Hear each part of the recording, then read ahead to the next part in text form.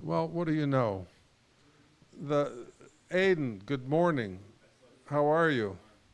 You know, you're famous with that photograph I took of you. Yeah, my roommate told me, did you see You're very famous. And you, my friends in the audience, are also famous because you, well, most likely are UMass grads. And we kind of, well, actually, I'm not a UMass grad, so one of my few regrets in life. So welcome. We are live from M5, the ECE Makerspace at the University of Massachusetts Amherst. And this is the second annual telethon, the second annual M5 telethon. And when we say telethon, we mean telethon, like telephones, rotary phones. Can we get a picture over here? We are seriously in telephone world. 1, 2, 3, 4, 5 telephones. This is maybe my favorite. These are not fake circuits. These are real circuits, right? Yeah. We should do a teardown next year, like a total teardown of this. Are we good? Okay, good. So we're very happy that you're watching, whether it's now or later.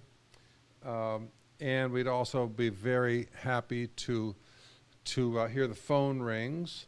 And so here's how it works. Pretty simple. 1, 2, 3. 1, 2, 3. Step 1, give to the fundraiser. And there's a link in the email that we sent you. We should also... The what? Oh. Oh, excellent. So there's a QR code on your screen in your living room or your car, whatever. And there's a link in the description of the YouTube video and then in the email. So that all takes you to the giving page. And so you give in whatever amount you can muster, and then you tune in. Well, I don't need to say that. You're already watching. But you tune in, and then you call. The number is a great number, 413, go Western Mass, 413, and then 248, go BCD. And then we've got 6821, 6821, which is a famous integrated circuit from Motorola. And in fact, how cool is this? I'll probably say this 100 times, but the inventor of that integrated circuit in 1974 or whatever received a patent. It was so innovative he got a patent. And wouldn't it be cool if he would call in on a Zoom call today? That'd be cool. When is that happening? 3:30. Good. So that'll be fun. His name is Bill Mench, and he is a Mensch. I can say that because I've met him and I can confirm. So Edmar, Mr. M5. Over here. Edmar, if you're out there, I'm sure you are. We are missing you today. We wish that you could be here. Next year you'll be here, I hope. Edmar was here last year and people got to take photos with young Edmar and then more mature Edmar, like Edmar plus 15. Pretty cool. So we moved this. This was out in the hallway last year, and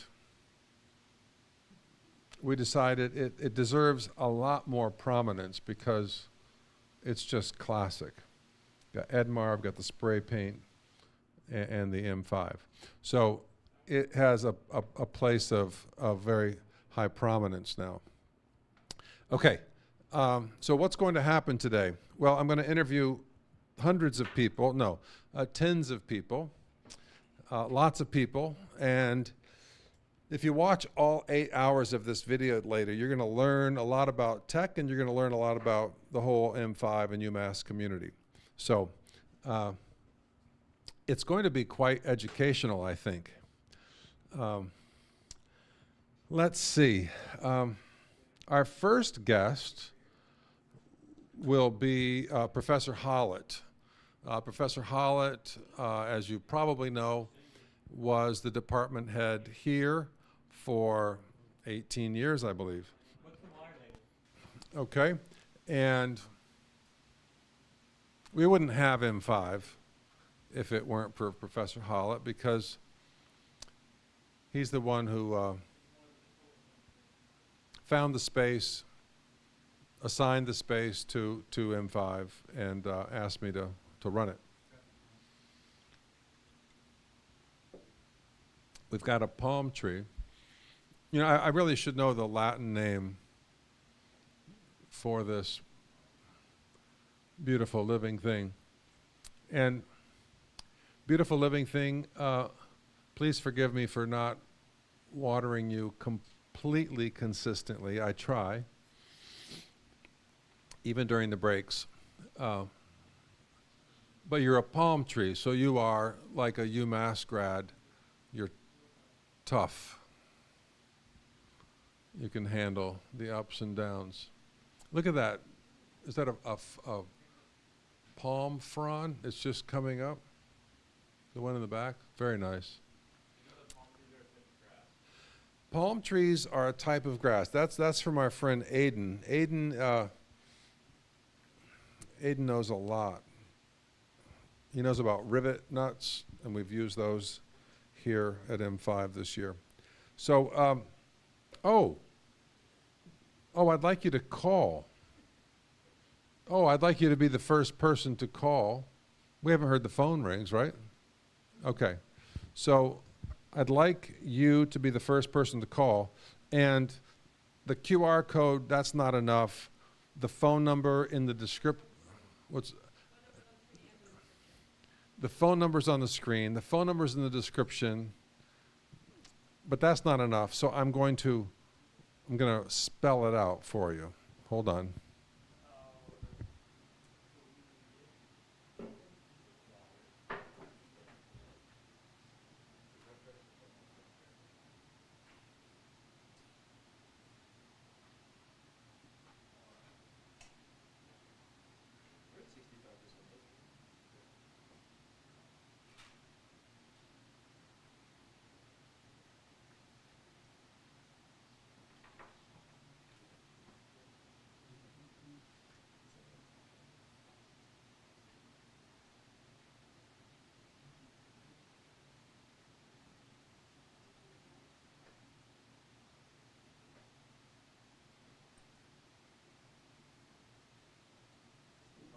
See that? Good. That's the number. If you call that number, here's how it works. If you call that number, and then the phones will ring here. How many phones will actually be ringing when they call? All five? All five. So anyone, let's get give a hand to the volunteers that are, no, look at these beautiful volunteers at the phones. Look, it looks like Mr. M5, Edmar.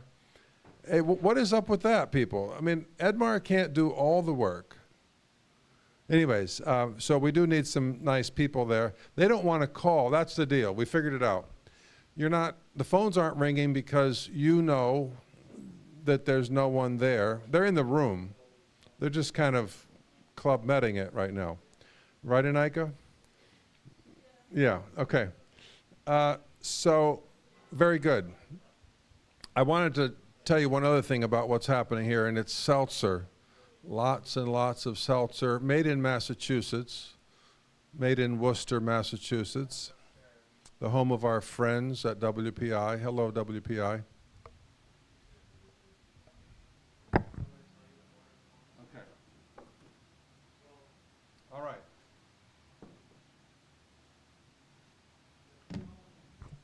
So,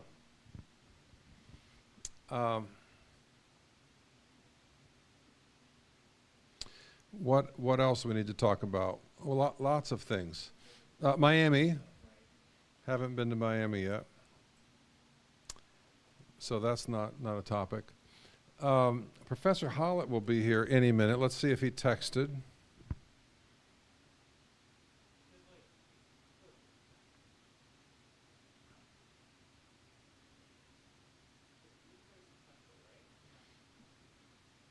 Oh, good. Okay, so we've just got a message in from one of the top engineers at Lutron. Jordan says, very pumped to see M5 thriving, and he's wishing us well today. So let's see what's next. Oh, we've got little zines. Alex made the little zine. This is issue number 2. It's really quite nice. It's got 3 reel-to-reels on the cover. That's wild. It's called Analog Read. And it also has a miniature version of our 7-hole format that we initiated this year, which is kind of a universal loose leaf format because it's the North American plus the rest of the world. We use 3 and the rest of the world uses 2 or 4. So let's see. Later on today we'll have visitors, Ivan Berkovich, class of, what was his class?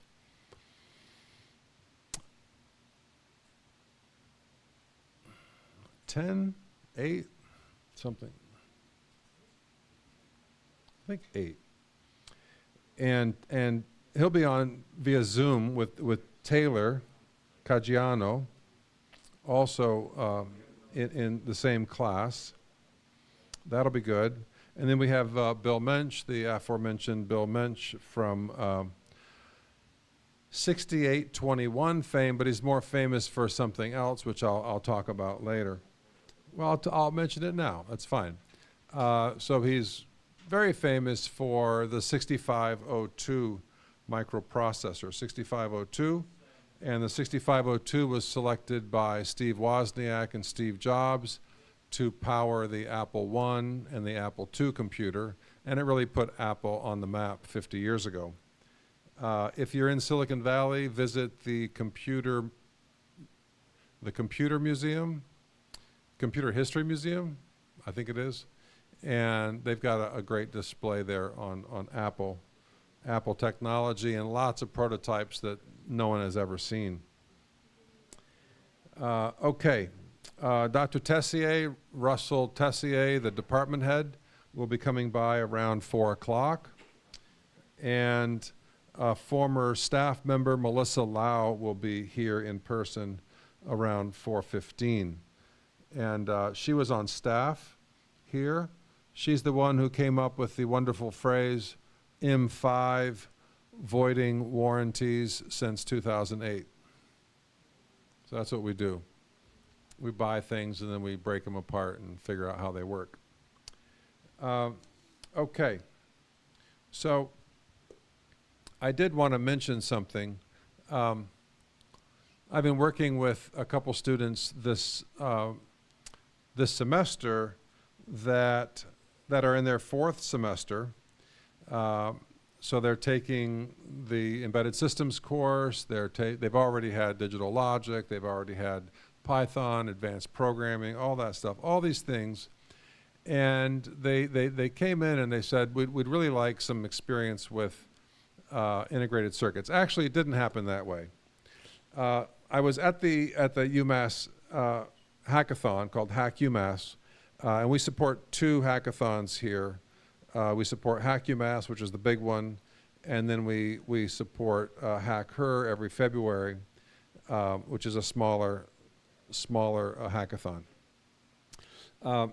So I met one of these students at the hackathon. I said, you know, are you interested in doing things at M5, you know, making projects, right? Because that's what we do here. And what have you have? An update? Oh, that's great. Thank you. Fantastic. And I said, I haven't seen you around M5. Are you interested in making things? She said, I am interested. I don't know where to start. And I said, well, come on down and I will just assign work to you. And she said, okay, that sounds fine. And then I knew that she would either follow up or would not follow up. And she did follow up. And she came in and I just walked over to the parts wall. We have over 2,000 parts in stock. And I knew I wanted a digital logic chip because it's a really good place to start. It's less fussy. Oh, there's the first call. So what time is it? It's 9:17 a.m. It's the first call. Hello, welcome to the outside Telethon. This is Hallet. Very good. Wow, that's cool. The first call. So I didn't want to pick like the NAND gate, which is like the classic place to start. Yes. This is Mr. Jeremy Butler from Alabama, your Ian's father. Oh, very good. Oh. You want to say hi? Yeah. Oh, very good. We have a call from Alabama. Oh, Mr. Sinar, Toby, do we have the location on the screen?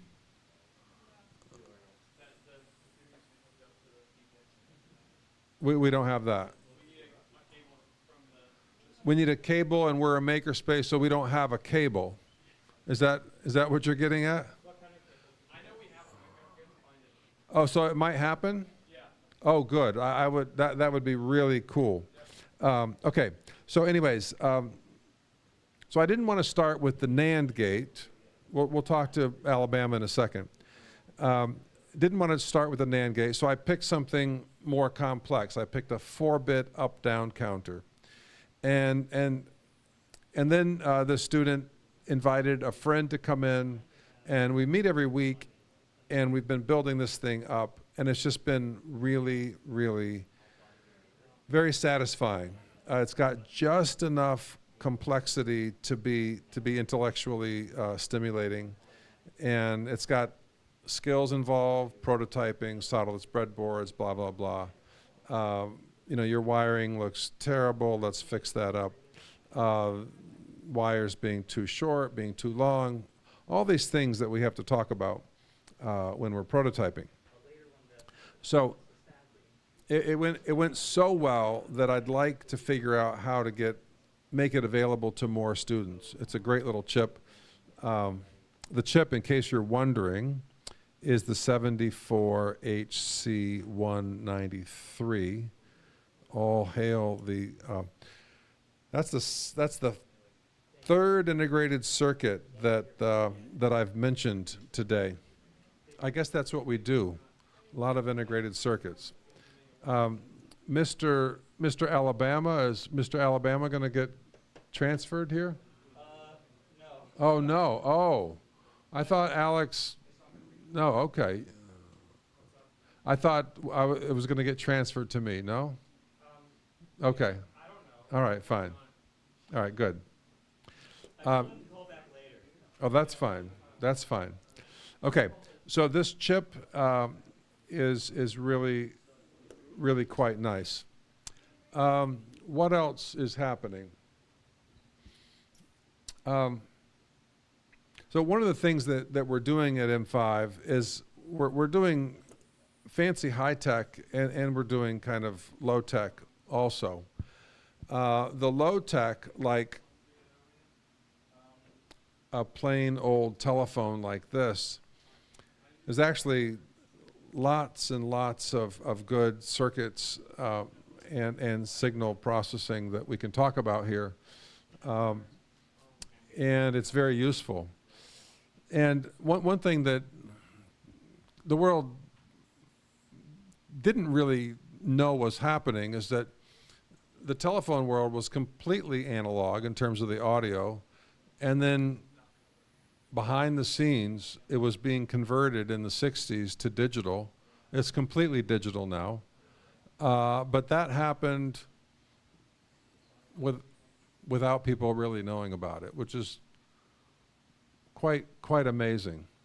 The government said, no, you can't render all the old tech obsolete just because that would be convenient. So that was a requirement. So the FCC put that requirement on telephony and also on television, right? It's like you, the manufacturers, convinced people to buy black and white televisions, and you told them this is the greatest thing ever.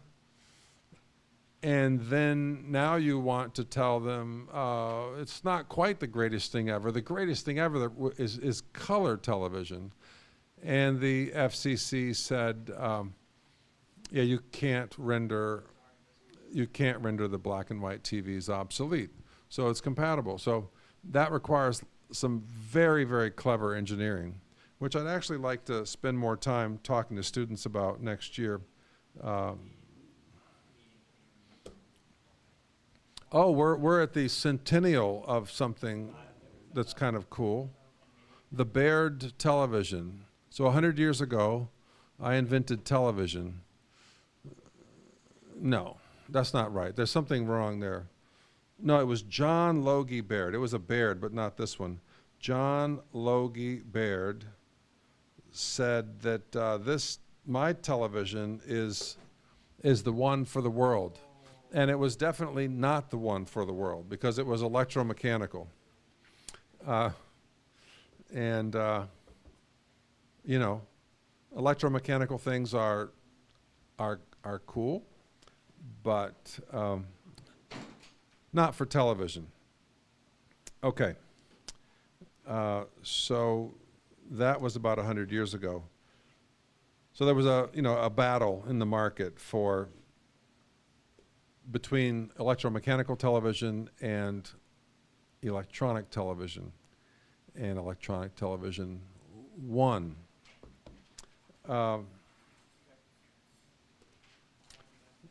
Alex, from the achievements of this year, which one besides your zine would you like me to chat about here? I've got a whole list of things we've done this year. I think the one that you can probably chat maybe the most about is the improvements on the electronics lab. Oh yeah. Oh, we'll take a walk down there. We could go down there now, right? I can wander whenever. Okay, that's cool. Rafi, are you ready to give a little tour of the electronic lab? All right, we could do that, and we can also do it again a little bit later, if you want to. But yeah, one of the things that I'd like to do during this 8-hour telethon is to wander around M5. There are 14 rooms, 5,000 square feet. There's a lot to show you. There's Aiden's Wall. There's the Orange Telephone Company, all kinds of things. Oh, yes, I need that. Okay, very good. And then I just sent you the link to the Zoom, so you can join on your phone, and you'll be live. Very good, thank you. All right.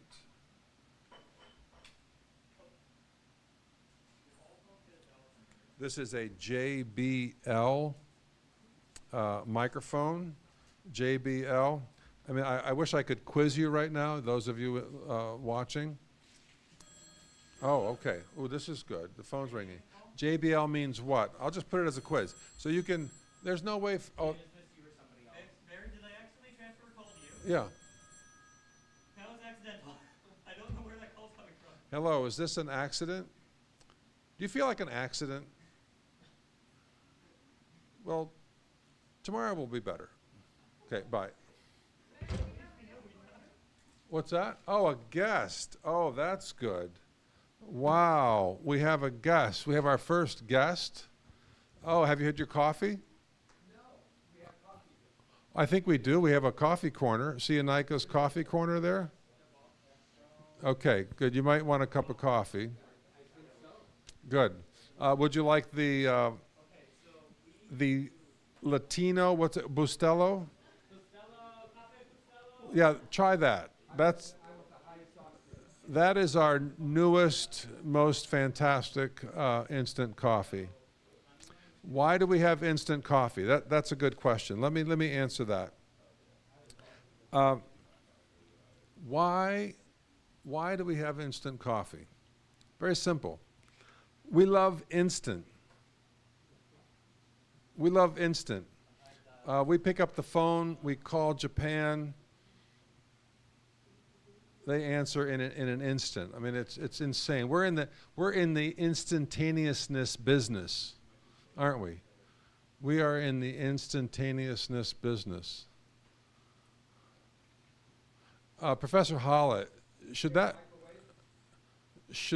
be our? Do we have a microwave? We do, in staff only.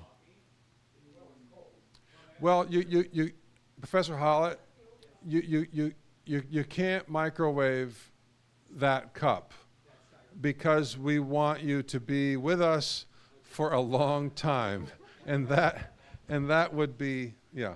So, how are you? Good to see you. Good to see you. So this is not the instant coffee. Okay. Do we have the hot water going there for the instant coffee? Can we get that going? We need because you should have a. This is. It's like iced coffee, something like that. It's okay. Okay. Okay. Let's have a seat here. I'm glad you're here. This is for you here. Okay, great. Oh, you know what? Aiden, can you take this away?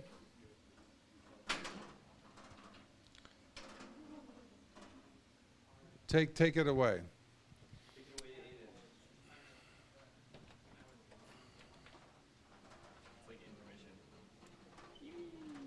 Okay, goodbye.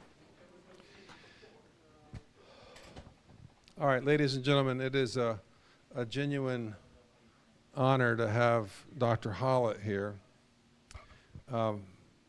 Dr. Hallet, how are you? Very good. Should I use this microphone? Oh, please, yes. Are we good with this microphone? Is it? You gonna try it? Test, test, test. Test, test, test. Okay, we need Rafi. Is there on off? I don't believe so. We need Rafi, or we need what? We checked them earlier. Try the other mic, please. Check, check. Check, check. Check, check.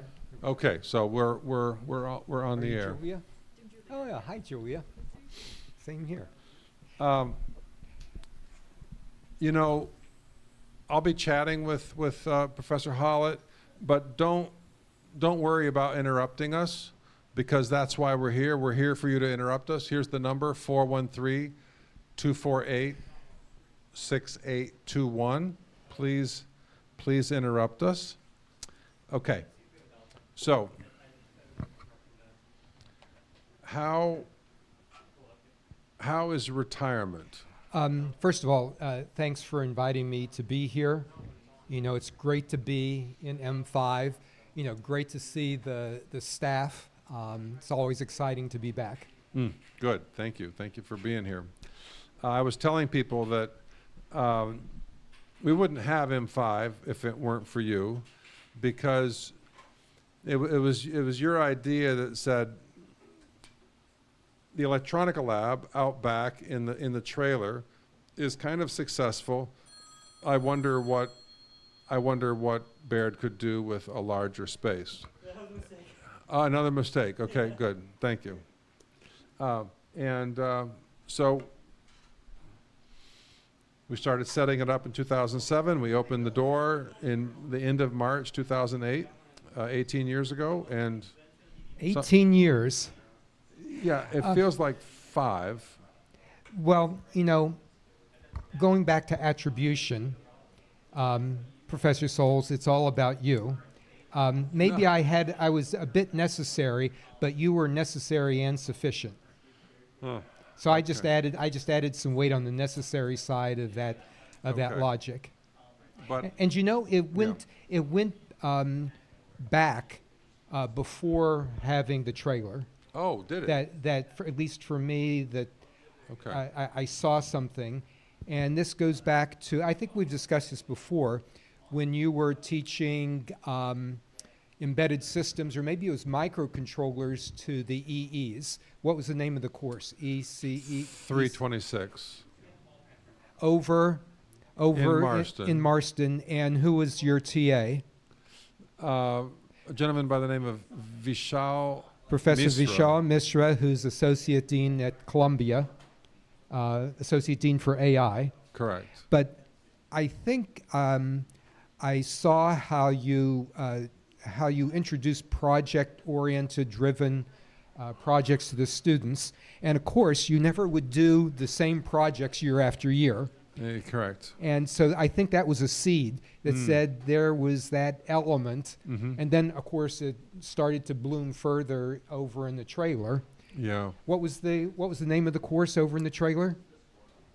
Electronica Lab. Electronica Lab. Yeah. So And that name carries forward in the music space we have here, Electronica I Lab. heard that, Yeah. right? Yep. Yeah, yeah. So that, so it was simply that noticing what you were doing and maybe a vision that it could be something bigger, more encompassing, Yeah. available to all Great. students. Yeah. That's great. I remember the moment I was out at the trailer, and I'm talking to Keith Schimmold, who was a technician here, and he said, you know, Chris wants this to be available to everyone in the department, ECE. And I remember my reaction was, no, it's for the people who like electronic music, you know, who like electronics and music. That was in my head. I didn't say anything. But you had a bigger vision, like, how about everybody? So we went with everybody, yeah. Who were some of the students back then in Oh. Electronica Lab? Oh, that's good. So we had Sean Kleiber. Sean Bose? Sean Kleiber Bismonte. Bose. Is he at Bose still? He's at Bose, yeah. Okay. And then we had James Rudder. And James, that's interesting because he is in the Makerspace business Really? up in Maine at Mount Desert Island. Is that it? There's the haystack. There's a haystack institute out there for summer programs. Fantastic. It may be year round. So he's there.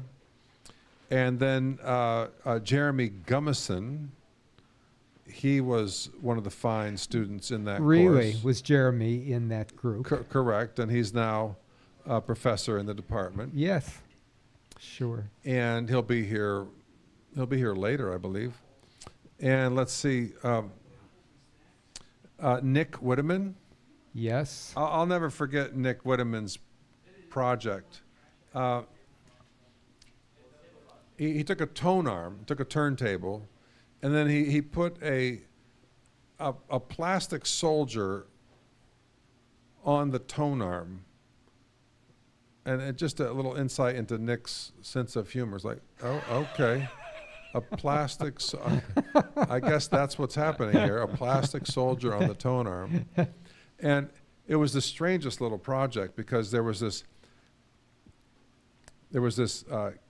string holding the tone arm back, right? So the tone arm wants to go yeah. towards the center of the Right, disc. Right. And it's holding it back. So it turned out to be a skip machine. You can have your record skip wherever you want it to skip, wherever you need it to skip. So Skippy, that's interesting. Brilliant. Yes. The world needs that, I So, think. so you've raised a kind of issue, opened a door that I wanted to hear your opinion about. Mhm. So you got electronica lab there over in the trailer, and your vision was for students interested in electronic music. Correct. And you claimed that I wanted to expand it to all of ECE. Okay. Okay. So then, so now we have M5, Right. and I think my vision back then, maybe I shared it with Neil Anderson too, was that 100% of ECE students would be using M5 all the time. And so my question to you after these 18 years, what characteristic, what category of ECE students does M5 resonate with the most?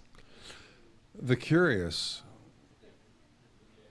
the ones that have innate curiosity, that like the ones that say to themselves, I want more. I want more. Or I want to accelerate my studies in ECE. Because if you look at the ECE curriculum, you're going to have this lab in this semester, you're going to have this next lab in the next semester, and maybe those topics interest you right now, and you can accelerate that and do your own work in those topics as early as you want to. So that's what I emphasize. You know, it's your schedule. If you have the motivation, then activate it. Right. Yeah. Right. So it's the curious, you know, curious and the ambitious, right? Yeah, because I mean, ECE students are busy. They're very busy. So the ones that figure out that even though the coursework is very challenging, in a sense it's not enough, because if you want to differentiate yourself in the work market, it's highly competitive. If you want to differentiate yourself, you need to show initiative, and in our world, initiative means projects, and this is a project factory, right? Yep. I'm also starting to call it a luck factory. A luck factory. Like you need some good luck to get that internship, right? Well, why don't you come in here and make some luck. You can make it. Yeah. Yep. Also, I wanted to mention, I said be ambitious, and you know what that comes from? Sure, that comes from one of our past presidents, if Correct. not the first president. The first sitting president. First sitting president. And sitting, I don't know if you're familiar with that, the use of the word here. So sitting because he had a faculty and he had students. The two before him were just planning. And the Board of Trustees in Boston were getting a bit impatient. And they went to Amherst College and they stole an absolute superstar from Amherst College and said, we know you're doing great work at Amherst College, but how would you like to run the whole shebang? And William Smith Clark said, okay, I'm game. I'll do it. And then shortly thereafter, he gets a telegram from Washington, and Japan has heard about him and would like him to go over to Hokkaido in the north of Japan and start a similar school. And they said, we'd like you to go to Japan for 2 years. And President Clark, or William Smith Clark, President Clark said, I can accomplish in 9 months what a regular person could do in 2 years. So I'll go for 9 months and I'll leave some people. But I don't need to be there for 2 years to start a school, just 9 months. So he went there, and when he left, he was a very charismatic fellow. When he left, there was a crowd assembled, all the students were assembled at the Bay, and he said, be ambitious. Be ambitious. And even today, that phrase is in Japanese popular culture. There's a song, Be Ambitious, kids learn the song, and it's Dr. Clark. We could talk about Dr. Clark forever. I mean, it's such an incredible story.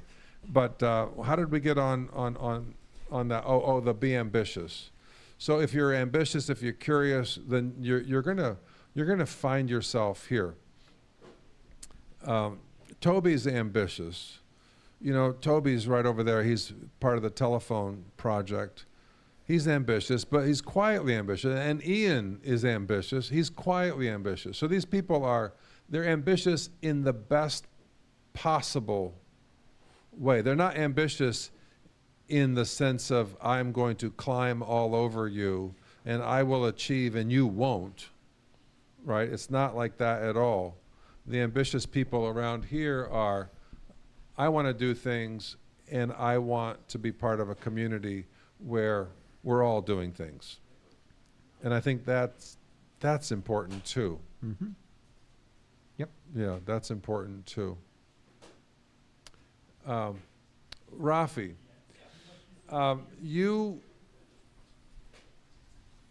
why did you start doing things here? I think it's exactly how you said. I was just curious. Okay.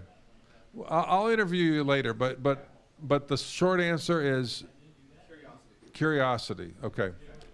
And what Rafi brought into the party was an interest in music, an interest in music technology, recording technology. So he walked in the door with that, and then he has just, blossomed in that direction. Well, music has always been the spine of M5. Yeah. I mean, you had Electronica Lab, that was music, right? Correct. That's yeah. always been Yeah.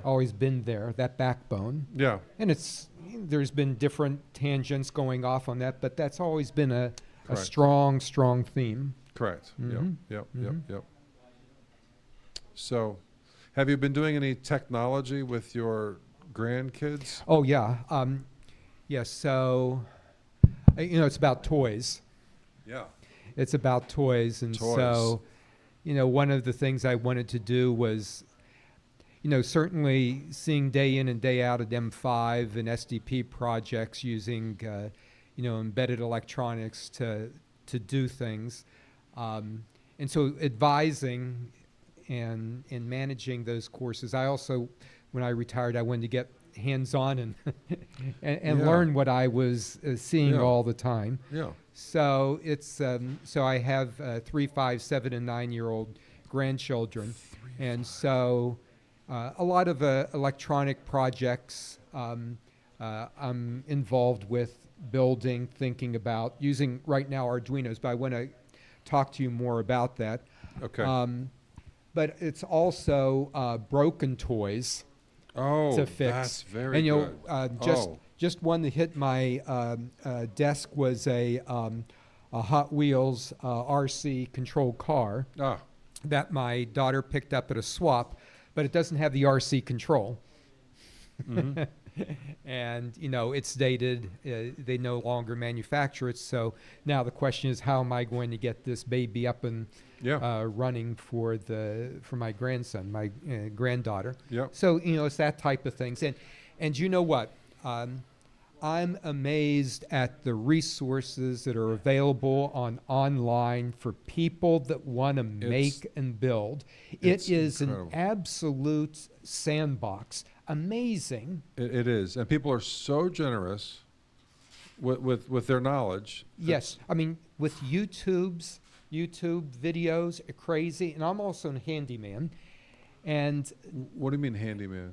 handyman? Well, you're a handyman, right? Oh, We've you got- are. Right, I'm a handyman. I thought you were talking about a resource I didn't know about. A handyman.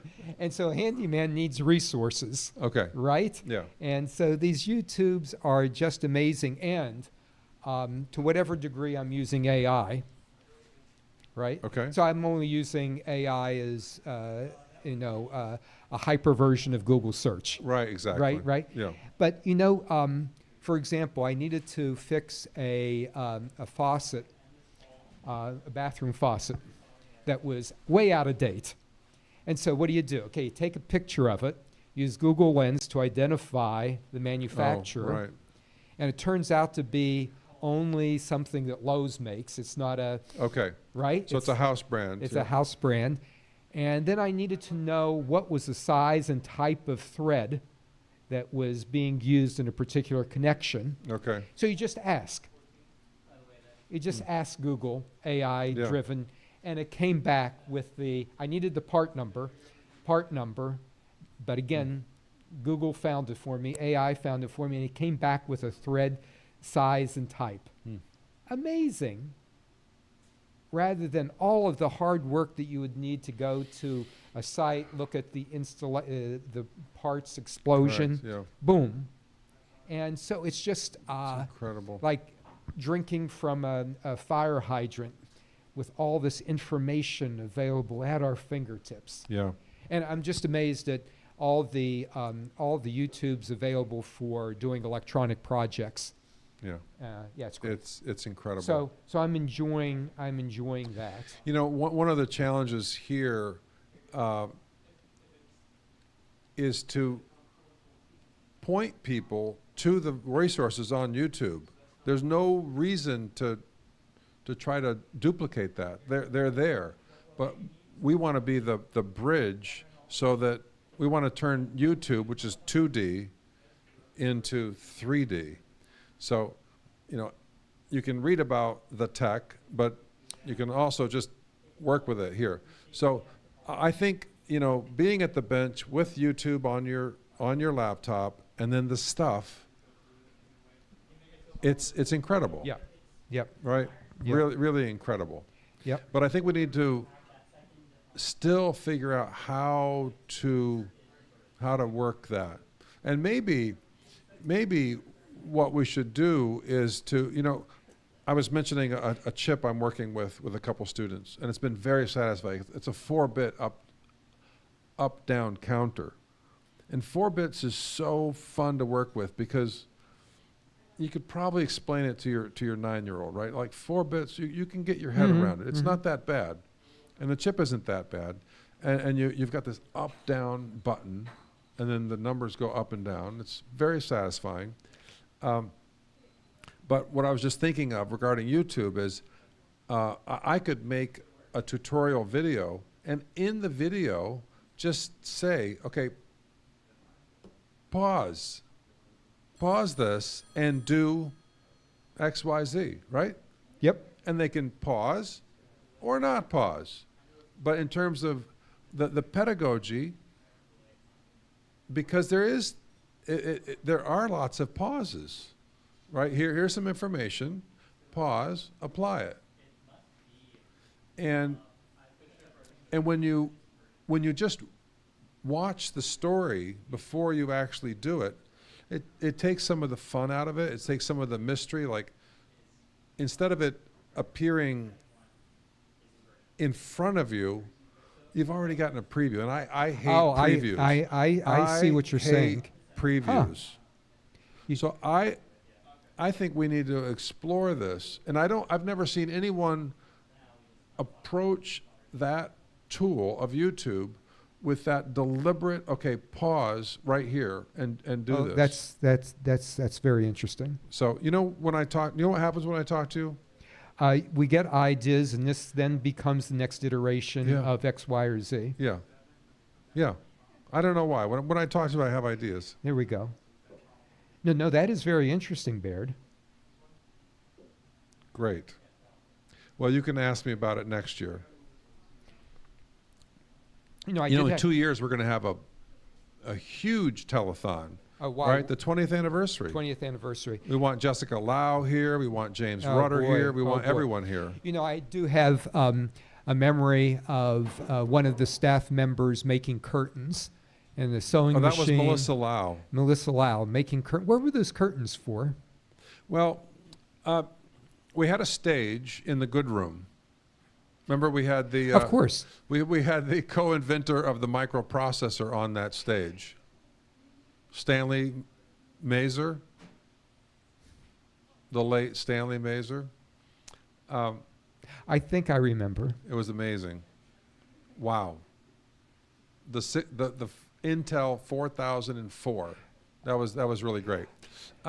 So we had this beautiful black curtain backdrop, yes, and then yes. in the stage, the staff Yeah, made a stage. Yeah. And then, so what happened to that? What happened to it? Well, I said, I really need this to be a classroom. Right. I really need it. I'm sorry. I need it to be. I need whiteboards, and I need tables. So, I had the staff. You know, I take it think that all down. it's a worthy trade-off. I mean, I have some fond memories of those maybe it's 2 or 3 years in which we had that whole lineup of alumni slash folks in the valley coming to speak about technology. Oh, yeah. They were in the afternoon, and we'd have packed houses, and it was an event. It was an event, and those were. You know, What years were that? That was obviously pre-pandemic. that was 10, 11, 12. 10, 11, 12, right. You know, I think we can get back to that. You know, the telethon has helped us think about this room and think about the stageness of its possibilities. And I don't know if you remember, but last year the stage was over here. Yes, I Right. do, even though I was virtual. Yeah, that's right. And I was like leaning over into a laptop. No, this is much better. This is much better. And then we thought, okay, well, the phone bank was way in the back, so now the phone bank is here. Wait, so shouldn't I be hearing Yes. phones ring? Yeah, you know what's going what? on? Let's remind people, because, you know, short attention spans, right? Okay, so yes, we are entertaining. Yes, we're very handsome. Yes, we're smart. But the point is for you to ring the phone and tell us the good news, which is you gave us $5 million. Okay. If you give us $5 million, we will rename M5 in your honor. Okay? Can you say that? Yes. Sure you can say that? Yes, I got the green light. Okay, cool. Yeah. I don't think it's the name of your choice. Like, you can't rename it Dostoevsky just because you're a fan. But I think it needs to be your name, right? Yeah. Yeah. I think Hallet 5 would be good. It's only 5 million. I mean, that's only 5 million, right? That's, you know, for some people, that's. So speaking of You know. 5 million, is Steve Sangi, is he visiting? He is. Next the week. 29th, I think, right? Next week, Okay. yeah. Is Steve coming down here? I believe so. Good. I'll make it happen. Good. Looking forward to meeting him. So I have noticed that you are having alumni speakers in M5. I think I saw more of informal chats with people. Yeah, like we had last week. We had a bagel and coffee with the former CTO of Avid of Pro Tools fame and Avid video editing. Okay. That's a lot of Massachusetts companies have done incredible things, and people might know the company, but I don't know that they know that it's a Massachusetts company. But Avid is a Massachusetts. They invented non-linear video editing. Do you know what non-linear video editing is? It's something that's not linear. Good. So it's editing your video in a computer. Oh. What a concept. Oh. Now we say that, it's mean like, well, where else would you edit a video? But somebody had to say, we're going to edit the video in the computer. So what's nonlinear about that? You've gotten rid of the tape. Oh. Okay. You're not editing the tape. You're not. Okay. Yeah. Okay. You've digitized it. Okay. It's funny, right? Yep. Okay. So what were we talking about? Let's see. What were we Oh, talking? the Tech Talks. You know, Tech Jordan Talk. Kaplan was a big part of some of those Tech Talks. Jordan, it'd be nice for you to call. That'd be cool. Oh, absolutely. Jordan, come on, call. He's in Atlanta, right? I believe so. He was in Florida. He was in Florida, then Atlanta. Yeah. Okay. Yeah. Yeah. Yeah. Yeah. So so this is a two-way discussion. I Of can interview course. you, right, Oh, and ask you questions. Of course. Get You've caught never not interviewed me. So I think another feature of M5 is that it's not static. Okay. Good. Not And that's not almost, I'd almost say that's about Professor Soules, not static. not static. I mean, what you do in the fall of 2026, you're not going to repeat in the fall of 2027. No. I mean, you can't. I think Well, I don't- organically, biologically, you can't. Well, I don't know where the notes are. That's it. Very Yeah. good. Where- Hey, remember when the first hackathon that was down here? Yes. That was great. So the first Hack UMass was right here. It was the IEEE Embedded Systems Hackathon. We called it. It was Hack UMass. Who was the lead on that? Yeah, sure. Yeah, it was Souza. Andrew. Andrew Souza, yes. Andrew Souza. Yeah, and he was on campus last spring. Yeah, that was amazing. And then after that hackathon, the students said we're gonna go big time. First they wanted to do it in the On the phone, second call. Okay, 9. wanted to do it in the Mullins Center. Yeah, they wanted to do it. I love the noise. Wow, Is that that's Tony? great. Hey, Tony. Oh, Tony. Very good. Same here. Yeah. Oh, very good. Alabama again. It's going pretty well. We're trying to get. Alabama. Baird, what Excellent. are you teaching? Are there M5 courses being taught? Design courses? This was the first semester in a long, long time that I didn't offer That's one. because you're teaching Junior design junior project design. with Okay. many students. Yeah, but I'll get back to it next semester. Mm-hmm. Yep. Mm-hmm. Yep. Mm-hmm. I taught that. So the people who have taught that are Wouter Shavink, Chuck Malik, Bob Jeffway, and myself, and Karen Randall helped out with that as But you well. you taught it in the fall. No, it was every semester. But I know, but you taught it in fall. I did teach it this Oh, past. okay. What was the topic? That was it was vintage computing, Okay, 6502. Okay, so that was a continuation of that. Oh yeah. What was the new spin? The new spin was that I was sad because it was the first one without Bob in a while. Ah. So it was so different without that Mm-hmm. back and forth in the room, right? Mhm. We could have arguments in the room, and that was super cool. Alex, do you remember how Bob and I would argue about tech and all that stuff? It was fun. Yeah.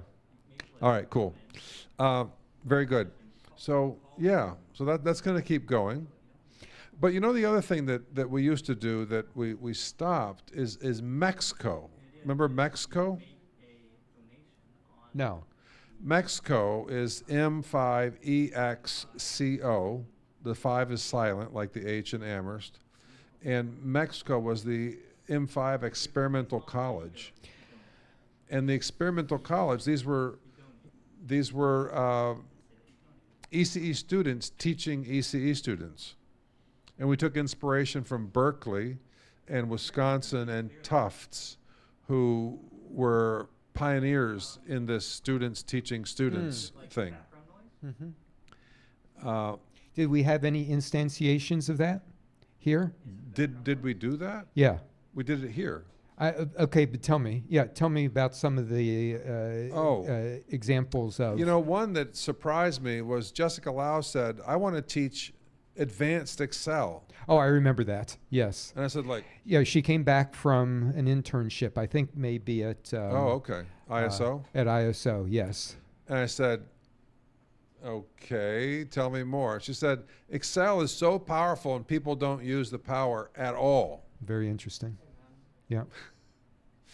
Yeah. So, yeah.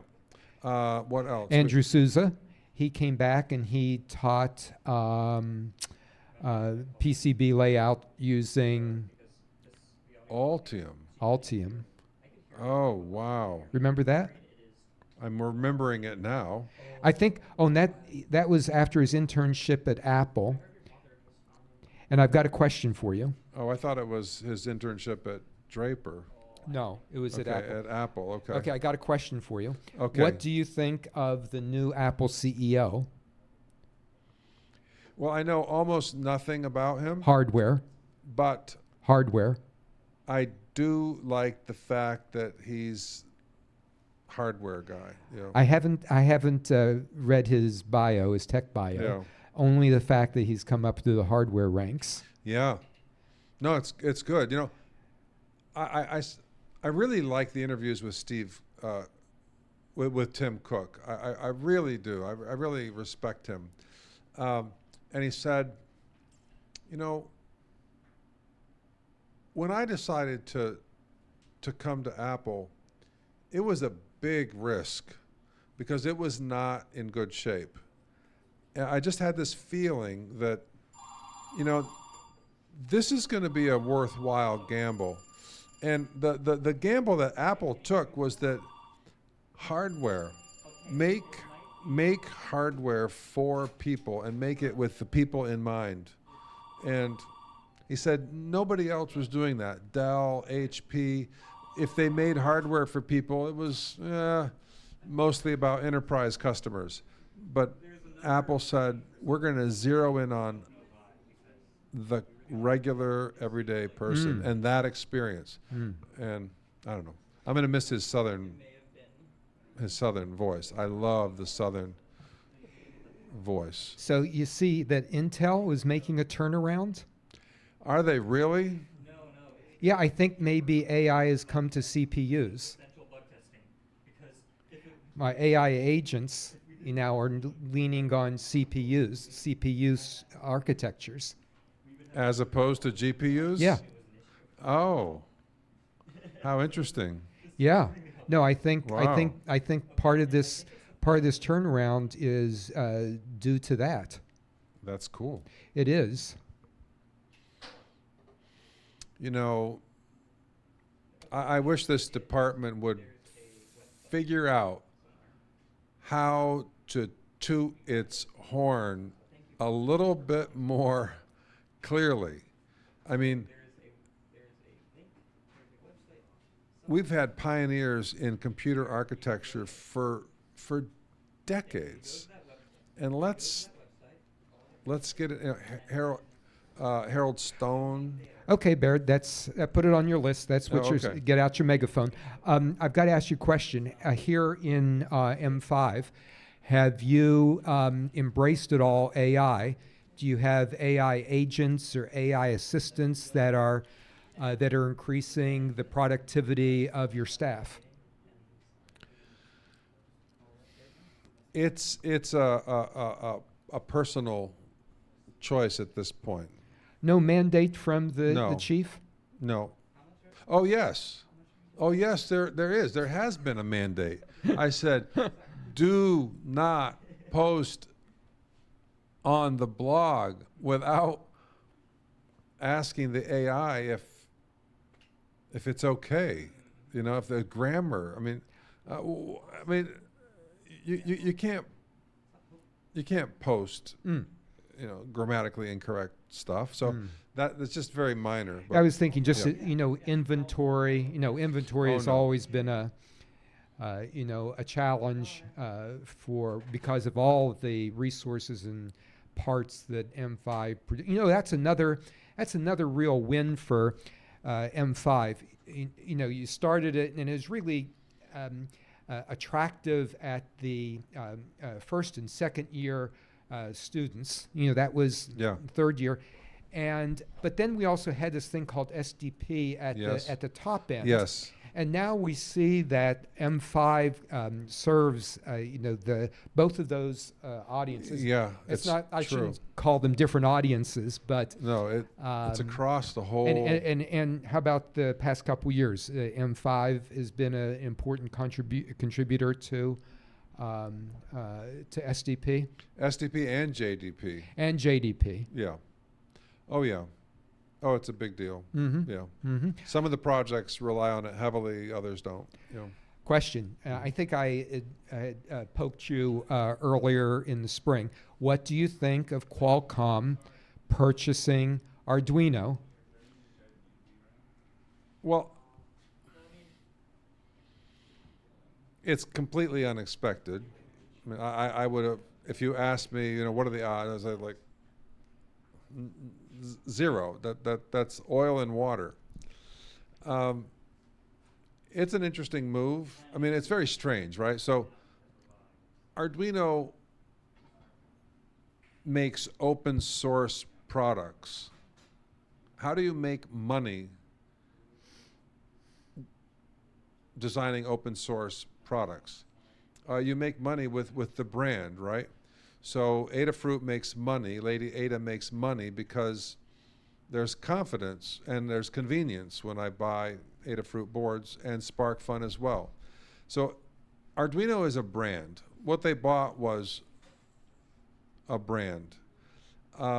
So they are automatically increasing their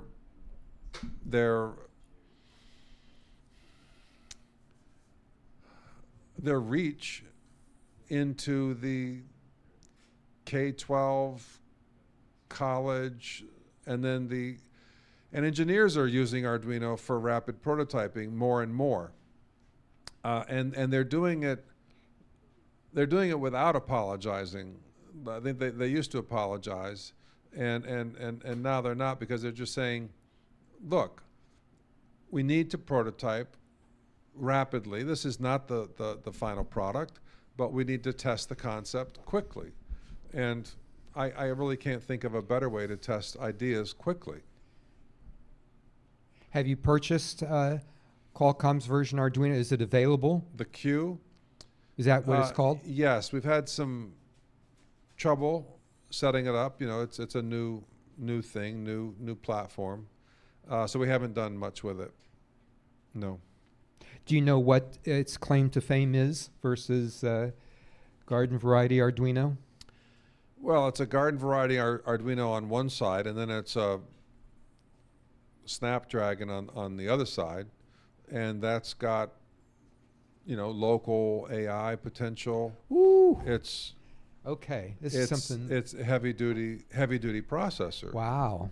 So what they really want the world to know about is that Qualcomm makes processors. They make really great processors. I was not pleased with the Apple Qualcomm divorce.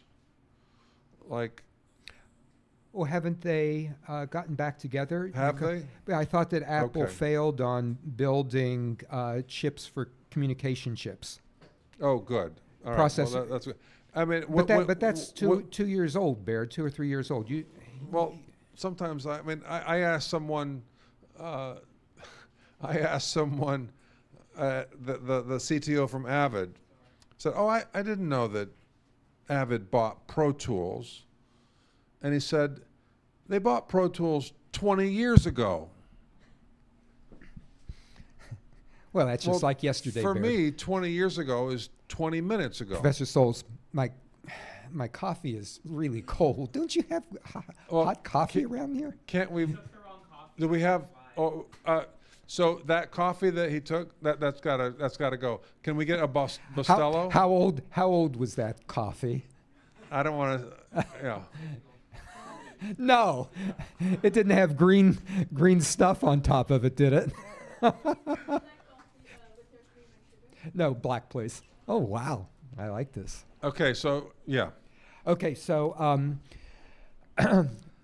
so what is the AI that writes code? Is that called Claude Claude, by Anthropic? Is that Anthropic? I suppose. Okay, so the code was leaked. The code? The code for Claude was leaked. The code base? Yes. And so I was wondering if M5 has dipped their toe into that. No, we haven't dipped our toe into that. Ah. Not enough of it was leaked? Oh, I see. Oh, good. So I don't want. Yeah. Here's what I want to do before next telethon. I want to build a display case to put all the books that were owned by Claude himself. Oh, you mean Claude Shannon? Yes. Okay. So I bought a large number of his books Oh, I from his remember you telling me this. private library. Yeah. And do you know where his daughter lives? In Amherst? In Amherst. So until we get that case, and I'd like her to come and cut the ribbon, it's going to be so if you read his books, you can learn how to rip off the casinos, things like that. Is this a telethon? You mean the ribbon cutting? Is this a telethon? This is a telethon. But aren't phones supposed to be ringing? Yes, let's remind people because Yeah, okay.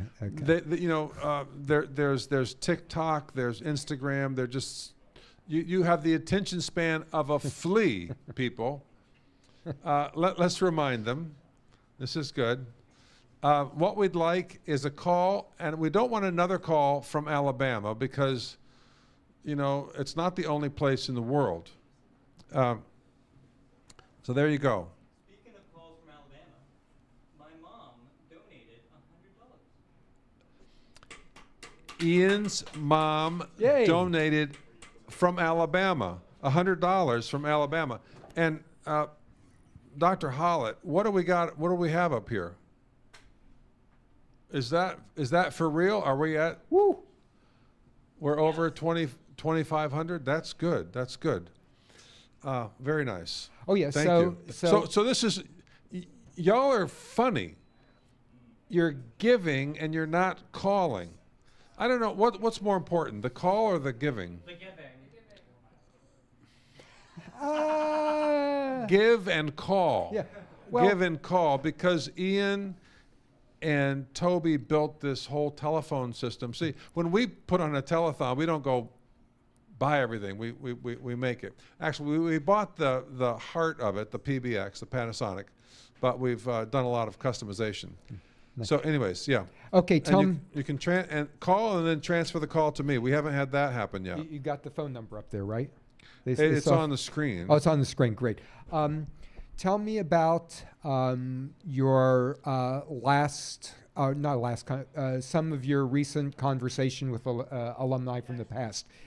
Over the past Well, let few me months. tell you, because we had the former CTO of Avid here. He remembers you fondly, Kevin Riley, Boy, class of '93. Class of '93. Wow. And we had a little bagel time here, and he described. Oh, here's the phone. That's good. Oh, that's testing.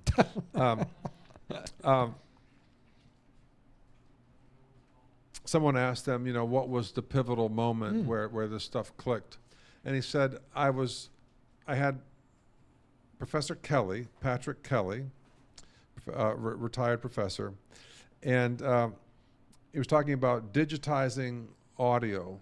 Digitizing audio. Audio's coming in, and then it's becoming numerical, and then it goes from numerical back, and that just kind of changed everything for him. It's like, wow. And Professor Kelly explained that once it's numerical, we can do all kinds of things in the computer. That's nonlinear. What'd you say? Nonlinear editing. Nonlinear editing. Non-causal. That's why I really think digitizing allows non-causal editing of real-time data. Once real-time. Formerly real time. Formerly real-time. Whoa, oh, that's good. Formerly, It's like the artist formerly known as Prince. that's right. Formerly real, It will send out noises, yes. formerly real time data. Okay. So, people, thank you for giving, and no, I'm not going to forgive you for not calling, so please call. Okay. You know what? You could call and talk to Professor I was Hallet. going to ask if there's that opportunity for interaction with. Yeah, well, we haven't tried it yet. So I'd love let's to. I'd try love it. to hear from alums. Okay. Well, this is kind of amazing because, I mean, he's an intellectual giant from the medieval days, but he's in the room. St. Thomas Aquinas is in the room. So, but you could take a walk and then call and pretend that you're not here. Yeah, and then you could talk to Professor Hallet. But that would not, whatever. But I am glad you're here. That's great. St. Thomas Aquinas is in the house. Are you a fan of St. Thomas Aquinas? Let's see. Not this one. I mean, you are a fan of this one, but what about the OG St. Thomas? I mean, did St. Thomas say, "Give me a child from 3 to 9, and I'll turn into an adult"?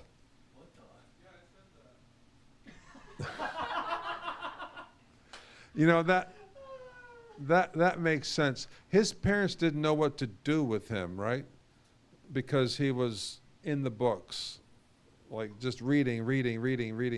He was so smart, just unbelievable. Unbelievable. No, I just finished a St. Thomas biography, and so impressive. Was it good? Oh, yeah. Like, wow. Incredible.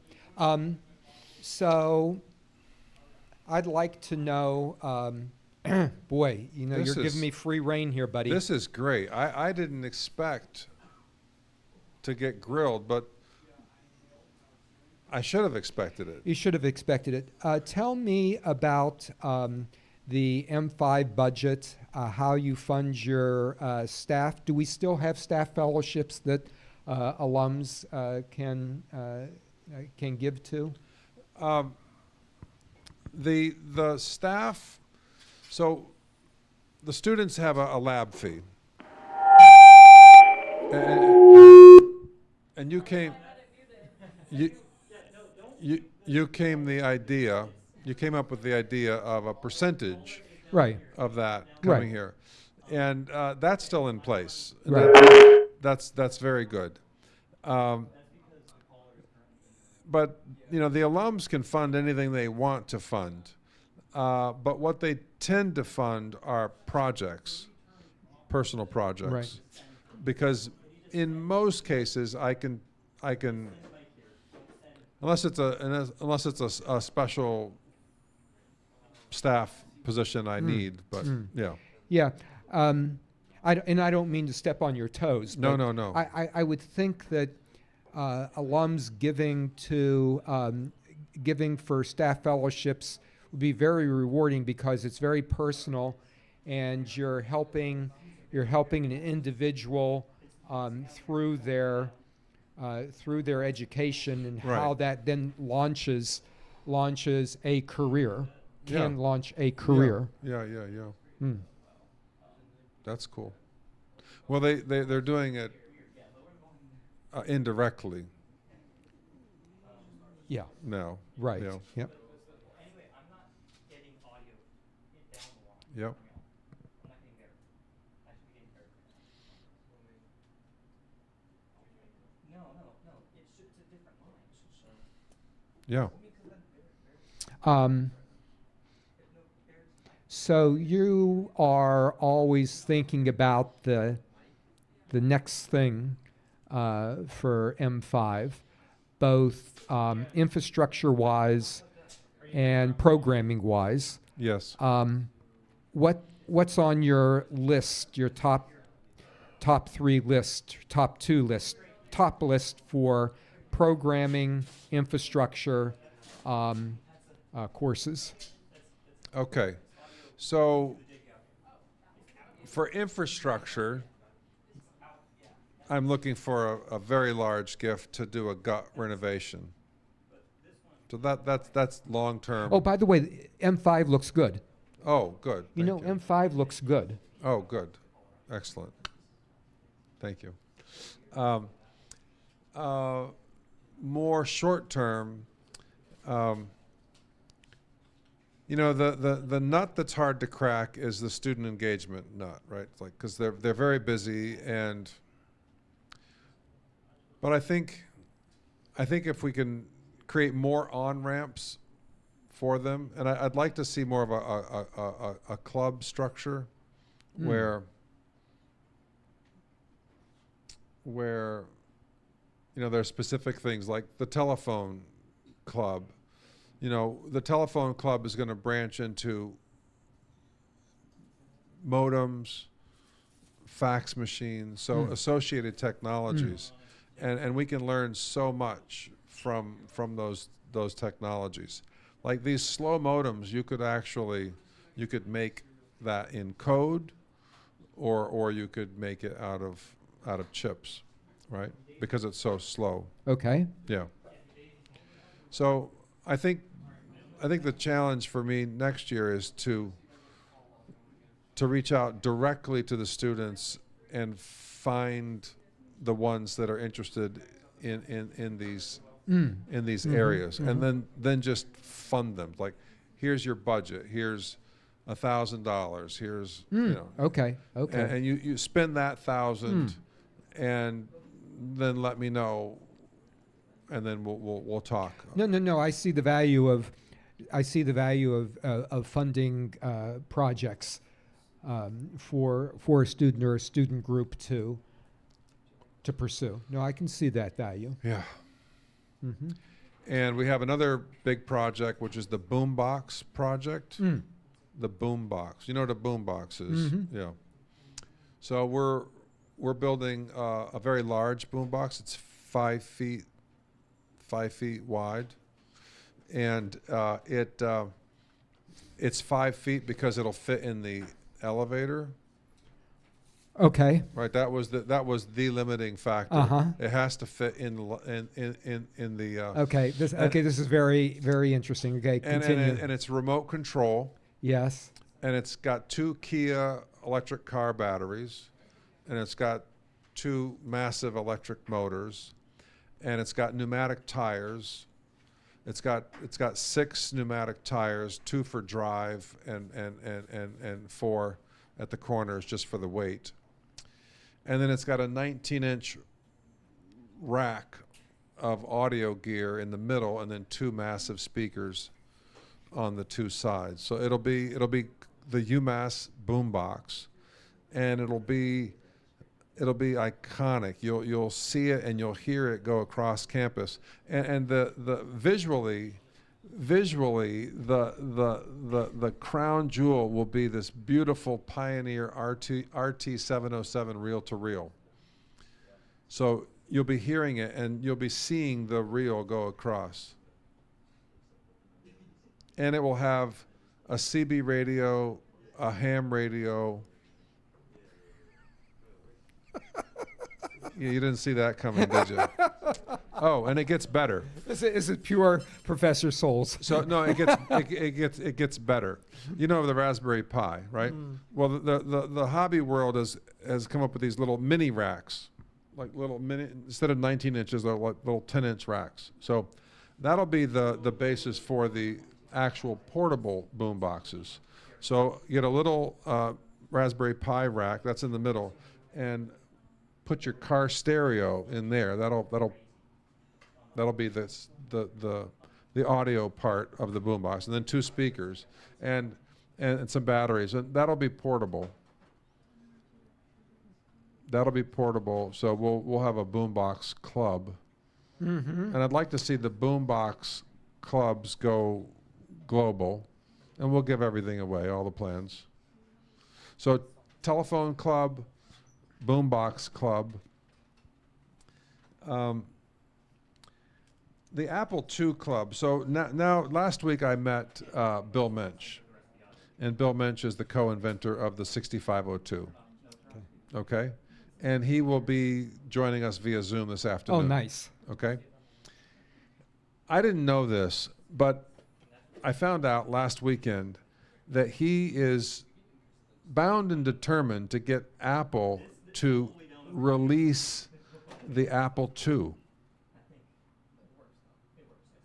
Source code, everything, all the hardware, everything. Like, why not? What is so precious about this? Right. Like, give it to the world. The world has given you billions and billions of dollars. Give this little old vintage computer to the world. So we're going to try to be nice about it, but we have a couple ins at Apple, right? A couple. Let's go. No, let's investigate that. Are they in and out, or are they in? These ins to app. Were they in Apple now, or are they in and out?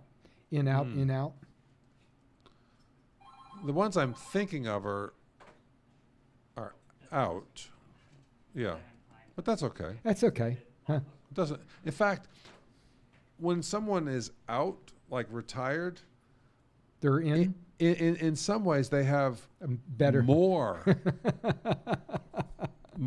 power, more influence, right? Because now they're That's right. they're in the God category. They're like, right. whoa. Yeah, So I can see that. so here's what we did. So Bob Jeffway and I came up with this idea where take a 6502 trainer computer, the Kim 1, and give it an Apple II bus. Have you heard about this project? No, this is new. Oh, Well, I've heard you speaking about buses for the 6502, but not about the Apple bus. right. So we're working with the bus because it's there, Right. and that's why we use the Kim 1. Correct. Yep. But, well, if the bus is there, then we can make A an transformer? Apple II bus. You need a transformer. It's an adapter. It's got some. Yeah. It's got some cool Wozniak circuitry, and Bob Jeffway reverse engineered what we needed to reverse engineer and made this adapter. So Huh. you can plug in any Apple II card, Yeah. and you've gotten rid of the operating system. So now you can just talk hardware, and that could have a huge influence on computer engineering education. Why? Because everything is measurable. Everything in I- the system Sure. Yeah. Yes. is measurable. It's Yeah. slow. It's not slow to make it easier to teach. It's slow because it was slow. Oh, good. Thank you. Thank you. This is it. This is it.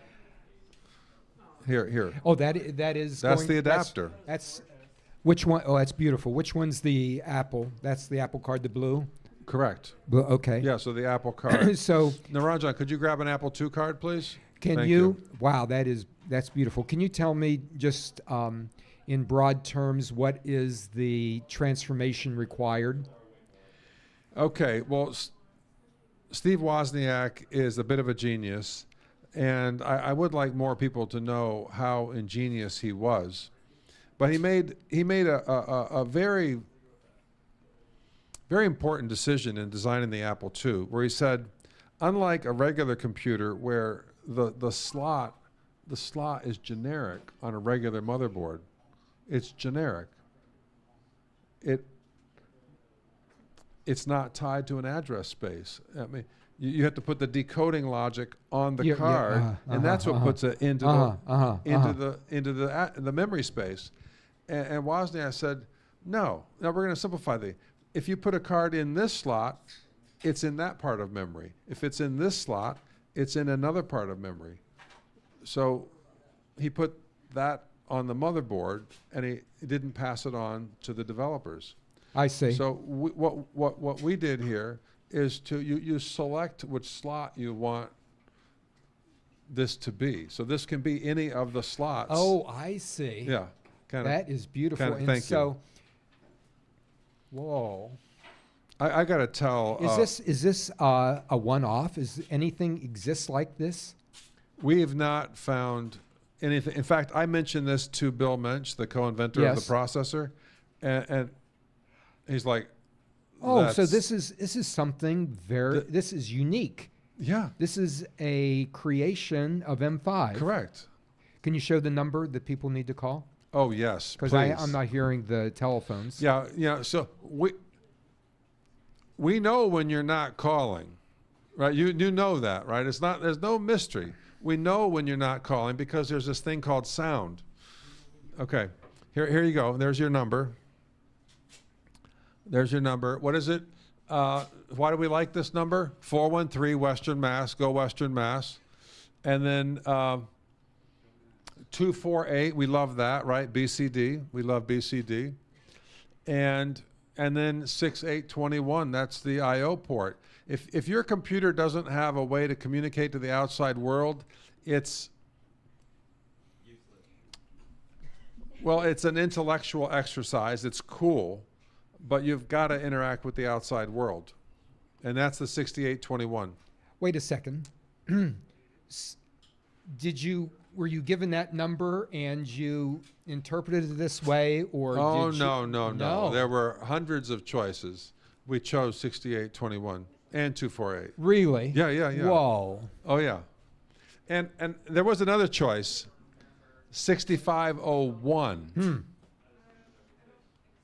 which would have been cool. Thank you for calling. We're stuck at that number. We need to move that. We've stuck at that number. Robert, is that the actual number on the app on the website or? I believe so. Oh, okay. Yeah, we got to move that. Yeah. It's not a needle, but let's move the needle, people. Thank you. Why? Because of tech. Oh, I've got a little gift for you here. Oh, very nice. So Tony, you're going to get one of these, Nice. You know what I've got? and St. Thomas, you're What I- going to get one of these. What I have in my office is Party Duino. Oh, wow. You know, why do I come up with good ideas and then forget about them? Oh, this is very nice. Party Duino was cool. Oh, yeah. Okay, so check this out. This is the famous Wozniak floppy drive interface card. I got to tell you that story because it tells you so much about Steve Wozniak. Here he is. He's co-founder of Apple Computer, and he goes like to the boardroom, right? He's co-founder of the company, and he says, "Hey guys,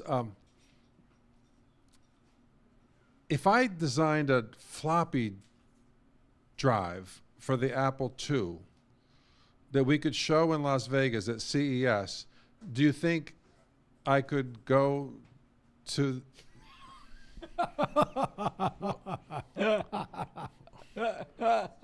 Seriously, could I go? Very good. And they said, yes, if you could pull that off in 2 weeks, you could go to Vegas. He says, okay, I think I can.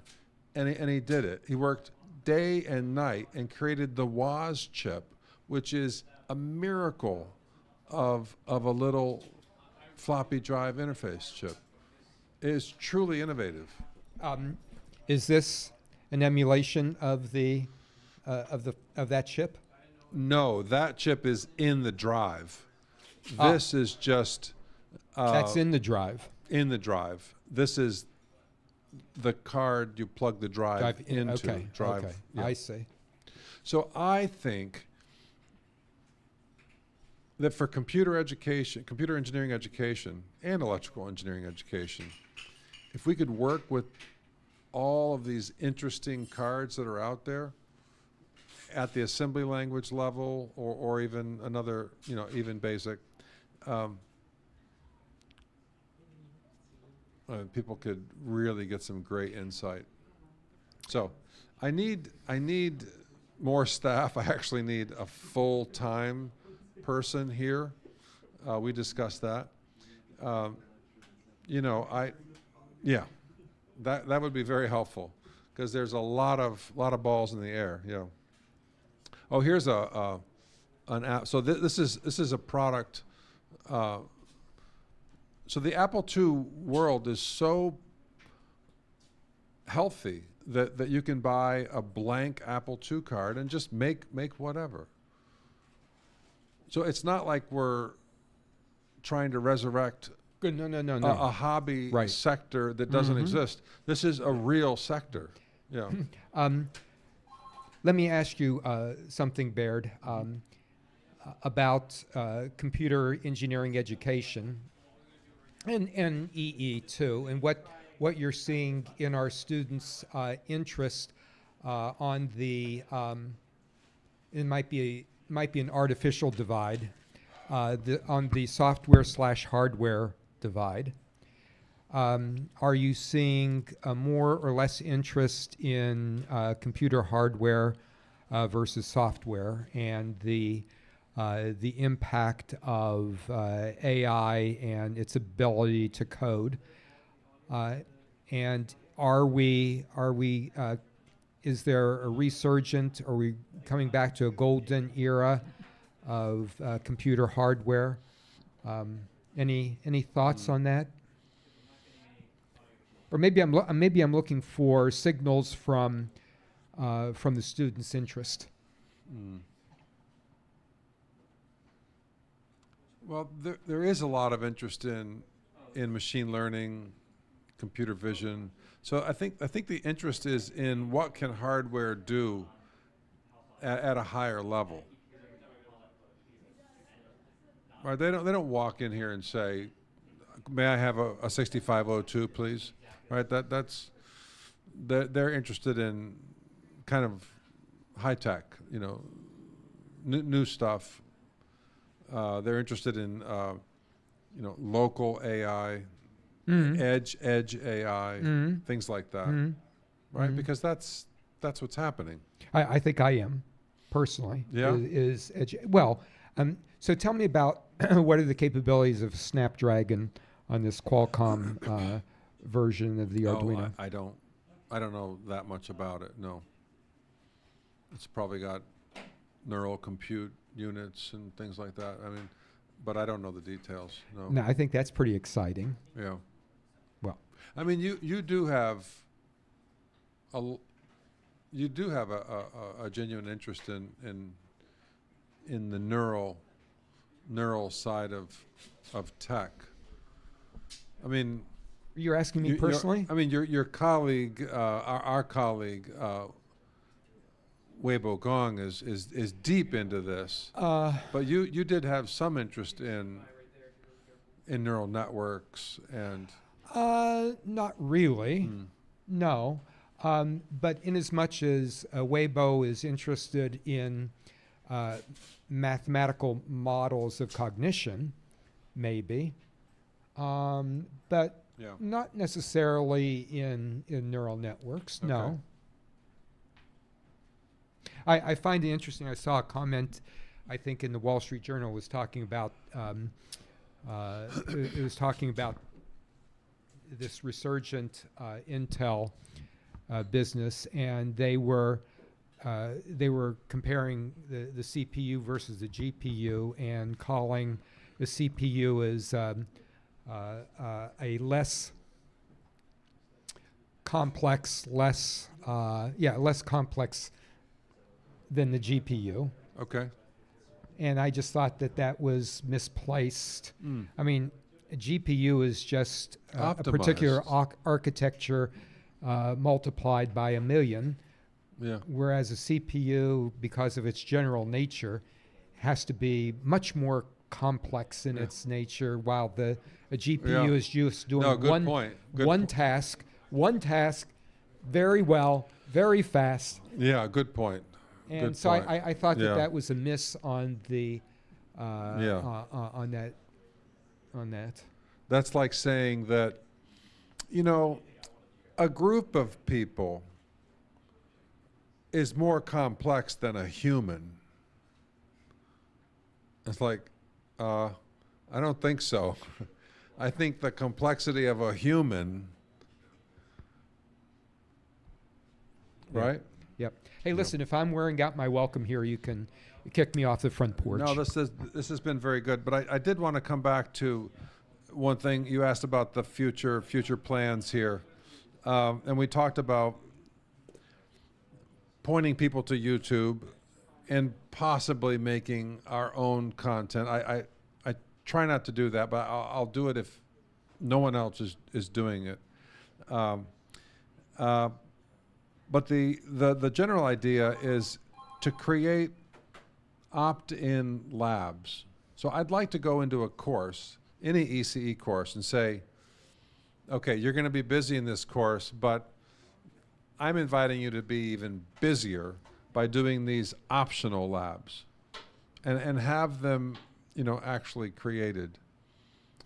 We've tried to do that. We have made some boards. Sure. But we Yeah, I haven't remember. made the lab materials that go with the boards. Yep. So Yep. Oh, tell me about what you're doing in JDP. that's interesting. Lab materials And you're for- solo, right? Correct. All right, so JDP is Junior Design Project, and it is for electrical engineering students and computer engineering students. So I thought sometimes the EEs are just kind of left out because digital is so dominant, embedded computing, blah, blah, blah. So I'd like to avoid that. So I thought, okay, how about analog synthesizer world, but with digital control. So it's an analog filter. In this case, it's a low-pass filter, but digital control.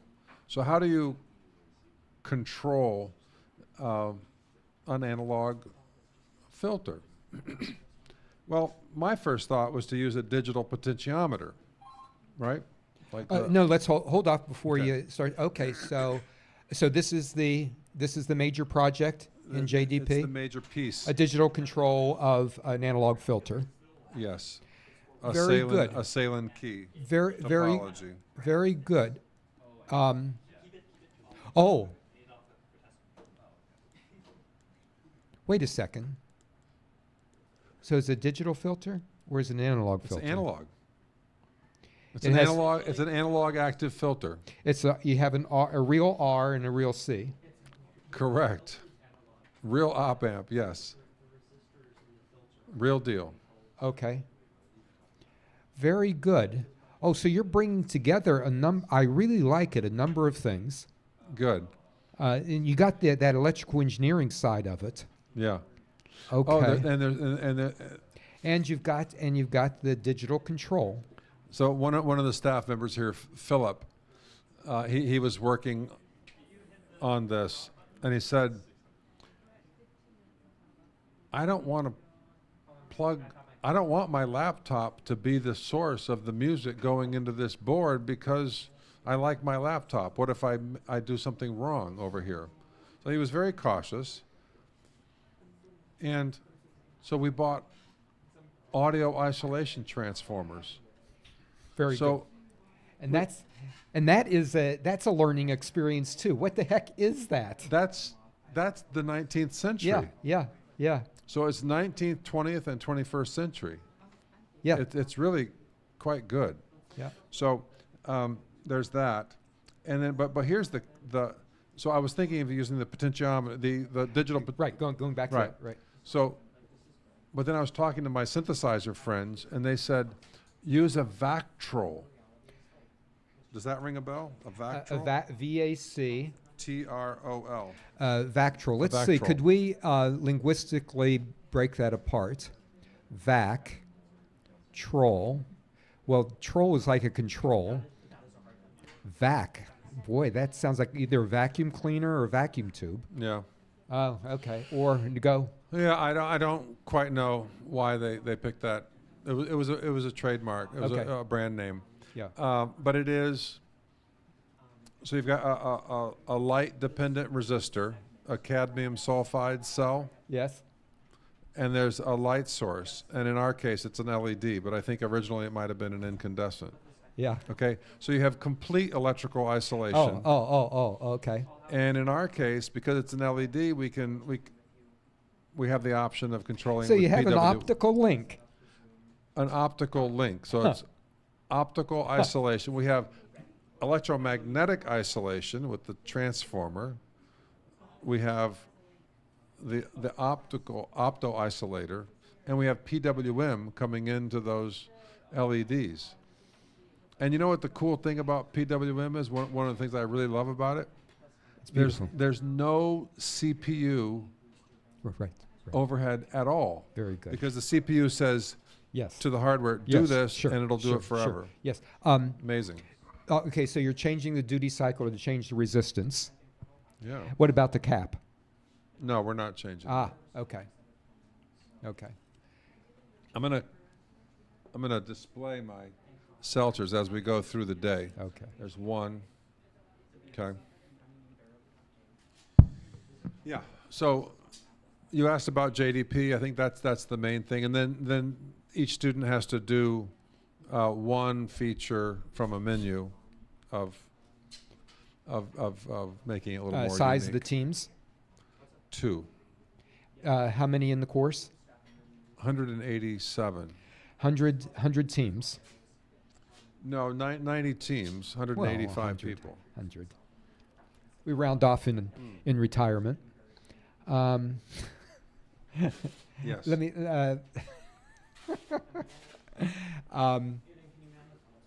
Do you have any working versions of this so far? What's the test? Yeah. What's the test? So are you doing engineering design? Do you have problem statements, specifications? Do you have specifications on performance specs, functional specs on? It's a bit qualitative. It's a bit qualitative. It's version 0.9. And when I come back next year, at next year's telethon, and I ask the same question, how's JDP going? It's going to be a completely different project. I think Professor Soules, you should iterate. I think I will stick with the Vactrol. I really like this optical isolator. It's really, really cool. So do you also teach about the electromagnetic isolation features of the transformer? I mention it. Just mention it. You know, Very important. I don't talk about the impact on frequency response and things like that. You know, talking about electrical engineering, you know, General Electric split up into different sub companies, Okay. and one of them is GE Vernova, and it is just growing leaps and bounds, and GE Vernova really embraces, I think, the original company concept of General Electric. Oh, we could talk about the early E. GE. And so early GE is GE Vernova, Wow. How do you spell this? VERNOVA, Oh, and it's energy and power. green energy. I mean, green new. Vernova. Vernova. Oh, I see. Very good. I didn't. Oh. I didn't get it. Yeah, Thank you. you're welcome. Oh, I didn't get it. Huh. I learned something. Well, good. So you ready to kick me off the front porch? Not quite. So, you know about It's stuck. It's stuck. You know about leverage, right? Leverage is important. Oh, leverage is everything. Leverage baby. is everything. Yeah, leverage Archimedes. is everything. Okay. So, I'm gonna flip the situation. Professor Hallet can only leave when we get to 3K. He's stuck here on the couch until we hit 3K. I've got things to do, folks. Oh, I've got things to do, folks. you know, Please. Q is a millionaire, but nobody. Q. No. Okay, here we're gonna go. We're gonna go hit 3K right now. So he's a millionaire, and he dresses that way so that no one thinks he's a millionaire. Right? He dresses like a regular person. What's that? Multi. Oh, Monopoly. Okay. Could you join us, Q? Could you join us? You might have to share the mic with him. I just. Okay. Q, we're going to talk. Hello. I don't think this works. Hello. Maybe it does. Maybe it does work. I don't know. Does it work? Oh, it does work. Good. Okay, so they're both working. So have a seat here. Right here. Oh, yeah. And then we'll keep talking. So Q, you've lived all over America, right? Coast to coast, West Coast, East Coast. Yes.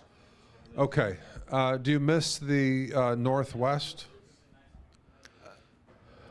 Kind of, but not really. Okay. It was like only 2 years Okay. in my undergrad, so it was kind of a short time. And And do you miss living in New Jersey? New Jersey, I can't say I do miss it, but it does have some of those like vibe. Yeah. It's kind of a nice place. There's a lot, the huge coast, and New York City. It's great. So you are my TA for JDP. Yes. That's been an experience, right? Yes. That's been an experience, and it's not even quite over. What would you recommend I stick with the Vactrol? The basic concept of the marriage of analog and digital? I think you should stick with it. It is a very good implementation of how you combine both worlds together. Okay. Good. I think I will. I like it. I like it technically, and I also like its role in electronic music history. So that's good. So you got your bachelor's degree here. Yes. Did you get a master's degree? Yes, in 2018. Okay. And you're working on your PhD. That's correct. What would the dream job look like as a researcher, as in your type of research? What would that look like? I mean, that has to do with a lot of personal preference, right? Mm-hmm. Some might want to go to academia, some might want to go to research. So How about for you? What would that look like? for me, maybe it will be like in a research institute. So Like a national lab? something like that. Type yeah, thing? yeah. Okay. Would you like to be subject to market pressures, or would you like to be in a more idealistic scientific institute? Probably the latter. Yeah, okay. Cool.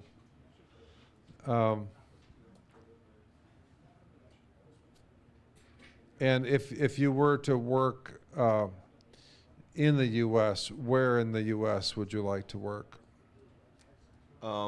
Like geographically or Yeah, geographically. I mean, probably in the more temperate region of the U.S., so to speak. Weather-wise? Yes. Okay, so south, southwest. Not really. I don't like the heat. So Michigan, Wisconsin, Yeah, that those are fine. Seattle. Sure. Okay. All right, good. That's good. And Baird, I'm on at any minute if you want to say hello to the alums, and I can start interviewing staff. Oh, okay. All right, that's good. Um, So it looks like we got a lot of people. Yeah. yeah. Okay, that sounds good. I would like to see them. Would you like to talk to Q? I can talk to Q, but I think has he said everything he wants to say? Well, so who would you talk to, Alex? Rocky Landestoy, of course. You would? Yeah. Okay. And I can talk about myself too. I'm really good at that. Okay, but we'll have to wrap up with Professor Hallet a little bit later on, because he hasn't said goodbye to his fan base yet. But okay, it's not going to be rude for you to interrupt us with a phone call. That's not a problem. Feel free. We are moving up there, which is great. Thank you very much. Thank you for supporting the project. We're doing innovative things in engineering education here, so really appreciate your support. Now I'm going to turn things over to my friend Alex, who's one of the pillars of M5. You've seen him on the Instagram and the YouTube. Okay, so Alex, come on in. Awesome. There you go. All right, everybody, let's do this. Woo! My section. All right.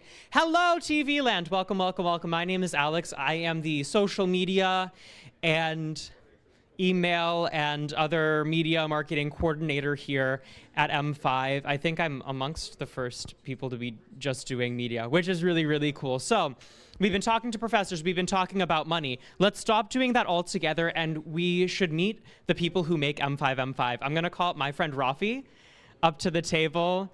Let's give Rafi a hand of applause. Yes, Rafi. Woo! Thank you, Baird. Yep. All right. So, are you situated? Oh, and there's Dr. Hallett's jacket. Ah, there we go. Do we want to say goodbye? Yeah, Professor Hallet, I want you to say goodbye to your fans here. It's a bit premature. It's only at 2.6. I know, but it's okay.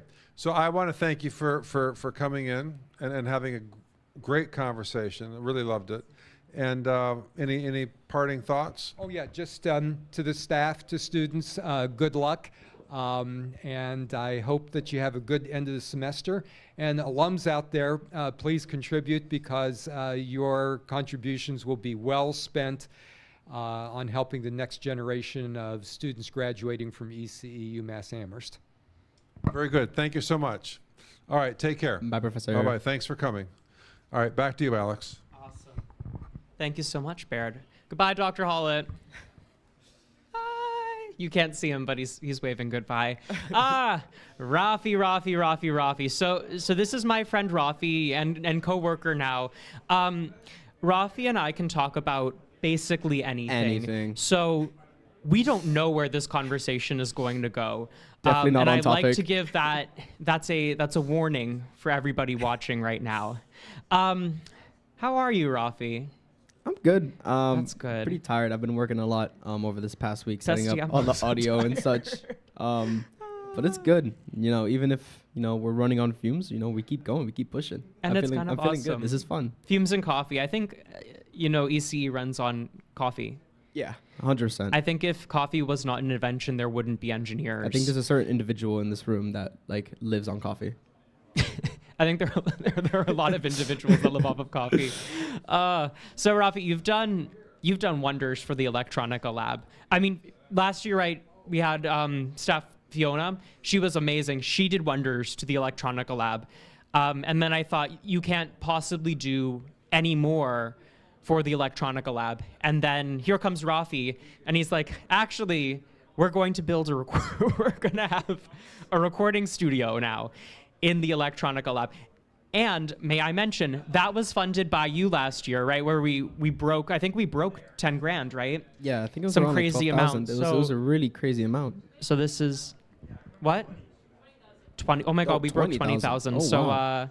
let's get going over here. But I digress. So recording studio, recording software, we've had what, 6 bands now. About 6 bands and a 6 lot of other bands. like individuals and groups that just come to use the space. And it's amazing. What is it about?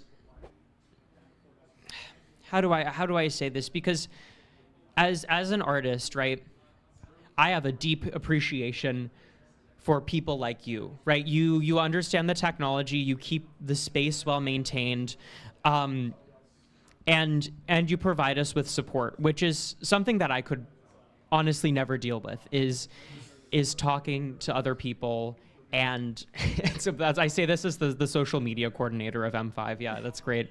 And keeping the artists happy, essentially. Where does that begin? What in your brain was like, I am going to sit here while people scream into microphones, and then I'm gonna make it sound really, really good? I think honestly it started off I think it started off back in middle school when I played band with my sister. I was the guitarist, she was the bassist. We were like the greatest duo. And, you know, we both really wanted to pursue music. But, you know, we come from like a background where, you know, we don't have that much like, you know, leg room to just, you know, like pursue something as like a creative art as music. It's just too risky, which is like perfectly reasonable. It's fair. You know, my sister moved on. She went to study public health in Boston University. She's going to graduate very soon.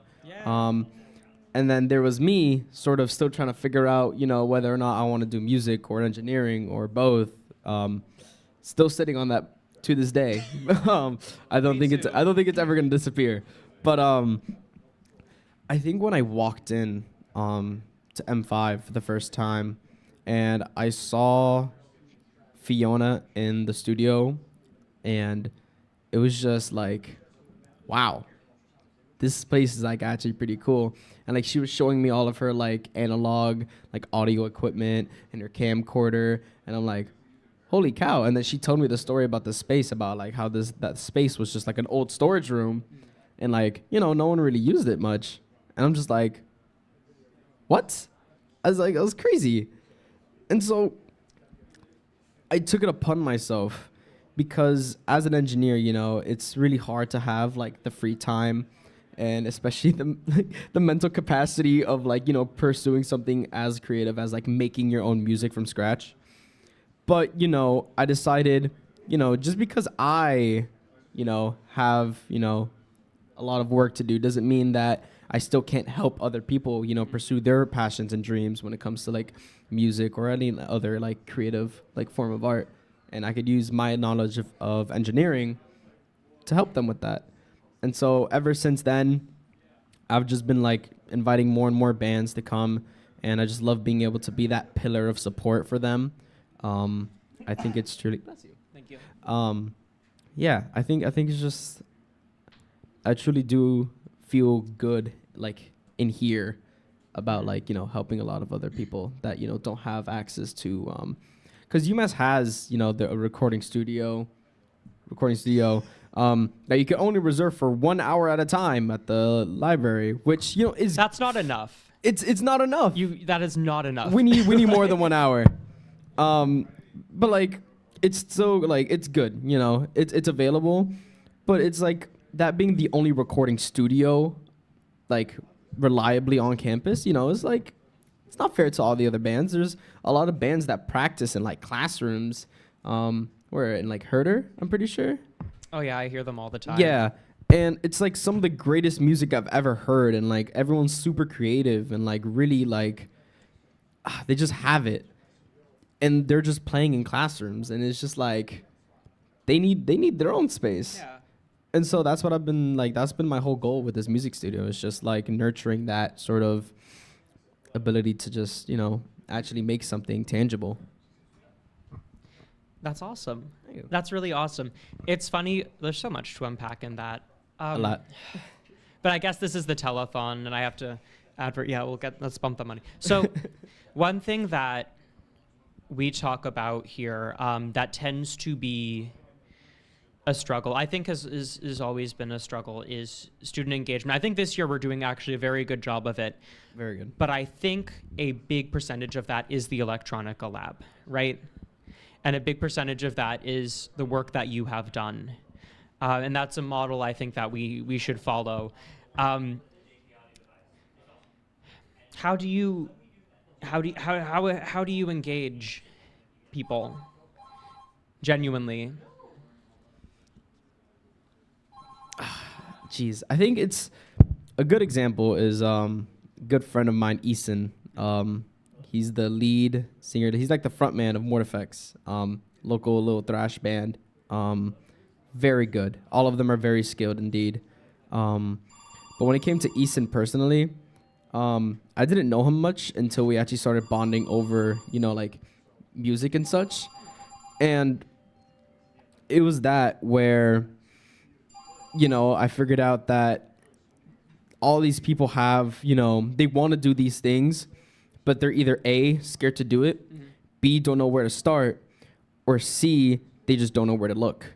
And like my only goal whenever I see a new face in Electronica Lab is to make sure that they know that this is the space, you have the resources, you have me. Like if you have an idea, go for it. Shoot for the stars. Interesting.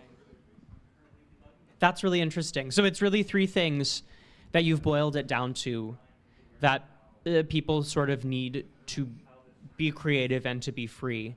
And you're providing all three of these. I hope I'm providing all three. I think you are. To the best of my abilities. Yeah, I think you absolutely are. But yeah, I think it's amazing. Woo! I mean, it goes to show you M5 staff are not just staff, right? We are community members. We are, artists, creatives. We are here not only to keep the space well maintained, but to also keep it, keep people engaged. And so that's why I like to say our work is never really done, right? We work, it's 10 hours a week or something like that, whatever. We work a certain amount of time. On paper we work 10 hours a week or whatever, but in reality our job is never done, right? It's the little things that we do outside of our shift, right? Yeah. I'm sitting here, I'm working out of hours. There's somebody knocking at the door. Yeah, the door is technically locked, but I let them in and We're not stopping them. I help them. And it's because I'm really a community member first and I'm a staff member second. And I think that's the beauty of the staff that we have here. And I think that is something that you are such a good example of. Thank you. I truly do love the culture of M5. I don't think I've ever felt more at home in a place so far away from home in a while. It was interesting because I felt so very lost my freshman year, which, is the same as like a lot of other people in their freshman years. But genuinely, there's nothing in this world that could have prepared me for what M5 just tossed onto my lap. And it was just like, whoa, like the people, everyone's like so smart and like so knowledgeable, but like everyone has their own niche. Yeah. Everyone here is so unique. Like, sure, I'm the audio guy. Like, when it comes to audio, you come to me. But when it comes to like, social media or promotion or even like theater, like that's you. And then it's just, it's amazing. I love it. I do love it too. so much. And to add on to it, I think with this, I've learned to appreciate the differences in other people. No, truly. Right? We're all in the same major, but I don't think any one person could be more unique in this major. And we're learning like all the same things, but like we're doing completely different things with that Which is knowledge that we weird. have. And I think that's like the coolest thing about engineering is that it really is just whatever you make it to be, because engineering is everywhere. It is. That's really, I think we can stop there. If you want to give us money, please give us money. That would be awesome. Woo, money. Woo!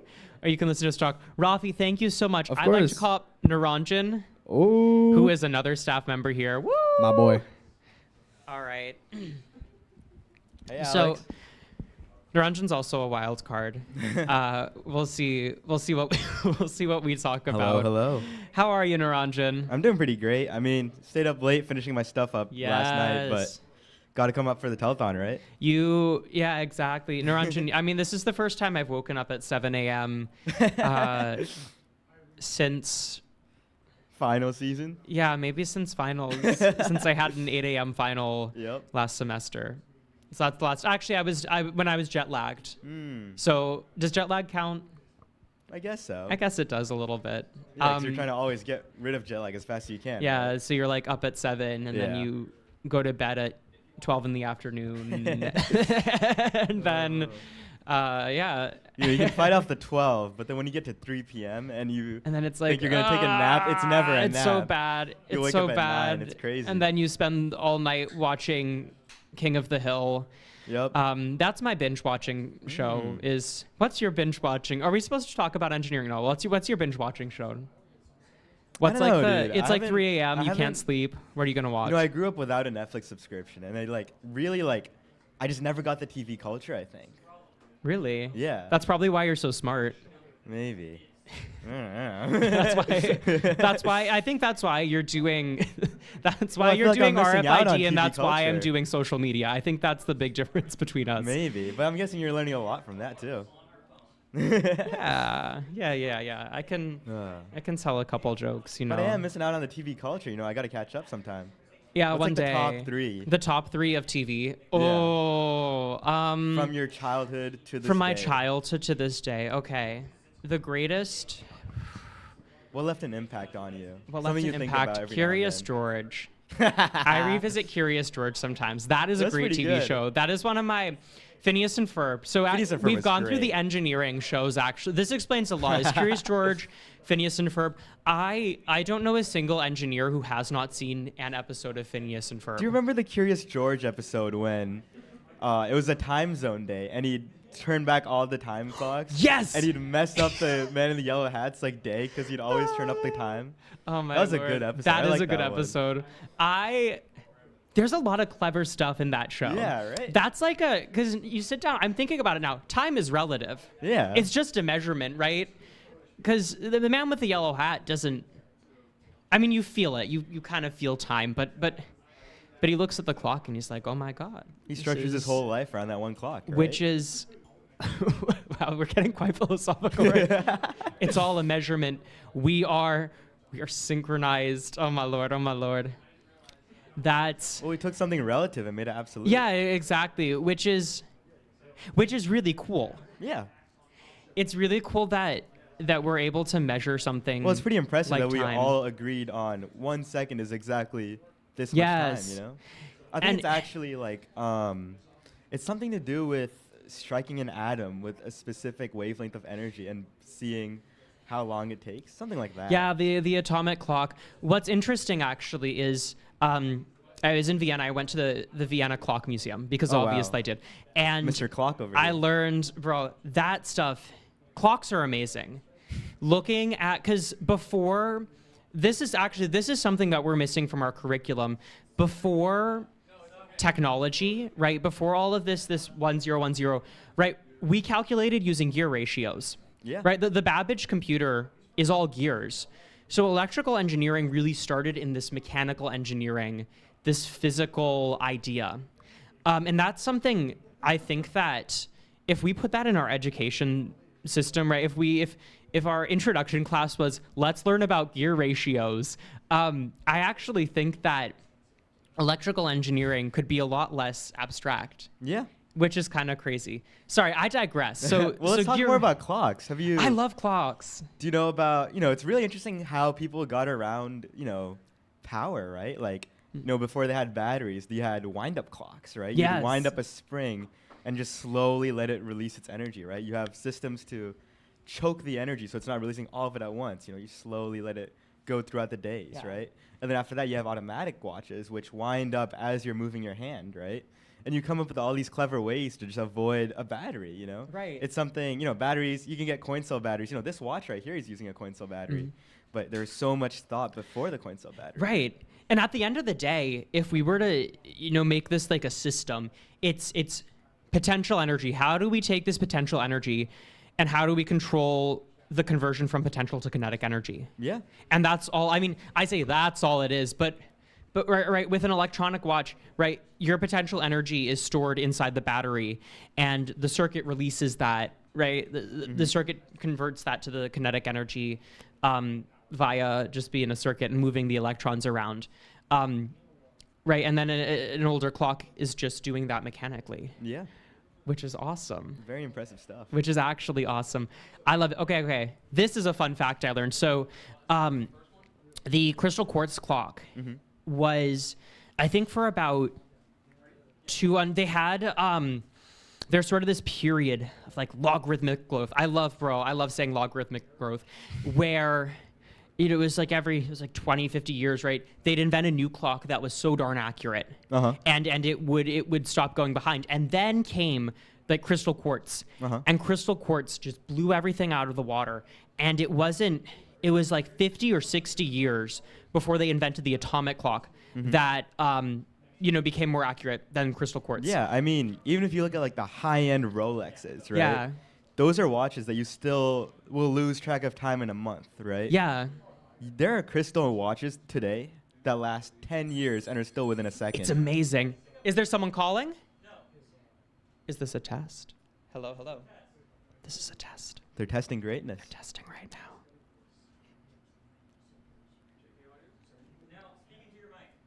Hello? Hello?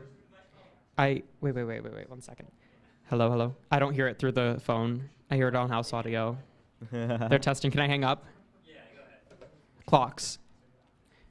But so yeah, I mean, crystal clocks I think it was Seiko, a Japanese brand, right? When they invented it, I think they were able to get, a tiny electrical circuit running for a year. And it had down to 1 second accuracy, right? Whole year, you lose 1 second. That's amazing. And now they run 10 years and they lose a second.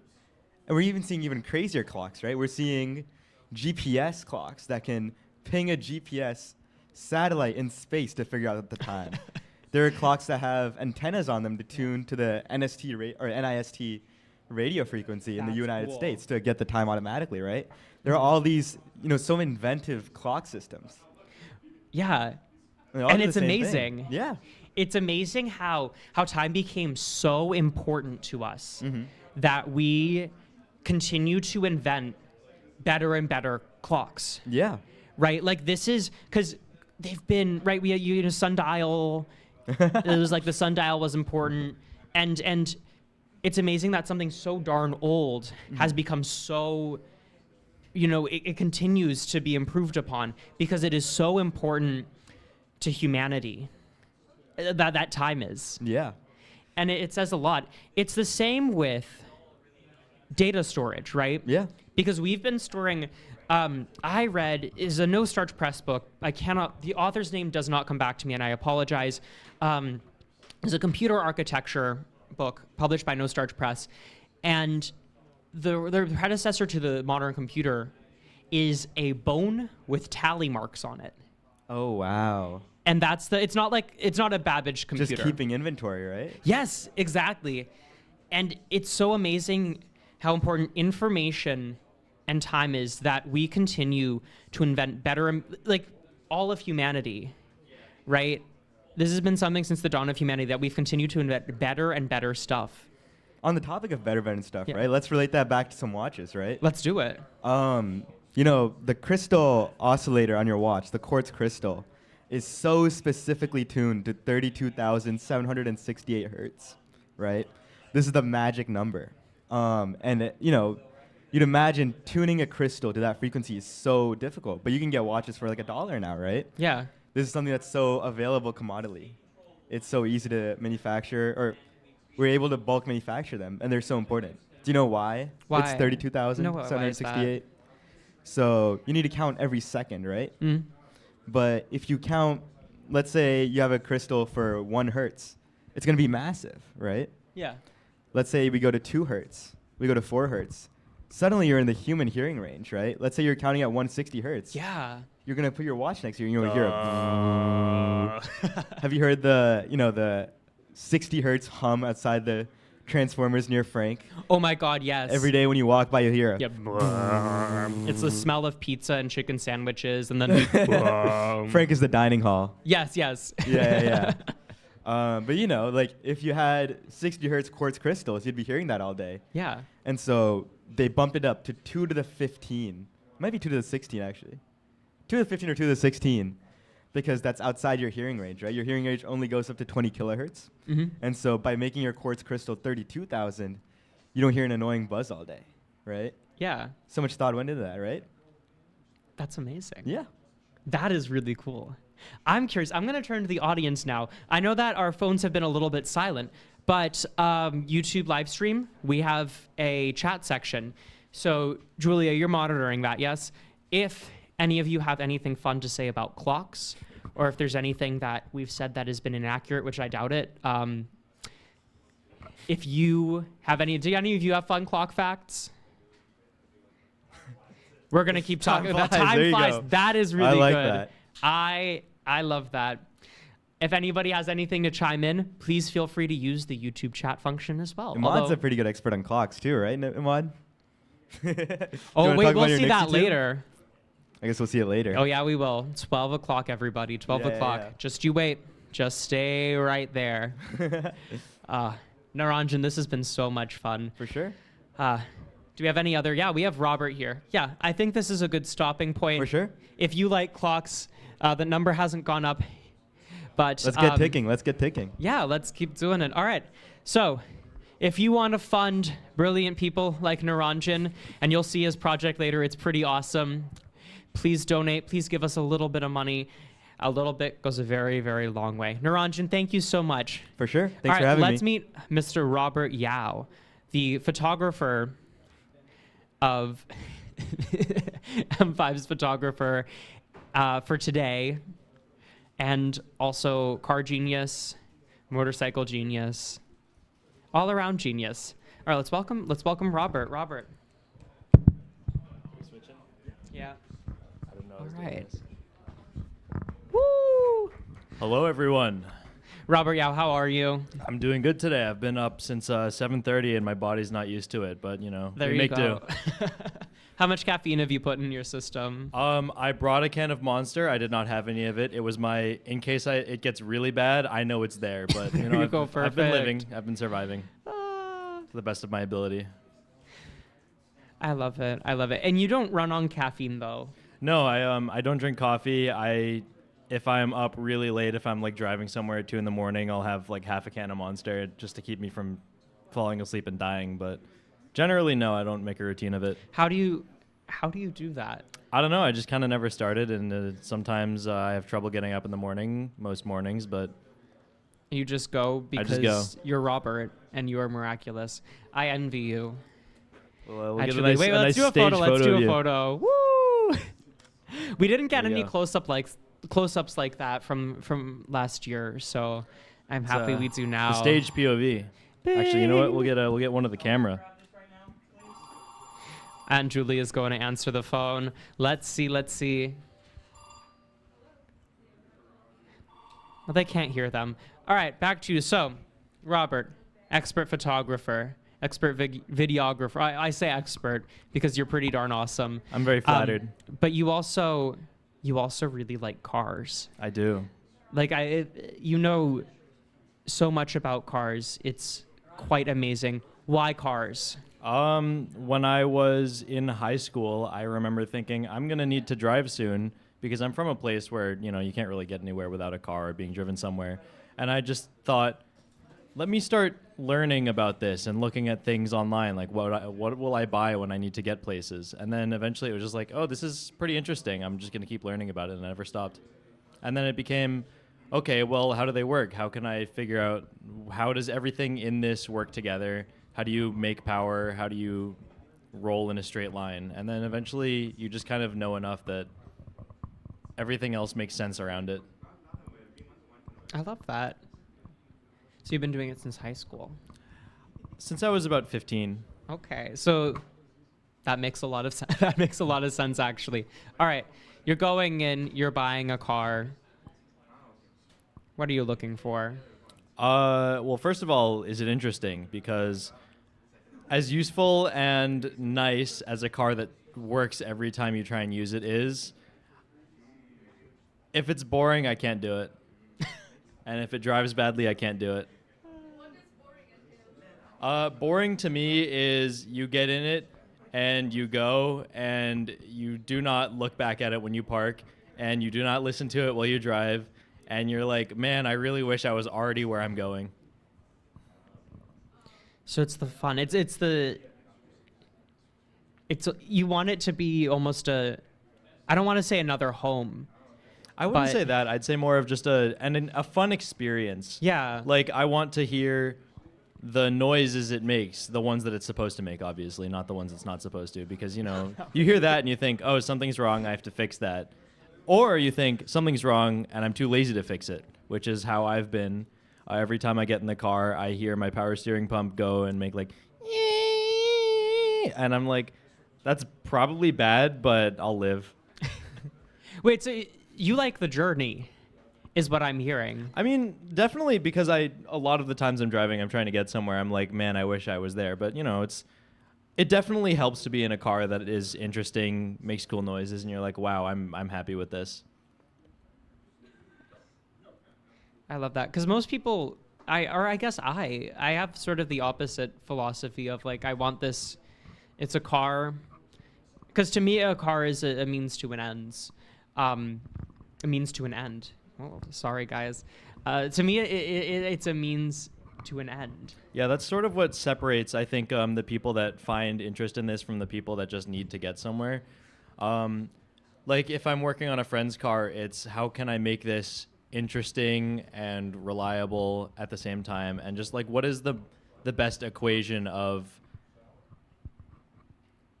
fun and also it starts when you turn it on? And I have done a lot of work on friends' cars, and I enjoy that too. I like kind of taking things apart. I've always been the type of person to want to say, here's this thing, it works, and that's boring. What can I like take apart, put it back together? What can I change about it, make it my own? And then cars are just sort of a natural extension of that, because you can put fun parts on it, you can put cool wheels on it, stuff like that. Just make it sort of your own and special. And you look at it and you think, that's mine, and not just, oh, that's a car.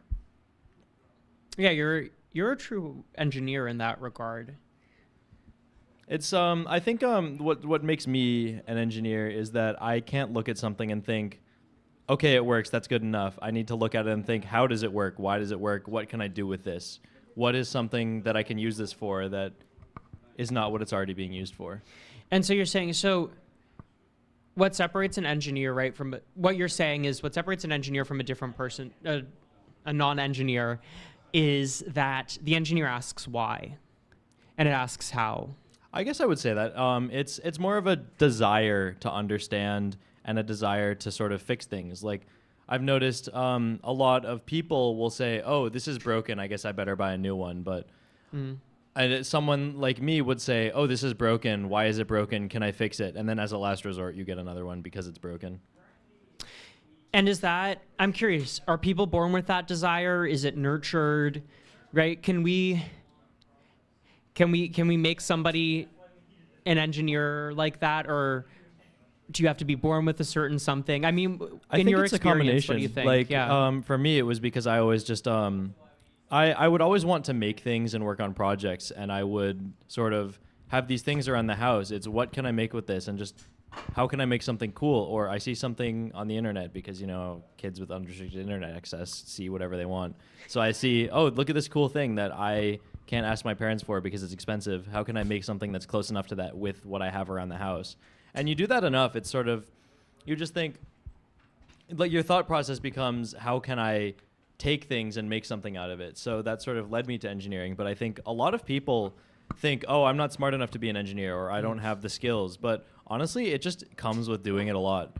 I remember being in high school, and the first time I ever touched an Arduino, I was like, I don't know what I'm doing, but if I just kind of start small, I'll make something. And then eventually you figure out, I can just make something with this. And then it becomes this self-feeding process of, oh, I've learned this by working on something. Now that I've learned that, what can I make with it? And then you sort of pick something that's slightly outside of your scope, and you just keep learning and making and learning and making. But a lot of people kind of didn't have that on their own. They'd think, oh, I can't make this, so I'm not going to try. And I guess anyone can really do it. It just comes down to, do you have the drive to learn these things on your own? And do you have the drive to start a project that you don't know if you'll be able to finish and dedicate a few hours to at least exploring it? I love that. Sorry, I got distracted. I see a friend back there. Do you want to talk on camera at some point? You can go next. Terrible things. Yeah, we were saying horrible things about you on camera. Everyone knows everything now. Yeah.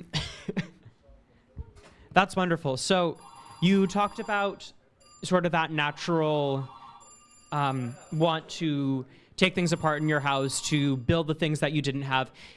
Was there anybody in particular that, because you talked about something that you're born with, right?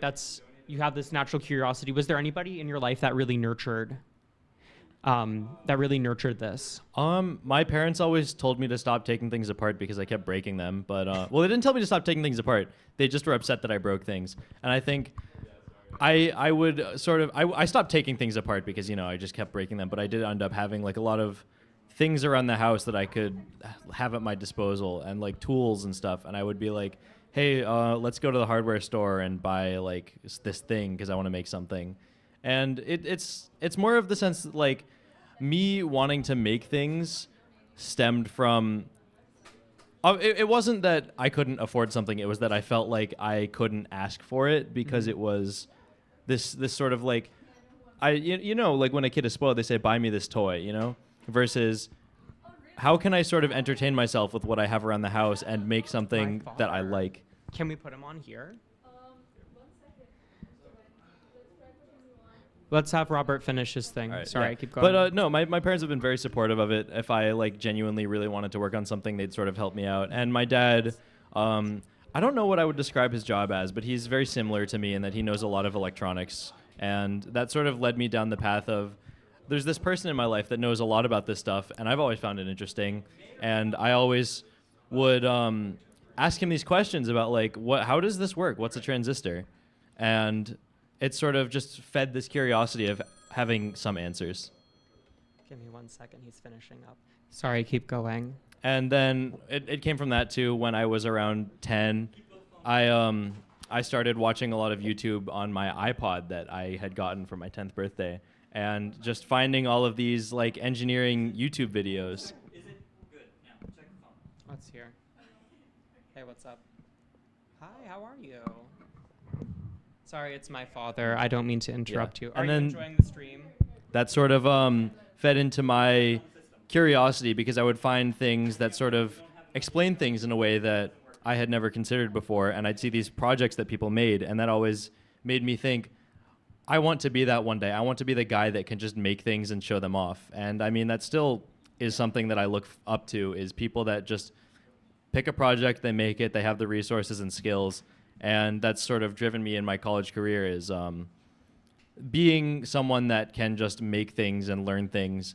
And once you know enough, it becomes easy to just add another skill. And then I think that kind of is what makes someone a good engineer, is having things to look up to, things to want to learn, and sort of finding inspiration in everything. I love that. You mentioned YouTube, and I think there's, we're starting to realize all the horrible things that have come out of social media. But,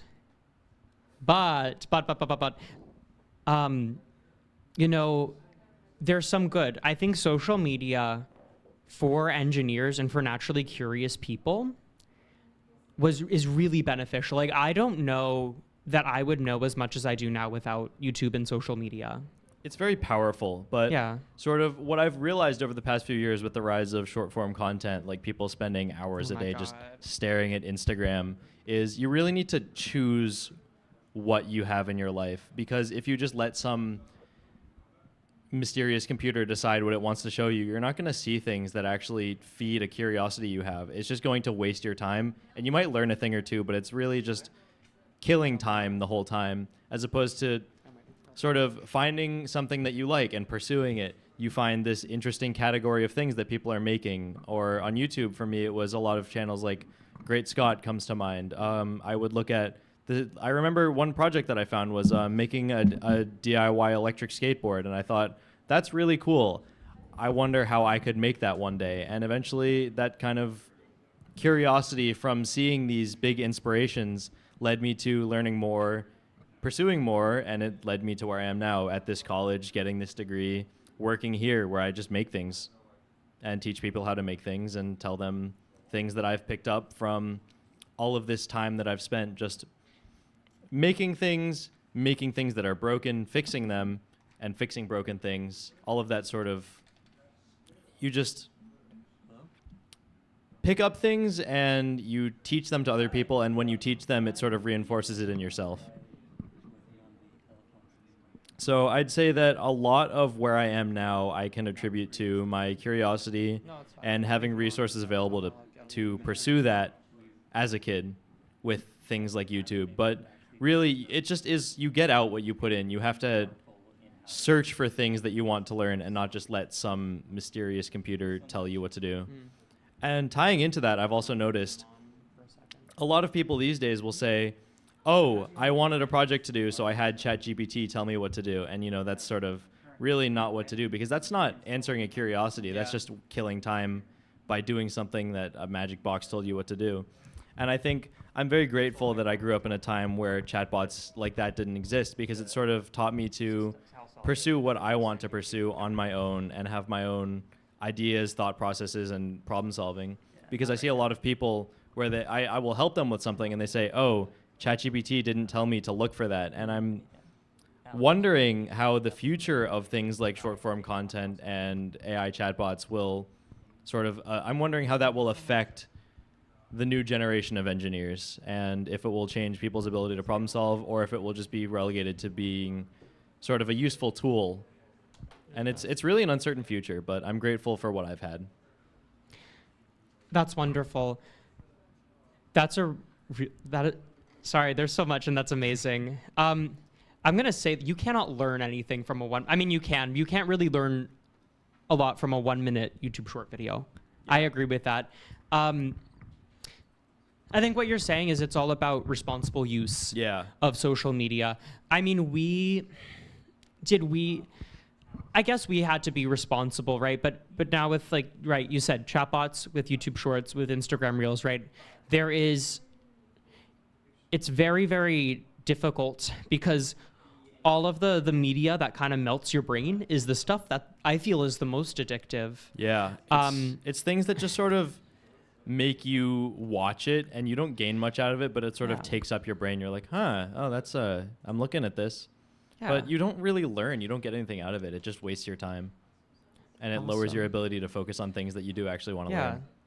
Robert, this was awesome. Thank you so much for doing this. I'm gonna, my father's on the line right now, so I'll say hello to my father quickly, and then we'll bring Fiona on. Ooh, special guest. Yes, Robert, thank you so much. Thank you for having me. That was awesome. Woo! So, we talked about clocks. We talked about recording studios. We've talked about social media and cars. Let's see what my father comes up with. This will be interesting. All right, is he on? Main microphone there. Use main microphone here? Yep. Okay. And now you have the caller audio. Is your dad speaking? Father, can you talk, please? I can hear you on the phone. He's on the JK audio device, so we don't have him turned up. Awesome. All right. They're gonna connect you to house audio. You're the guinea pig. How does it feel? How does it feel to be a guinea pig? My father enjoys being a guinea pig for everyone out in TV land. I help where I can. Yeah. All right, let's see. I'm working hard. I wish we could pan to these. Anika, can you pan to them? All right, Father, please talk. Hello, can you hear me? Alex? Whoa! Woo! All right, everyone. Hi, Dad. How are you? Hello. Can you hear me? Oh, you still there? Yes, I'm still here. Great telethon. Oh, thank you. What can I say? Do you want to take a minute and talk about some of the things? Just said, can you take a minute and talk about a few of the things you like to build at M5? To talk about what you're asking me questions about things that I like to do. Oh boy. Okay. Things. What have I done at M5? It's mostly social media, short form video. But one thing that I have done that I would like to continue next semester when I have more time is to do classes. I actually really enjoyed last semester. I formed a small group, and we did sort of an applied electronics class. So they're taking 210, which is our introduction to electronics, but 210 is entirely a theoretical and mathematical course. And so it's not fun. I mean, no, it isn't. I'm just gonna say it. No offense to anyone, but it's true. And so we took the, if you ever heard of it, this is a really great book. Oh my God, the name escapes me. Anika, the beginning circuit book that we have. It's on the shelf over there. Rafi's got it. Yes, it's that one. Make Electronics. It's the Make series. Oh my goodness. If anybody is looking for a great way to get introduced to electronics, it is the Make series. I cannot stress enough how well they explain circuit components without doing any math. There's a little bit of math, but it's you barely need to do any math. Which is really awesome. You don't need to learn differential equations in order to understand a capacitor or an inductor. And I think that is so darn powerful. This book should be our textbook for 210. So this is a curriculum that I'm passionate about. And I've been I would say I've been developing it over the past couple semesters. Unfortunately, this semester, I've not had the chance to gather a group, but Rafi, you did this once. You did Rafi did the very first. It's called Breadboarding Basics, and you were the pilot tester, and then Fiona was there as well. You were just working there that day.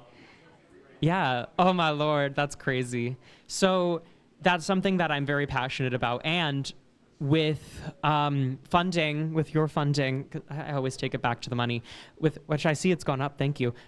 With your funding, what we can do is we can bring in volunteers, we can bring in part-time people, and they can take up some of the work that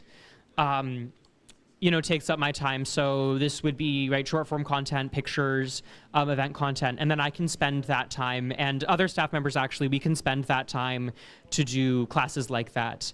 I know Naranjan, who I talked to earlier, he has done a lot of great work with RFID and the Kim 1 computer.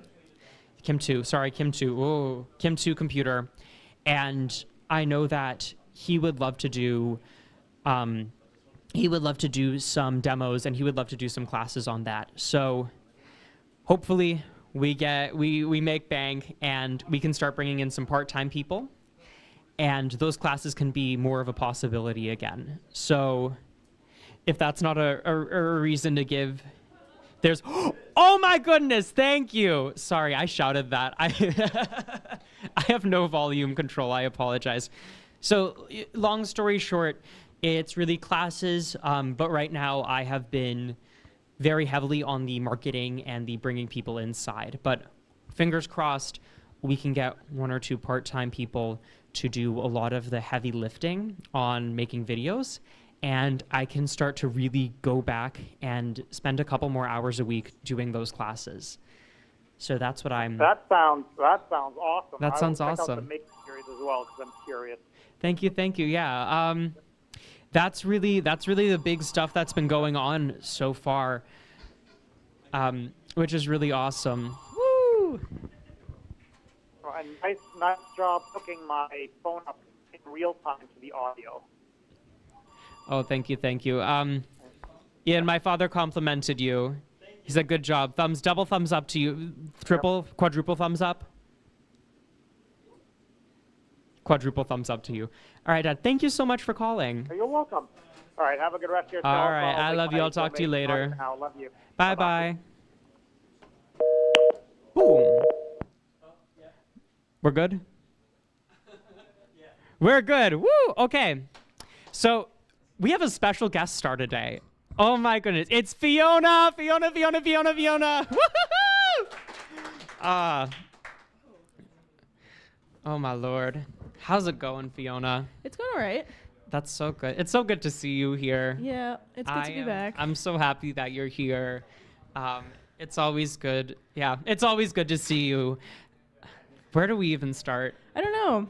Like, there's nowhere. I'm a little bit nervous, but I think it will. That's all right. You usually like, you need a second. And that's okay. That's all right. So, I see you're repping. Oh, yeah. Let's talk about that. Two Ghosts. This is a good springboard. Two Ghosts Cafe. Trademark. Vinyl That's Cafe. in Montague, right? Yeah. So, Two Ghosts Vinyl Cafe is a spot that just opened up last Wednesday, I think. It's just a place where you can go buy some records, drink some coffee, and then I'm also there trying to do some like community building stuff. So right now I'm working on a repair library. So it's like a monthly subscription where you can check out audio and video equipment. And the audio and video equipment is stuff that's donated, and then I'm going to host like events or clubs or workshops, whatever the word is, to repair them. So it's like a community run repair.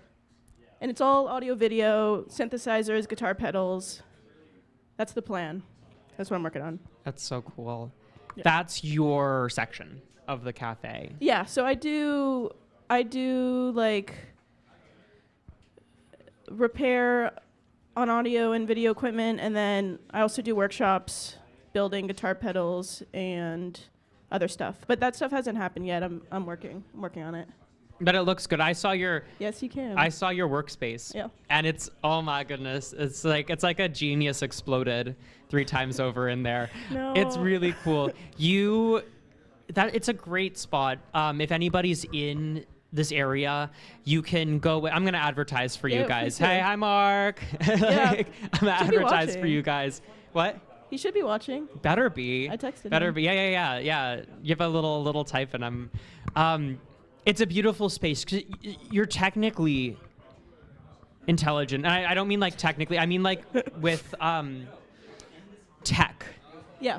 In regards to technology, you are quite intelligent. But the other thing that I think I don't think we ever get to talk about this, is you're also a community builder. Yeah, so my thing, what I'm trying to do is build community. The focus is on community, build community, and then through cool things. So that looks like music or gaming. Yeah. And how do you do it? You know, shrug. It just, yeah. Yeah. That's it. There's no answer to that. There's no deep. Okay. So you can't answer how. I assume it's just instinctive. Well, it's just what I'm interested in. So it just kind of naturally happens. And so because you're passionate about something, Yeah. it's because it's contagious. Yeah. Yeah. Yeah, it's what I enjoy doing. It's like what I would be doing. It's what I do like in my free time. So I might as well just do that entirely. That's my Which is job. beautiful, because a lot of people don't get that. Yes. You're quite lucky. Yes, I am really lucky. And I've worked really hard to get there. Yes. And I'm very lucky to be able to do that in the first place. Yeah. So. And you deserve a pat on the back for it. Yeah, You thank deserve you. a pat on the back, Fiona.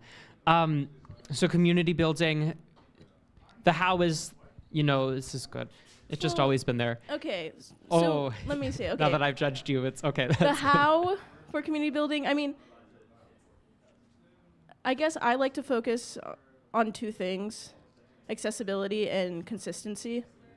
And so that's what I always try to do with my workshops. I try to make it as accessible cost-wise and knowledge-wise, and engaging, and then consistent. So, yeah. How does the consistency, so accessibility I understand, Yeah. right? Cost, Yes. you're so good at, I don't want to say dumbing down. That's not a nice way of saying it, Well, but it is. yes. It's making yes, it- it is. Making It's it making it more accessible. Well, we can't just keep using accessible. We have to use some sort of a recontextualize. That is a great word, recontextualizing. You're really good at recontextualizing because you have Fiona has explained so much to me. It is amazing. I've genuinely learned so much from you. Like you've gotten that in my brain, which is miraculous. Oh my God, number one up. Thank you. Thank you very much. If Julia, how are the chats, by the way? Anybody new want to say anything? Oh my Lord! Wait! Let's wait for it. Sorry, we're gonna. That's okay. We're gonna go. We're gonna.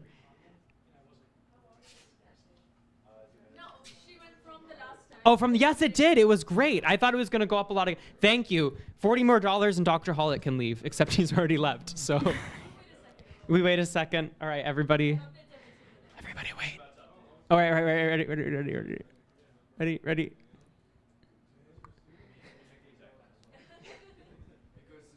Are we at the... This is our technical. Mr. Carr, Robert Yao is over there. Sorry, Fiona. We were supposed to... We're waiting for a stupid... I mean, it's not a stupid number. It's a very important number. We're waiting for a number, and we were going to talk about... Okay, sorry. So accessibility, you can yell at me when it goes up. So you talked about the accessibility, consistency. All right. So yeah, consistency is like probably one of the most important parts of building. Hey! Whoa! Round of applause, everybody. Round of applause. From the bottom of my heart, thank you so much. That is awesome. Thank you. We have Fiona interview though, but thank you. You're awesome. If you want to call, whoever just did that, if you want to call in, we can put you on the house audio. I would love to thank you personally. Fiona will thank you personally too. Yep. And it would be amazing. But let's keep going. So consistency. Yeah, so consistency I feel like is probably one of, if not one of the most important in order to build community. It has to be, if you do like a one-time workshop or a one-time thing, people come and meet each other, but they don't really connect. Mm-hmm. It's like the consistent time people can get together and connect. So it's really about, no, that's brilliant. Oh, yo, can someone get the phone? Aiden Chen. Just one. Thank you, Aiden. Did they call it? That's pretty awesome.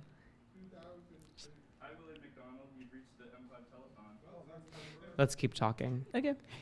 But yeah, so just having more. Yeah, I mean, it's not like super like rocket science, but it's just like, if you are meeting up at the same time, at the same place with the same people, that's what builds the connection. That's what builds like the community. Yeah. Yeah. No, but you're okay. You're laughing because this is because you don't have to recontextualize, because it's small. Yeah. It's a very simple thing. Is simply but that's meeting. Where I found success when I was doing the electronic lab stuff is because Rafi's right there. Again, if it's just the same time at the same place with similar people, it's what really builds like the deep connections. It's routine. Yeah. Routine really. I love that, and it's just like it's as simple as sending out a little calendar invite. And I mean to relate. Now I'm thinking about the clocks again. Naranj and I talked extensively about clocks. Okay. And we're talking about the concept of we like to keep track of time, right? That's really important for human beings. And maybe this is why, is because we like routine and giving us a sense of time and place, not just, clocks, but calendars, etc. That gives us routine, right? Like Christmas is always, on Christmas, and you can't really say the same about Easter and Hanukkah, but but lunar, if we used a lunar calendar, right, then it's like Hanukkah and then, like Ramadan, Easter, they would all You get what I mean, though. Yeah, But yeah. so maybe that's why we invent time, just to do a little loop back there. I love it. I love the space. Yep. Can we talk? Nobody's seen the space here, obviously. But But it is really pretty. one of the best features about this space is that you can. It's the very, very center. It's got vinyls and CDs. Yep. And on the periphery, on the edges of the room, are cassette players and turntables, and they are all connected to headphones. Yep. Yep. And you can come in, listen Yeah. to what you want, buy something, have a coffee. I'm curious because my local record shop does not let you sample. They don't, right? Because you could be Yes. a normal local record store and you could just have the records in the center and then you could sell the coffee. But like you saw, I was sitting down, I was listening to my newly bought record of Mozart's Requiem, and I was just drinking coffee. Yeah. And a lot of people would think that's stupid. A lot of people would be like, you can't put technology and drinks together. And you did that. Yeah. You broke a rule. I'm curious why. Well, because it's meant to be, first and foremost, again, a community space. So it's meant to be a place where you can sit down and really connect with the music. Especially if you're going to buy something, you probably want to listen to it, right? Yeah. That's good. That's all. Yep. I should keep judging you for a better answer. This worked really well with the how. I think this is a good place to stop. Okay. I think that's perfect. Sorry, the lab's going crazy back there. A lot Yeah. of quantum work. Fiona, thank you so much. Chugo's Final Cafe Yes. in Montague, Massachusetts. I couldn't recommend it enough. It's one of the few places you can sit down. Yep. Like I literally I think I bought like $6 of records and like I spent $10 and then I just sat down for like 2 hours and just chilled out with my friends. So, and you don't get mad. Yeah. Which is really nice. Yeah. I can't remember the last time I went into a Target and it was that awesome. So I love it. I can't stress it enough. To Ghost Cafe, Montague, Massachusetts. Fiona, it's so good seeing you again. Yes. Yes. All right, I'll see you around, Queen. All right. We crossed. Whoa! 5,000, everyone. Big round of applause. So, $5,000. Thank you all very much. If you would like to call in and have, I talked to my father, right? You can feel free to call in. I can ask you some questions. We can have a good laugh. And I'll thank you for giving us money, personally. Thank you very much, everybody. Let's see who else. Toby, are you free? Yeah. Yes, you are. Come sit down, Toby. Woo! Toby Signer, everybody.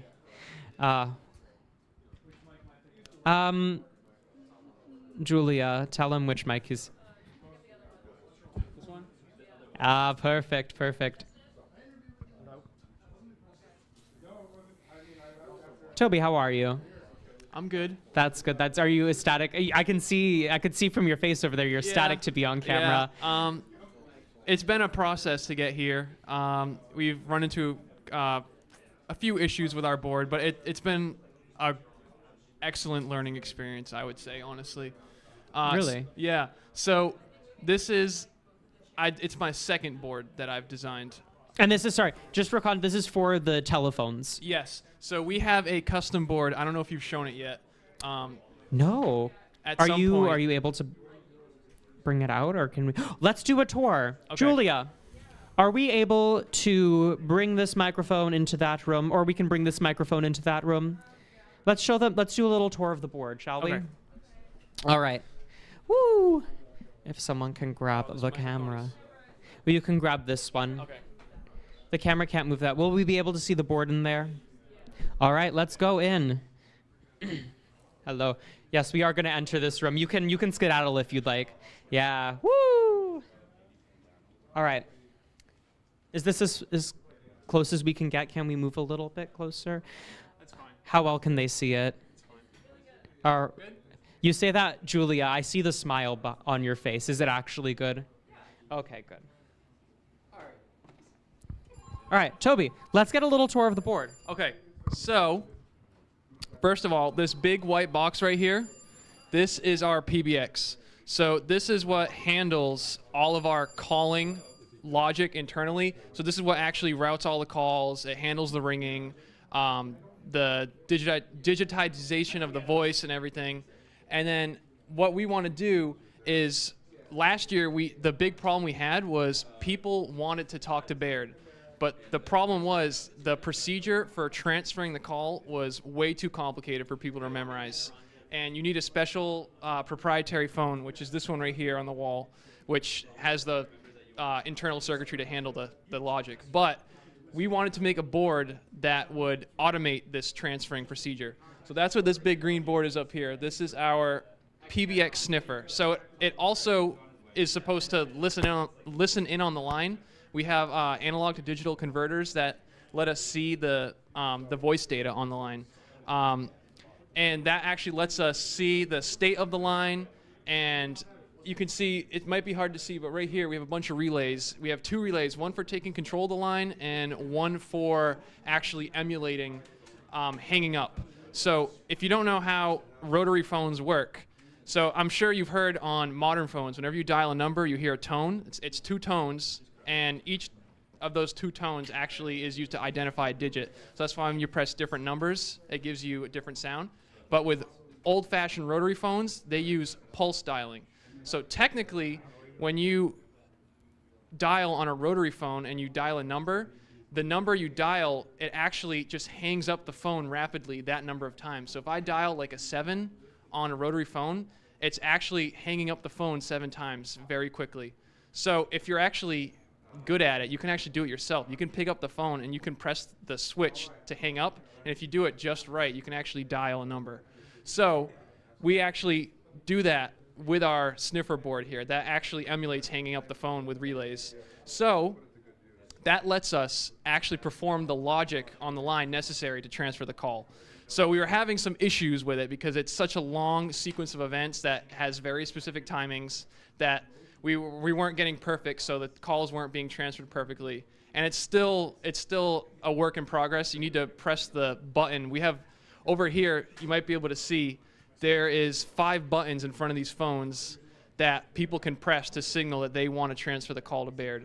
So when they press that button, the PBX, or actually we have a STM32 Nucleo that controls this whole PBX, the sniffer board.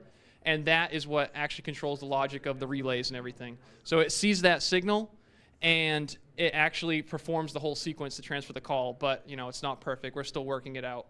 But we did manage to get it to work earlier, and I think it would be worth a try to test. So if someone wants to call and wants to speak to either Baird or Alex or someone, feel free to try it out again. Yeah, or anyone. Yeah, we actually, might be hard to see back there, we have 2 grand streams, so those are our outside connections.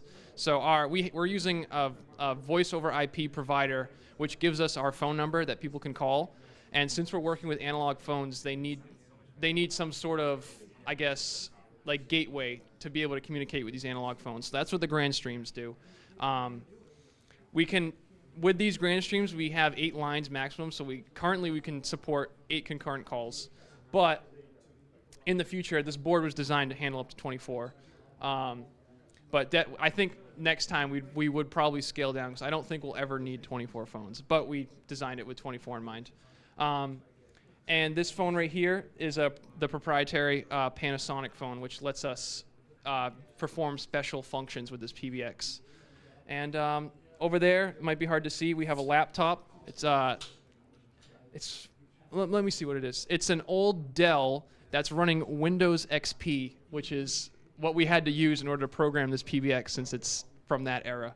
So it was actually kind of cool to see when we got this set up last year.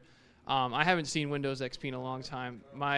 We actually had a Windows XP desktop in our basement a long time ago, and I remember playing around with it. So that was the last time I've seen Windows XP until we had this computer. So that was quite interesting to see. But yeah, I think pretty much that is the overall view of our telecommunications room we have here. There's a bunch of other equipment on the table over here. We have extra phones and cable and everything, but yeah, that's our system we have running right now. And you know, it's a learning process. Next year, I'm sure it's going to change again. We've already learned some things in the last week alone, setting this up, how to do it better. So, but yeah, I can see this whole wall in the future becoming populated with telecommunications stuff. We want to have a fax machine.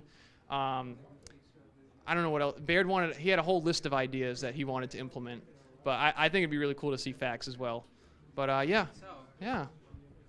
Toby, that was amazing. Thank you. That was good recontextualization right there. Yeah. That was really, if you want to learn how to recontextualize, talk to Toby, because I understood that, which is surprising, which is really awesome.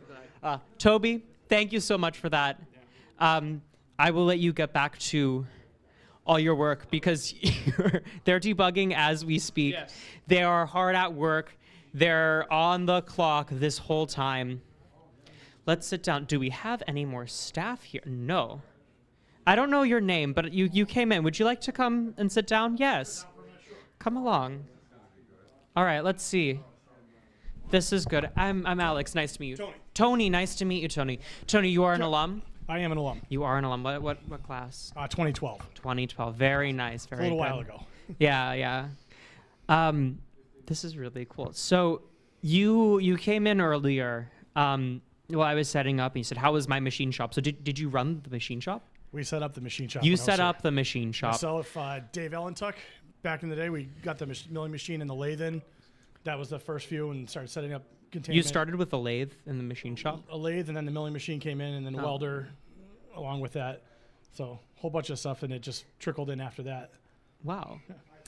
Somebody needed a lathe before they needed like a bandsaw or a oh, okay, that's why. I see you. For the CNC machine that never finished. I understand now. Okay, I see you. What did you need the lathe for? We were making parts for a CNC machine, actually. That's really cool. It materialized. It got most of the way, and then we ran out of people to program it. To get it Lord. moving. We got everything moving, all the motors moved. We could move the axis up and down all over the place, but we ran out of people to actually finish it off. But it was there for about 5 years. Wow. So it was built, it was completed, it just programming lacked, and then it fell by the wayside. It happens sometimes. I mean, there are a lot of projects do. You know, it's, and I think it's the nature of just any project really, is Oh, absolutely. not everything's going to be completed. And so you tell I do this, I write a little bit, and sometimes you have an idea and you say, oh, I'm going to use this later. And then 9 times out of 10, it never, ever comes to fruition. Doesn't materialize, no. Which is not, that's so you're going to build a CNC machine. Do you do fabrication now for a living or for I am fun? an electrical engineer. I work for a defense contractor right now. Wow, that's really cool. From home too, which is even no more fun. way. Yeah. They're a lot of fun. That is really awesome. Are you allowed to talk about? I can talk about some of the things I build. Yeah, what are you allowed to say? Because I know I build UUVs, unmanned underwater vehicles. Whoa. Yeah, we build them from scratch. Everything. I do a lot of stuff. Everything from circuit card design, motor design, battery design, even some of the mechanical design that's on there as well. So I've had my hands in everything. For all you EEs out there, get prepared because you're going to be doing a lot of mechanical work as well as EE work as well as software. It just falls into place. What is your official title, Ben? Senior principal engineer. It's just engineer. They cut the electrical out of it. They're just like, yeah, you're an engineer. You can. At that level, even mechanicals at that level are just senior principal engineer. So yeah, you just engineer. That's you cover a lot of ground. Unmanned underwater vehicles. Yep. What is it? Is it like a I don't know how much I'm allowed to. Is it like a little submarine with an antenna on its head, or they is come it in all shapes and forms? Some of them look like micro torpedoes. Some of them look a big square box. Some of them actually look like dolphins. Don't laugh. They're just long with stuff on the front that sticks out. It's just random stuff. It depends on what the mission for that vehicle is going to be. Just whatever it is. Yeah. Wait. They send little Kia Souls. You said box, right? Yeah. All I can every think of shape is and a Kia Soul, and you just I've dropped worked it on down. the size of a Kia Soul. That's crazy. Yeah, everything from that to a tube about this long that dives up 5,000 feet. Wow. Yeah, they come in all shapes and sizes. What do you need them? Why unmanned? Well, because when you get down very low, I mean, you heard about the unfortunate accident with the crew that went down to the Titanic. That's what happens. If you have an airspace that can be compressed, it will compress. So you want to combat that, so you make it unmanned and you make it as small as possible. Wow. So we've sold to treasure hunters, believe it or not. One of the companies I worked for in the past, we made small vehicles that would scan the sea floor looking for sunken ships. And then they would send a different one down that could go deeper, and they'd go in and start digging and pulling out stuff. Okay, what's the coolest object that they found? Do you know? Don't laugh, lead plates. I'm sorry, what? Lead plates. Okay, that is actually, I'm not laughing because that is cool. Do you know why they're cool? Because they don't make them anymore. There's low alpha lead. No alpha radiation coming off that lead. What? So semiconductor industry goes gaga for that. Yeah. That is People don't actually- realize that you know, a lot of our lead and materials today, they emit alpha particles, beta particles, very, very little, but sometimes it's enough to flip a switch somewhere. Yeah. So if you look at companies like Varian that makes MRI machines, they make they do nuclear medicine.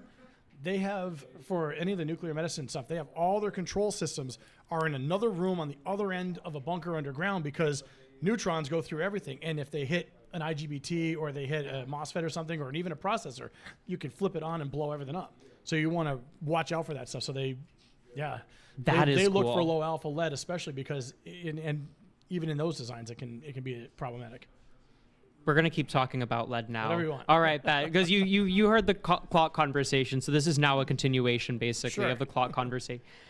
Okay, so the plates don't have the alpha. Why is it that their lead doesn't have that, and why is it that our lead does? It's about 6,000 years old, and it was discovered long before we used it in anything from automotive to electronics and semiconductors, where we were exposing it to all that. So it's been sitting at the bottom of the sea. It's not exposed to it, so it won't take on those decay properties. That's really cool. That everything decays to lead, but low alpha lead has less particles that are still decaying to lead in it. Wow. That's really cool. Yeah. So you fun. found plates. What else have they? I didn't find them. Oh, the company we sold your- our stuff to, your, they sent us pictures and said, "Hey, look what we found." That is so cute that they do that. I feel like sometimes you sell a product to a company and they're like, "All right, goodbye. Here's your money." A lot of times, they yeah. sent you. That's really nice of them. Yeah. That's really awesome. What else have they found? I mean, you find everything. They along with lead, there's usually copper plates because back you're talking Bronze Age, 2,000 years old, off the coast of Greece. Actually, they found bronze. They found lead. They did find some gold, some silver, mostly coin form, and they did find copper plates as well. So just stuff like that, and some of those fetch a pretty price too. So yeah, a lot of it ends up getting donated to museums, especially the coinage because it's a piece of history. Yeah. And museums, they want that history out for display, so they'll put it all out there. Oh, that's pretty cool. So treasure hunters, defense. What else? What else? Rescue, search and rescue. Yeah. So if you got people out to sea and something, they got a boat with, let's say you got a lot of equipment on the boat. You're doing a survey somewhere, and the boat sinks. You get the people. You've got to go down in the boat. You got to have something with an arm that can pull. You got to have something that can get down there and turn a screw to undo a black box. Things like that. Wow. There's not a lot to do. I mean, Discovery underwater, they get them swimming with orcas sometimes. Okay, that's really cool. That's fun. That's something a human can't endless do, right? applications to those. And it's the ocean is so fascinating to me because it's something. What's the number? It's like some 90% of the ocean that we just haven't charted, right? Is some I don't know. Is some It's uncharted, yeah. Yeah, it's some. You can look on Wikipedia and get some big BS number. That's really, really cool. And we're just going to backtrack because you started with the machine shop, but you're an electrical engineer, right? Correct. And now you're doing a similar sort of multidisciplined work. Yeah, and most engineers will end up in multidiscipline. You kind of have to have your hands into everything. It's the epitome of being an engineer. Yeah. You need it, you make it. At the very least, like for me with mechanical stuff, I'll do a first iteration of a product, and then I'll hand it to my mechanical designers, and they'll bring it into code, or bring it into CM, for software, within the company, and then produce it further from there. But a lot of times, you're in a team and somebody's backed up for a while. They can't do it. You can't just sit around and wait. You do it. It's as simple as that. I'm so curious now. Okay, I don't know how long you wanted to stay up, but you're going to stay up for longer. Okay, good. Sure. I'm curious now because if the industry, right, if in the industry you are going to be doing multidisciplinary work, why is it that in academia we are so specialized? mechanical engineering est mechanical engineering, right? Electrical engineering est electrical engineering. Why is it that our academia is not reflective of the actual industry? I had this conversation with a coworker of mine the other day because he's one of those that's of a mind that you stay within your discipline. And I'm an 80s kid, I'm a Gen X. We did it because we had to. We just figured things out as we went because we had to. So, and I think a lot of engineers fall into that. They just kind of have to do it. There's nobody else to do it for them. They can't sit around and wait, but the project has to keep moving forward. So you just take up the next mantle and you go with it. Yeah. You're trained in this one discipline. Ideally, I'd love to be just an electrical engineer, but then I'd get nothing done. So it's really, we're emulating the ideal of Right. what Exactly. I mean, I say should be, right? Of what a company, I guess what a company wants to be really. Right. But it's the fact that we're just kind of tossed into the water. You're not tossed into the water, you're tossed right into the fire. Oh my Lord. Yeah. You just skate over the top of the water and you fall in the fire. It's like a skip and a stone. It was so good to meet you. Yeah, you Thank as you well. so much. Oh my Lord, what was your... Tony, Alex. nice to meet Tony, you. it's been a pleasure. Thank you so Absolutely. much. Thank you, Tony. Who else? How many? 15 more. Oh, until Circuits and Code. Yes? Awesome. So in 15 minutes, we have a section of Circuits and Code. This is a showcase of student projects, so you are going to want to stick around for that, even though I'm probably going to talk about cars or lead or semiconductors at this moment. I'd like to invite up our very own student manager, Ms. Anika Pathak. Anika, how are you? You've seen her. So, Anika does everything. Anika does. Working. Hello. Ask Julia. Oh, let's do it. Has This this one's number, it appears to have gone up since. Thank you. Thank you. Thank you. Julia, how are any comments in the YouTube for us before we begin? None? Feel free to chat. Feel free to say, who says, I say hello to all of you in Tilvialand. Hello. Feel free to call in. Feel free to comment on the YouTube. We have staff here to monitor all of that, and they're getting paid to monitor all of that. So put our money to good use, please. Thank you. Anika, how's it going, Queen? Good. How have you been? You've been here for a while. I've How been are you here for a holding up? while. I am holding up. My coffee is properly in my bloodstream. Yeah? And therefore I'm very, very happy. Someone else was telling me coffee makes them happy. I think it was you. Caffeine makes her Julia, happy. you are a caffeine monster. You are like I'll say hi to Julia. It'll be maybe like 10 in the morning, and she'll be like, yeah, I'm on my third Monster now. Really? Well, yes, but you also have other sources of Caffeine. She's crazy. That we won't name on camera because we run on caffeine. That's stuff secret. I'll tell you though. One of my best childhood friends, he's in the Navy, and I called him up the other day and I said, so how's it going? He's like, Alex, you won't believe this. The Navy runs on caffeine and tobacco, and that's the only so if you think it's just an engineering thing, it is also in the U.S. military. The Navy runs on caffeine and tobacco. I get it. Which is brilliant. So I get it. Everyone, thank you. Thank you to all of the coffee planters out there. Yeah. We love you. Thank you. It's really cool stuff. All right, let's stop talking about although I could talk about coffee all day, but that's going to be another clock conversation, and I think we want to keep avoiding those at all cost. And like a student manager. Mm-hmm. How did you get here? Because you're from India, right? Yeah. And then you're like, I'm going to go to Massachusetts, which is cold and gray and snowy all the time from, nice warm India. Yeah. Tell me about that. Well, I think at the time I had always lived in a city only, so I really wanted to kind of come to somewhere that has a little bit more peace and quiet, which I mean, ironically, it's not very peaceful and quiet. This is a loud campus, but I'm not complaining. But I love the hustle and bustle. When I was researching colleges, this one was it just appealed to me a lot because of how alive the student community is. There's so many clubs, so many, like, no matter who you are, you will find a place for yourself here. That's what I tell everyone. So that way is I'm glad I chose UMass. Yeah, and I guess maybe that's also why you chose M5 as well.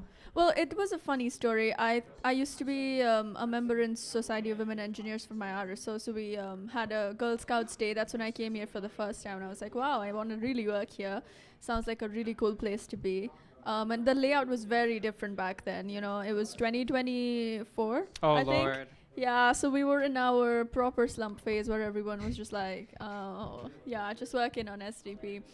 But then the following summer, I started working for Wouter for the SDP lab, and I was just cleaning up the SDP lab and stuff. And yeah, Connor found me, and he was like, he just kind of adopted me to help him do his work. So he would just make me do all the layman chores. Connor, I remember that. Like, all the stupid stuff, he'd be like, okay, test all the sockets in the building. Now I'm running around testing all the sockets in the building. And you do it so well. For context, Connor McGarry is the previous student manager who may or may not be here today. If he's here today, we're getting him on camera. That is a promise, Connor McGarry, and I will keep that promise. Beautiful. Connor, if you're watching, feel free to call in. Yeah. Now, this is, okay. We're talking about improvements because you and I, this place has improved a lot. I'm glad you say since that. you've been here, especially since I started working here. Yeah. I remember, and this was when I sort of realized you were very, I mean, I always knew you were intelligent and capable, but we were sitting down, I was on shift, it was a Saturday, and I said to you, Anika, I have no work to do. Like, I have to make an Instagram post. And you said to me, you're like, look, you know, you do good stuff, right? I'm exaggerating, obviously. You didn't really say that. You're amazing, and we can't live without you. No. And you said, look, like, we need to start posting stuff that is how to use the space. And you knew, I obviously was ignorant of this fact. You knew that we needed how to use the space, a video on how to use this space, and it became our most liked video. It is. I think to this day, it is the most liked video, and the most shared and reposted video that we have ever had. I didn't know on that. the M5 Instagram. Well, yes, congratulations. Thank you. You have what I'm trying to say is you have this awareness of what needs to be done, and then you do it. Thank How? You. Well, I think initially with what this space was, what I was noticing was that whatever content we were putting out, it was a lot more about what we're doing here, or just like talking about what projects we're working on. But, you know, that's part of what social media should be used for, but that's not completely what we should be using it for, because we should use that platform to invite more people to come and get engaged, but then we're not using it to do that. You know, so anybody who's new to the place doesn't know how they can get involved, and they can be one of the people talking about those projects. So it's very important that you constantly talk about what you've achieved, but also constantly provide new people with an opportunity to come in and do more stuff. And yeah, I mean, as Baird has mentioned many times, it's a very hard nut to crack how exactly we should get more engagement and how we should get more people to come in, what exactly people need. But we're constantly working on it. And, you know, sometimes we think something is going to work out and it works out. Sometimes it doesn't. Who knows? But I think I found trial and error to be the best way to figure it out. That's really good. You are always aware of what's going on in the space. I think even if you don't know it, and you're always aware of if someone is you know when someone is struggling. I feel like you always do, and you always reach out at the right time. Have you always had that instinct? Did you learn that? Is that instinct? Is that a learned skill? I do think as a person, I'm a very big empath. Is that the word? I've always been very sensitive, so maybe that's just, and maybe it's genetic. Because my parents are very sensitive people too, so maybe I'm just that way because of that. But yeah, I'm glad you feel that way, and I'm glad you like, you know, whatever my efforts are towards making this place a better workplace for all of us and everything. That's really amazing. Thank you. Thank you. We're gonna pivot. Let's go. Because Circuits and code. we can talk. Well, no, I'm going to pivot the conversation. Oh, okay. We have 6 minutes. We got 6 minutes. All right, good. So, Anika, you and I, we share something. We're both enjoyers of horror. Favorite horror content. It can be a movie, podcast, TV show. What are you, for all the people watching, what should they watch? What do you like? I can't pinpoint a specific movie, but I really like Shutter Island. Shutter Island? It's Leonardo DiCaprio's. It's a psychological thriller. I find psychological thriller to be a little bit more engaging compared to just supernatural horror. And then there's this movie coming out called The Backrooms in June. Yeah. And so it's this movie about miles and miles of backrooms in the behind of shopping malls and how people over the years have gotten trapped in there and died or just like, not been able to escape. And I'm very interested in it. That's really... Have you ever played... there's so many games online that are like backrooms. Because the backroom started as a on a Reddit internet forum. And that it was like a sort of an urban legend of the backrooms. And then you have Infinite IKEA as well. Yeah. Where the employees go crazy at night and try to murder you. Yes, great stuff for a Saturday, 12 at a Saturday. Yeah. I mean... Are you into video games as well, like horror video games, or are you just movie person? I like movies more. Yeah, they tend to stress my eyes a little less. So I enjoy movies more. There you go. Yeah. Well, that's good. So horror movies and managing M5. All right. Thank you so much, Anika. Thank you for having me. Have a wonderful... Thank you. Julia, where are we at on time right now? 4 minutes. We have 4 minutes. Julia, are you able to leave the desk? Okay, come along. Come here, Julia. Come on. 4 Julia. minutes. This is 4 minutes of Alex Reinecke and Julia Berkovich. That's a crazy... Is the mic that's on? Yeah. We need to talk about... Do you want to talk about M5 or do you want to talk about Rocky Horror? I don't know. You can ask me about anything. Let's talk about Rocky Horror because that's... Oh. There's the phone. Oh, Toby's mom. Hi, Toby's mom. All How right. come my mom isn't calling? We're seeing you, Julia's mom. All right. So, Julia, you and I are STEM people. Yes. But... Sure. But what people don't know is that we also do theater. Does anybody know that? You might be able to tell. You are so crazy organized. I try. You're so. When did that start? When did you use? Yeah. I mean, I was always really organized in like high school and like in terms of schoolwork and like pre-high school. I don't know. I guess where did you pre-high school. begin? Where did like the Julia that is like she knows, what the audition form needs and what the emails need. Where did that begin for you? Probably a few years ago. I take a lot of inspiration from the production manager of the UMass Theater Department, Julie Fife. Go Julie Fife. Julie Fife, yes. I stage managed my first show for the theater department, like actually stage managed for the theater department. I think that's kind of where I learned. I also, I've worked on a lot of productions. I just kind of saw what other people were doing, and I was like, oh, I like this, oh, I don't like this, and then I replicated the parts that I liked. I love that. Who's the ideal director to work for? Not like who, but like what is, what is the ideal team in your eyes? Usually like a director that is organized. Like I've worked with some really, really disorganized directors, and I'm able to get them on track because I can work well with like everyone, but someone that like knows what they want to do for each rehearsal and is able to like stick to that plan and follow through on everything that they like said they were going to do. I agree with that statement. Yay.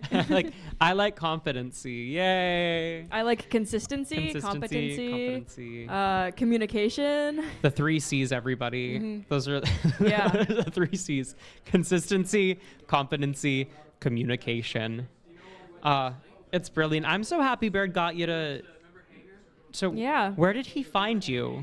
So my stepdad was part of M5 when it was like getting started, and he was like pretty involved. And then because of that, I took the Kim class my freshman year. Mhm. And then there was like a year between me taking that and then Baird being like, hey, wait, you work in theater.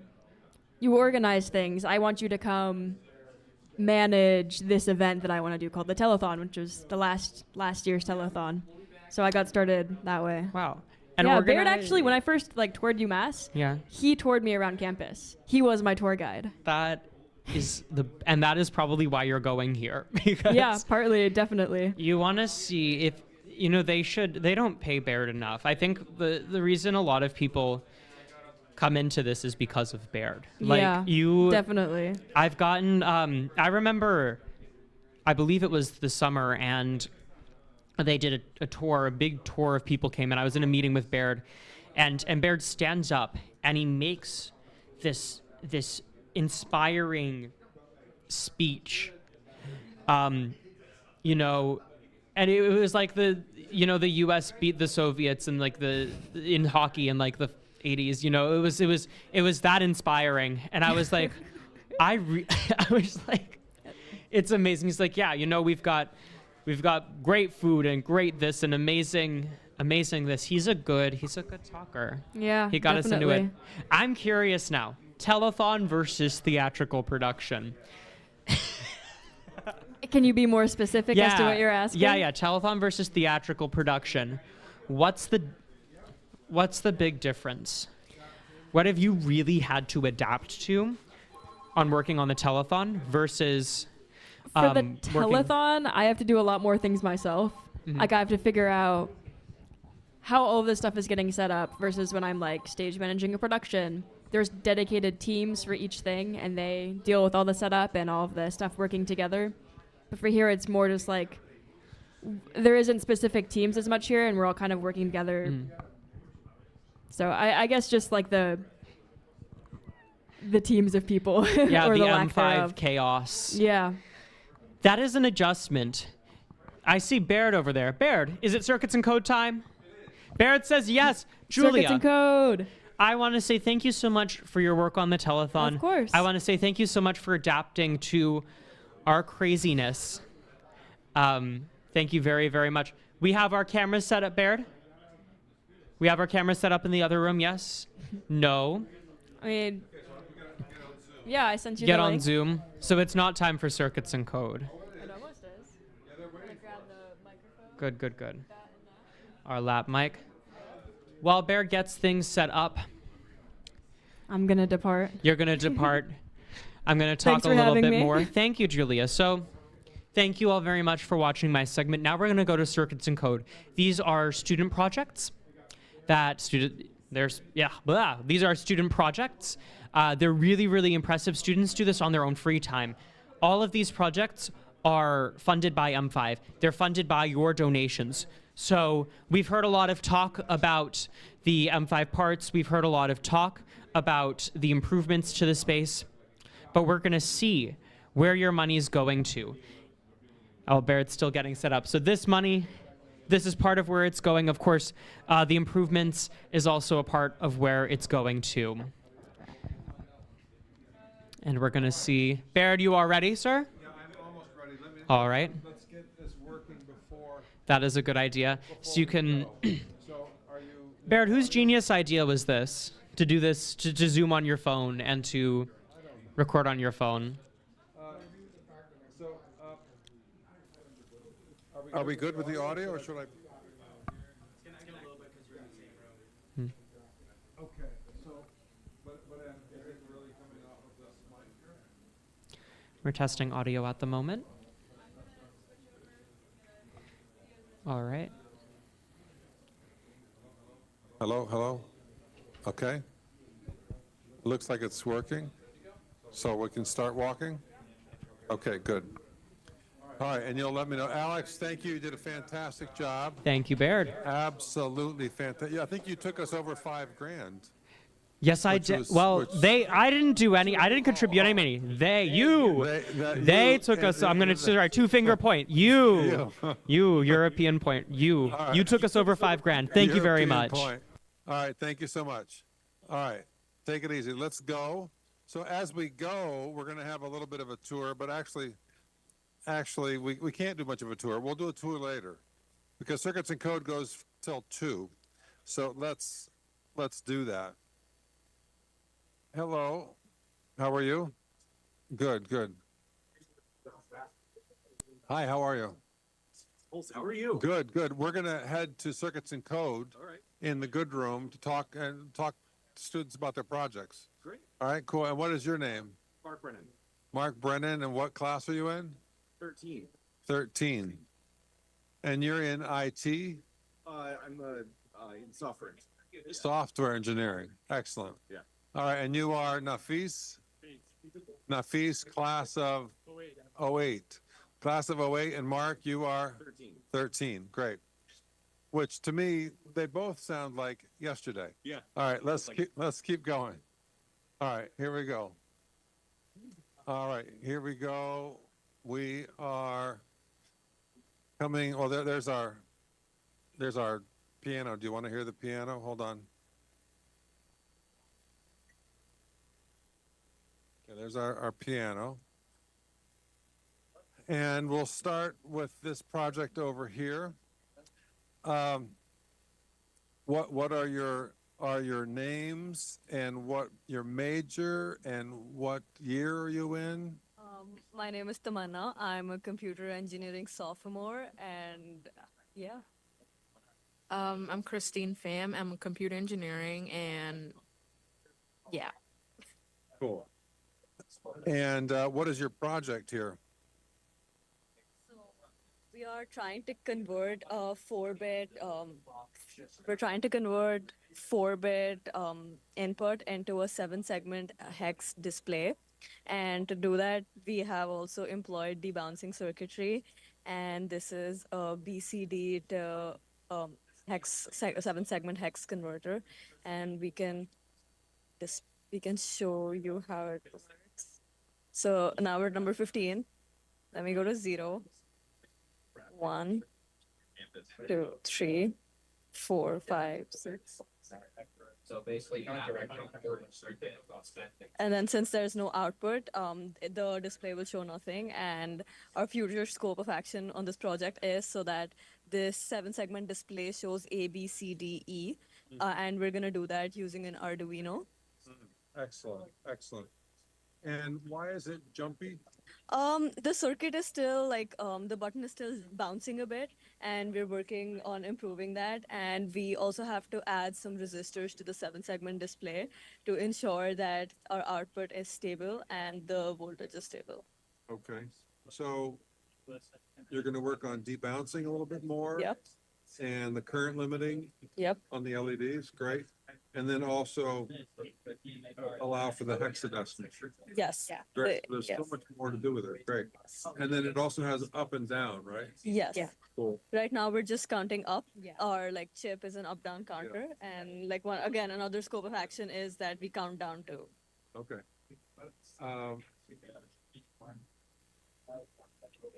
So you're both busy students.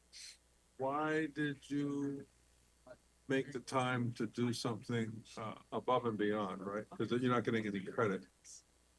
Why are you doing something extra? I would say we chose to do this to learn more about just electronics in general and gain more hands-on experience for ourselves before, all the classes. And we actually use a lot of knowledge from the classes that we took to apply in this project. Yeah. So you are in the embedded systems course right now, which is both a Linux-based computer and an 8-bit computer. And even though this project is so much less complex than, say, a microcontroller, why is it valuable even though it's a simple circuit? I think this project has taught us a lot about the basics of prototyping, firstly. Secondly, it gave us hands-on experience. We learned a lot about, 4-bit up-down counters and all of the logic in our freshman year, in one of our freshman year classes. However, this was our opportunity to come and apply it in a project in how we chose to apply it. And yes, this is less complicated. However, this requires a lot of debugging and it requires a lot of hands-on physical knowledge, which we wouldn't have had if we didn't do the project. Mhm. Yeah, it's very different than the coursework, isn't it? Yep. You know. All right, fantastic. Well, thank you very much. I think we're gonna go look at the other projects now. Thank you. Thank you. Congratulations on your project. Great, I'm gonna also show them your poster, okay? All right, here you go, people. Here's the poster. All right, and this is the circuits and code portion of the day. Great, thanks a lot. Take care, bye-bye. Roberto, are you here? We'll have to come back to Roberto. Let's go over here. Hi, do you have a project over here? Okay, great. Is this you, Owen? Okay, so you are Owen, electrical engineering student, 2027, which means you are a junior. No, a junior? A junior. And I'm looking at the circuit. What can you explain this circuit a little bit? I can indeed. All right, so this is a programmable system on chip board. So we have the ability to customize these analog and digital blocks and manipulate them in any which way you please. So you can see here we have our clocks. This is the PLL clock coming in, and it says divided by 4. It's not actually divided by 4. It's at 12 megahertz right now, and that's going to this 8-bit counter. Every time that counter rolls over, which would be every 256 clock cycles, it'll fire the DMA. So if you come over here to the scope, you can see our 12 megahertz clock cycle. And then I'll move it over here. Wait. Let me show them the board. Oh, yeah. What board is this? This is a programmable system on chip board. Programmable system on chip? Yes. It's by Cypress, or now Did you Infineon. design the board? I did not design the board. Did you program it? I programmed the board, yes. Okay. I'll auto set this. You can see Who makes the board? Cypress. Okay. This is the output of the counter at 50 kilohertz, which is our 12 megahertz signal divided by 256. And then when that fires, the DMA will go to this lookup table. And I have it set right now to go as fast as it can and dump the entire lookup table to this voltage DAC. So we're hoping for a sine wave at 56 kilohertz. Wow. And you can see the output of that is going to be on this pin here. Unfortunately, our voltage DAC is limited to 10 kilohertz. So you'll see it's 10K, and we can't get it to go any faster unless we use a different DAC. So it should be 46. It's only 10. There is a setting I can change such that instead of dumping the entire lookup table, it's just going to dump one value at a time every time that counter fires. And that would have the effect of dividing by 256 again for the 256 items in the lookup table. And when I do that, we get a sine wave that's like 180 hertz. The ultimate goal of this is current injection for a bioimpedance monitoring system. For a what? Bioimpedance monitoring system. You can get blood pressure and heart rate and stuff from that. Unfortunately, we're limited to 10 kilohertz, and we want to be closer to 15 or 20. So we're going to have to find a different solution. Okay. But this is direct digital synthesis. Davis, Electrical Engineering 2027. Great. And did you do this in conjunction with a research lab? This was in conjunction with the research lab, yes. Which research lab and who's the advisor? Would have been the 2D bioelectronics lab, and the advisor is Dmitry Kareev, but I was working under a PhD student, Pratam Chowdhury, that was giving biomedical department, biomedical engineering department. Okay, great. And how did this come about? How did this happen? Well, essentially, I was told to do it. The eventual idea is to make a wearable bioimpedance monitoring system, and that's a very involved process. We want to pick a platform to build on, and this programmable system on chipboard was one such platform we were considering. So. How did you find that lab? Oh, I got an email from the College of Engineering, or from the lab, saying we're looking for people. And you applied? And I applied, and I interviewed, and I was accepted into the lab. Congratulations. It was very much, yeah. How many semesters have you been in there? A month or so. Really? Yeah. Oh, very recent. Incredible. All right. Well, thank you, Owen. Of course. Thank you very much. You take care.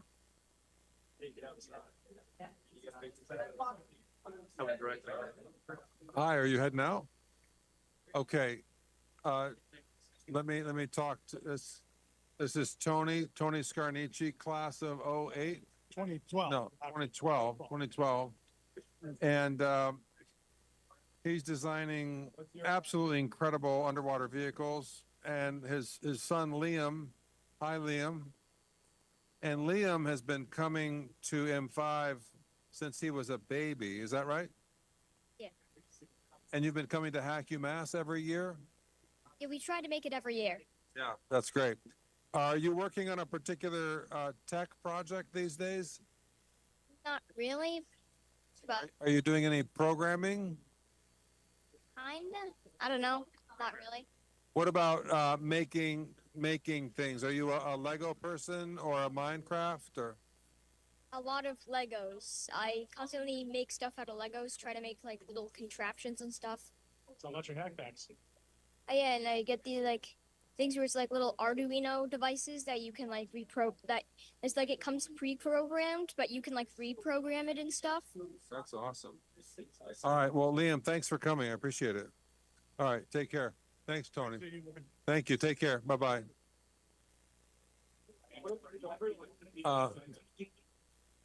Hi. How are you? Good. What's your name? I'm Om. You're Om Patel. Let's go in on the poster here. All right, Om Patel. Yeah. That's a cool photo.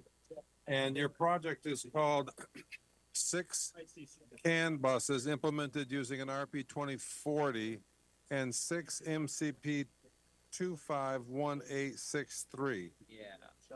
What are those? So, do you know about CAN bus? A little bit. A little bit? Yeah. The audience might not. Okay, so. Hold this, okay? Oh, okay. All right, thank you. I have this fun image here. So, basically, CAN bus was a protocol that's designed for like cars and robotics and stuff. Basically, anywhere where you have a lot of noise and you want like reliable data transfer, and you might have to do it over a long distance. And basically, the way CAN bus handles noise is actually differential. So as you can see, if you're trying to send like a 0, then the 2 CAN lines are actually going to be like 5 volts apart. Whereas if you're trying to send a 1, then the CAN lines will actually come together, and then you can just measure the voltage difference between the 2 lines. So even if there's noise on the signal, it'll add noise equally to both lines, which means the voltage difference will still be the same. And so basically, I made this board for the UMass Robotics Club. Yes. Because last year we had a couple motors that we had to drive. So I have one of the motors with me. Basically, this motor controller right here, it actually communicates via CAN. And so I basically made a board that would take like USB or SPI and then convert it to a CAN signal so we could interface with this board. And I have a small demo program that just like spins the motor. And so, sorry. What's your Gotta program? plug it in. Here? So I wrote this in Python. The code on here runs in C++. It's just using like the standard like the Pico SDK. But yeah. Did you design something here? Yeah, so I designed this board. And then I also wrote all the code for it. Wow. Did you design it in KiCad? Yeah. So I used KiCad to make it. And then I also had to somewhat reverse engineer the protocol for this because it's not super publicly available. So I just got like the header files and then it had like all the information in there. And CAN, as it says, is a bus protocol. So that means you can have multiple devices on like a single thing. So people ask, why do I have 6 like CAN buses if you can just put all the devices on one? And the reason was a lot of manufacturers will actually use, there's basically a couple bits at the beginning called arbitration IDs, and those are used to actually address what device you're trying to send your packet to.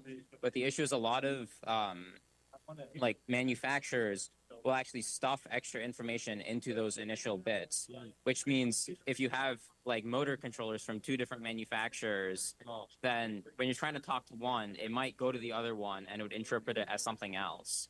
So sometimes you just have to have different physical buses for like each different motor controller and stuff. Wow. Yeah. So a standard that gets a little tweaked by one manufacturer. Yeah. Okay. It happens. It's annoying, but yeah. And is it working well? Yeah. Is there a demo? Yeah. So this is basically the demo. I have We didn't see the motor moving yet. Oh, well, it's spinning. Yeah. Okay. It'll spin in one direction and then it'll stop and go in the other direction. Yeah. And then it'll also report back like the voltage and the current. Right now the current's not really working correctly because it says it never draws more than like 100 milliamps, but the voltage is working at least. So yeah. Okay. So this is monitoring. Yeah. Did you use Arduino at all in the project? No. For rapid prototyping? No. Okay. Yeah. Everything's from scratch. Yeah, everything's using the Pi Pico, like the RP2040 platform. Yeah. Did you have to steal an RP2040 off something? The chip itself? Yeah. So actually, I have 2 of these boards. I actually destroyed one of while I was trying to solder it, because like that was my first time actually doing SMD soldering, and so I destroyed one of the like RP2040 chips. And so when I was making the second board, I literally just stole the chip from like a Pi Pico. Yeah. Yeah. Good. Yeah. They're so cheap. They are so cheap. All right. Thank you very much. Thank you. Hi, would you like to be on the air? Love to be on the air. Okay, great. So here's a microphone. Yes. Okay. Thank you. Your name, please? Okay. Hi, my name is Mari Braun. I'm presenting magnetic core memory. I worked on this with Om Patel, who just presented. Okay. So magnetic core memory is, we can maneuver this so it's maybe facing a little. Let me get the names here. Oh, yeah. Neurons can help too. Magnetic core memory. Magnetic core memory, yes. So magnetic core memory was used basically around the 1960s.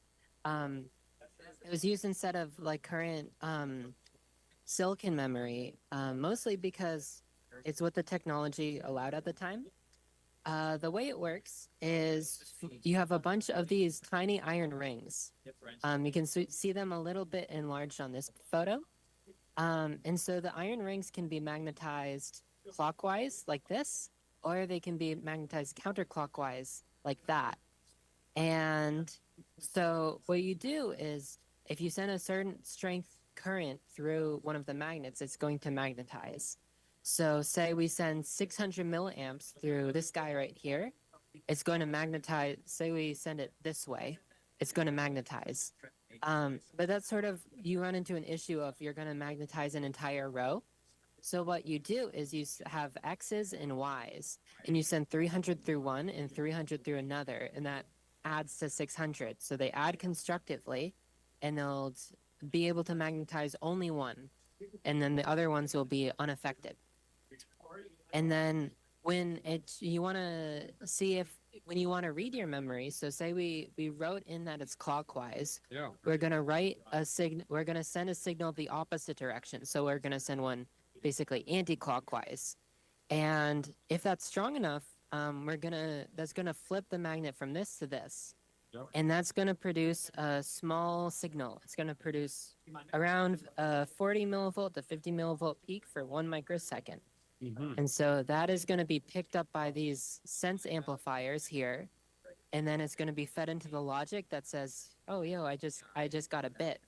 The issue is you just read your memory, and in reading your memory, you destroyed one of your bits.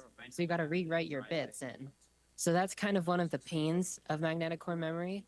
Another pain is it's going to be really hard to focus on it.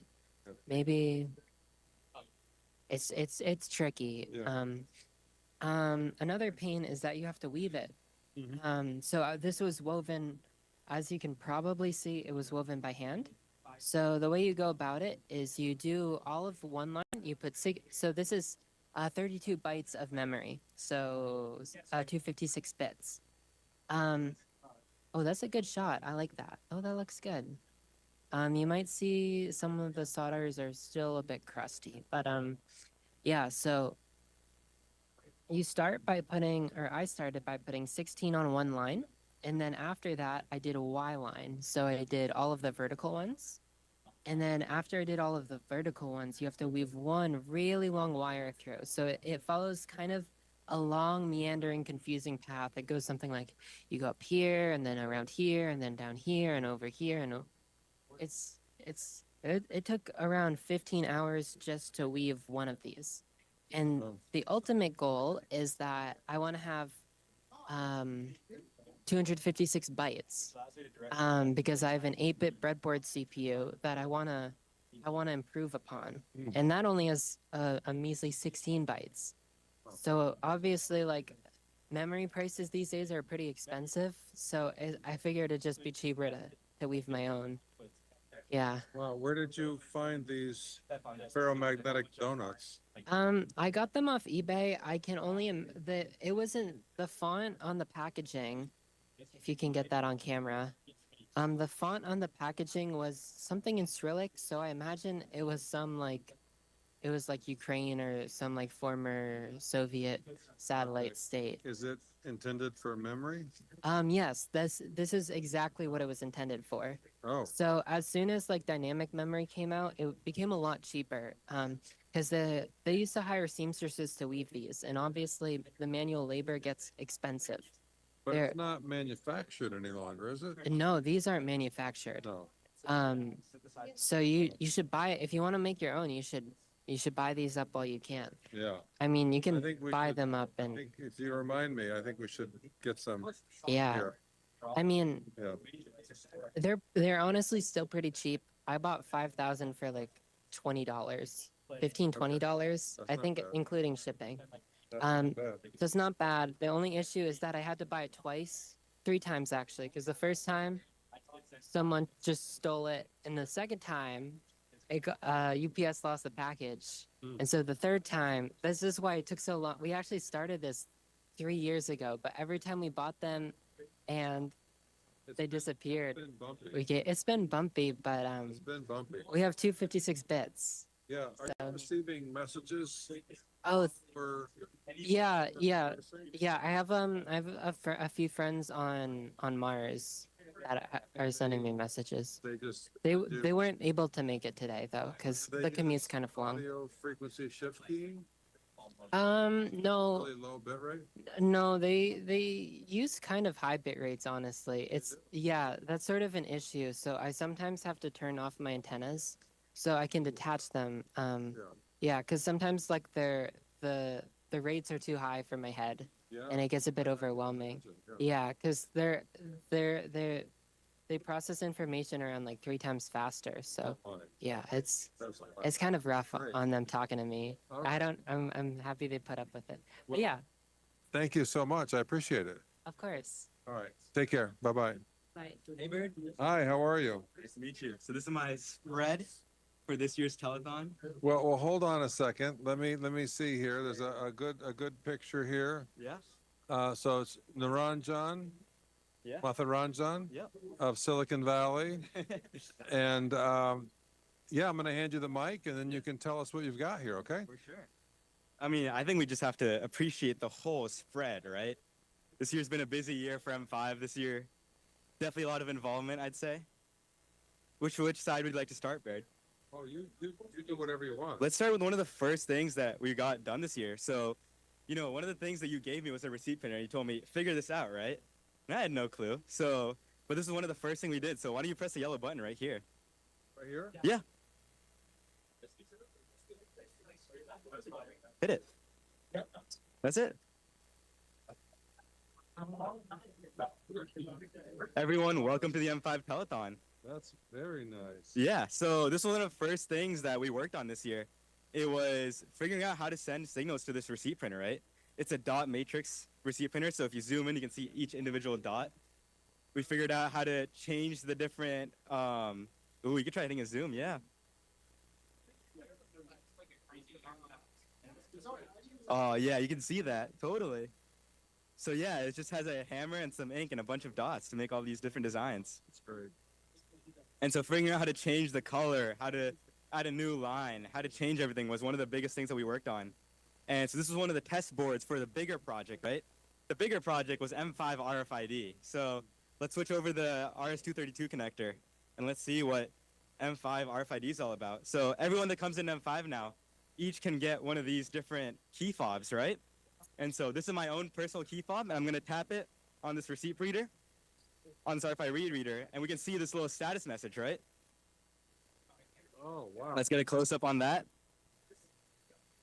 And so this is an M5-wide RFID-based member engagement system that we've designed. It uses a PostgreSQL database, and we're storing the member engagement of M5 through it.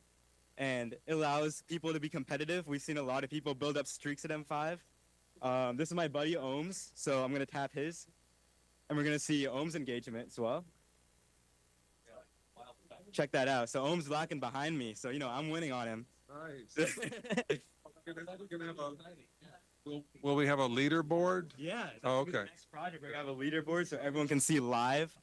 Get some friendly competition going, some bonus events. Maybe if you attend Saturday Maker Day, you get more points, And we might do games that are based on the fobs, right? Yeah. Cool.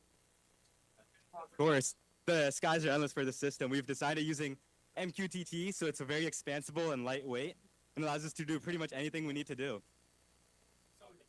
All right, so that was one of the major things. And, I hinted on something about bonus events, right? So this was one of the bigger events we'd hosted at M5 this year.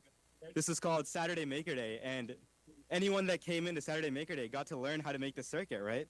The cool thing about this circuit is there's no microcontroller, right? You don't see a Raspberry Pi, you don't see an Arduino, you don't see an STM32. A little bit further. Okay. You're loud. Yeah. That's good. You don't see any different microcontrollers here. Yeah. It's all programmed using digital logic, right? We're taking in a 555 timer here. We're putting it into a counter. And these are two binary coded decimal outputs to get a display on this board right here. And, a lot of people didn't know a lot about digital logic. And we sort of brought this new culture to M5 where people got to experiment with the hardware itself here. Yeah. And so I think 8 or 9 people showed up to build their own version of this. No. It was a great event. And they got to keep it. Yeah, they got to keep it, take it home, show their parents. Yeah. It's a good time. Great. So this is the piece of resistance, right? It's just the sauce. So let's give a rundown from last year, right? Yeah. Wow. We got the Kim. This takes in a 65. What's the Kim? This is a 6502 microprocessor, right?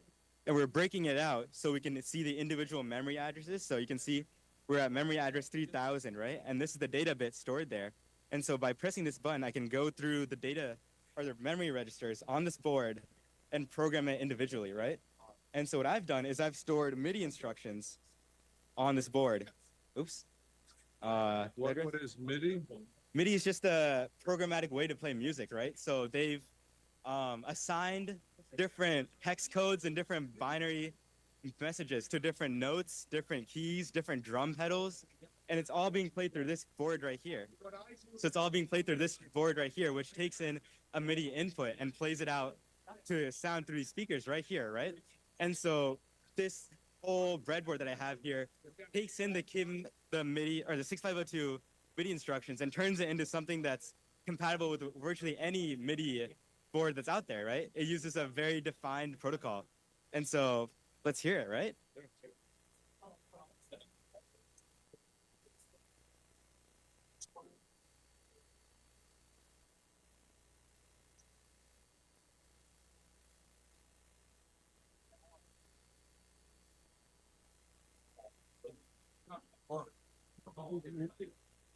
One thing that I want to emphasize here is that Naranjan's board is just using logic chips. There's no microcontroller. There's no code whatsoever. So all the MIDI timing is taken care of with logic chips. And your oscillator itself is based on what? So we're tapping into the CPU clock and stepping it down so we can get a MIDI compatible timing. And that way we don't rely on any external hardware to generate that clock, right? It's all based on this one device. And what's really interesting about this, MIDI was born around 1981, 83. And at that time, the personal computers were running at about 1 megahertz. So the whole timing structure of MIDI was based on that fact, that there were 1 megahertz computers, and this is a 1 megahertz computer. Yeah, so right there. Stepping it down from 1 megahertz to 31 kilohertz, 31.25 kilohertz, and that generates valid MIDI packets. I'm actually, if you look over here, what we're doing here is we're tapping into the address lines and the data lines of the chip, and so by doing that, we're memory mapping two different I/O ports that we're using, and so we send out 8 different output ports, and we're converting that into a serial message, which is what MIDI takes in. And so this whole design is basically designed around this adapter, right? And so we can just slot it into any KIM.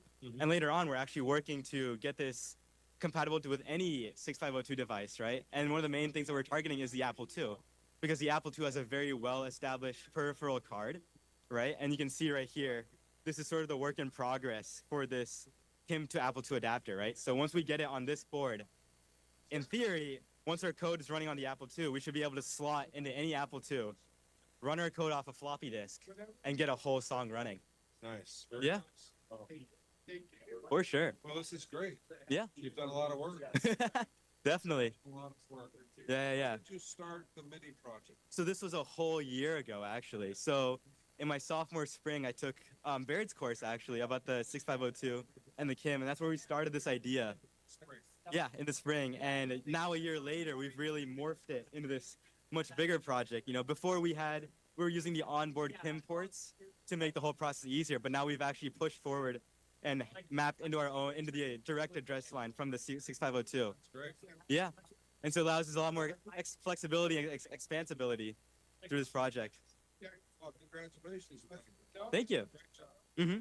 Thank you so much. Yeah. I'll have a good day. Thank you. Take care. Wow. Some great, really, really awesome projects here. We've got interviewing going on all over the place. This is awesome. Let's see what I can find over here. Let's go talk to Roberto. Hey, Roberto. How are you? Good. Great. So let me just zoom in on your... next we're going to talk to Roberto. His project is called Purring Virtual Cat. His name is Roberto Mendoza, and he's a computer engineering student, class of 2029, so you are in your first year. Yes, I am. Fantastic.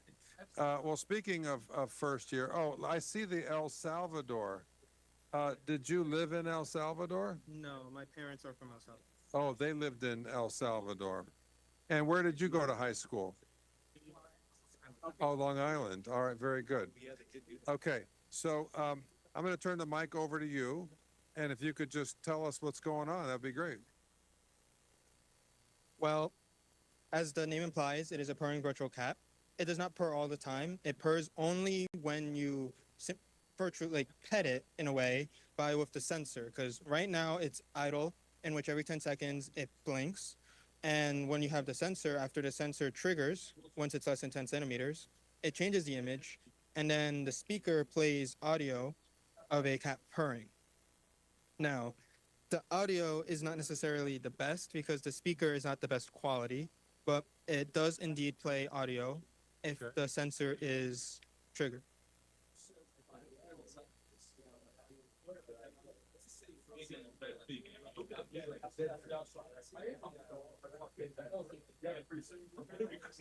Okay. Cool. Wow. And you've got an animation. Yes. As What it, well. what it, every 10 seconds, the PNG changes, but and changes back in quick succession to simulate the cat blinking. Oh, that's very nice. So in reality, it is only 2 PNG files that I converted to a hex, but there's because of the timing in which I had them displayed, Oh. it makes it look like an animation. Oh, wow.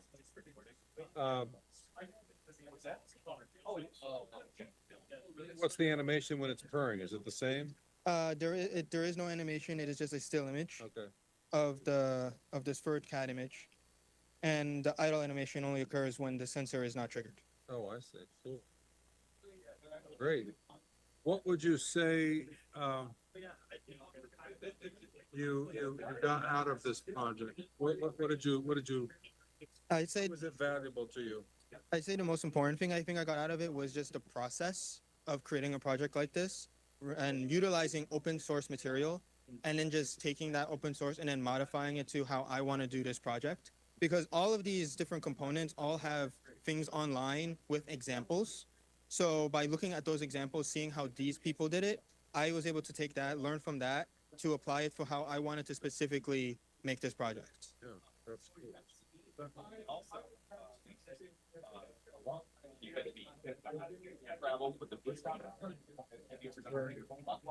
Okay. All right. This is really cool. Roberta, I really like the project. It's got some really cool elements. Did you program it in CircuitPython? No, in C. In C. Yes, using the Arduino IDE. Using the Arduino IDE. That's really cool. And so you probably learned a lot through this. Yeah. That's awesome. Well, congratulations. Thank you very much. Take care. You too. Bye-bye. Bye. Okay.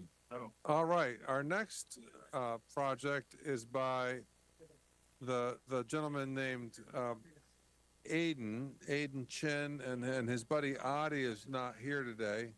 But you worked on this at a hackathon, and yeah, give us the rundown, Aiden. Hi. So yeah, me and Adi, last semester we joined Hack UMass 13, and we ended up making these pedals in 36 hours over the weekend, and we won the best hardware hack.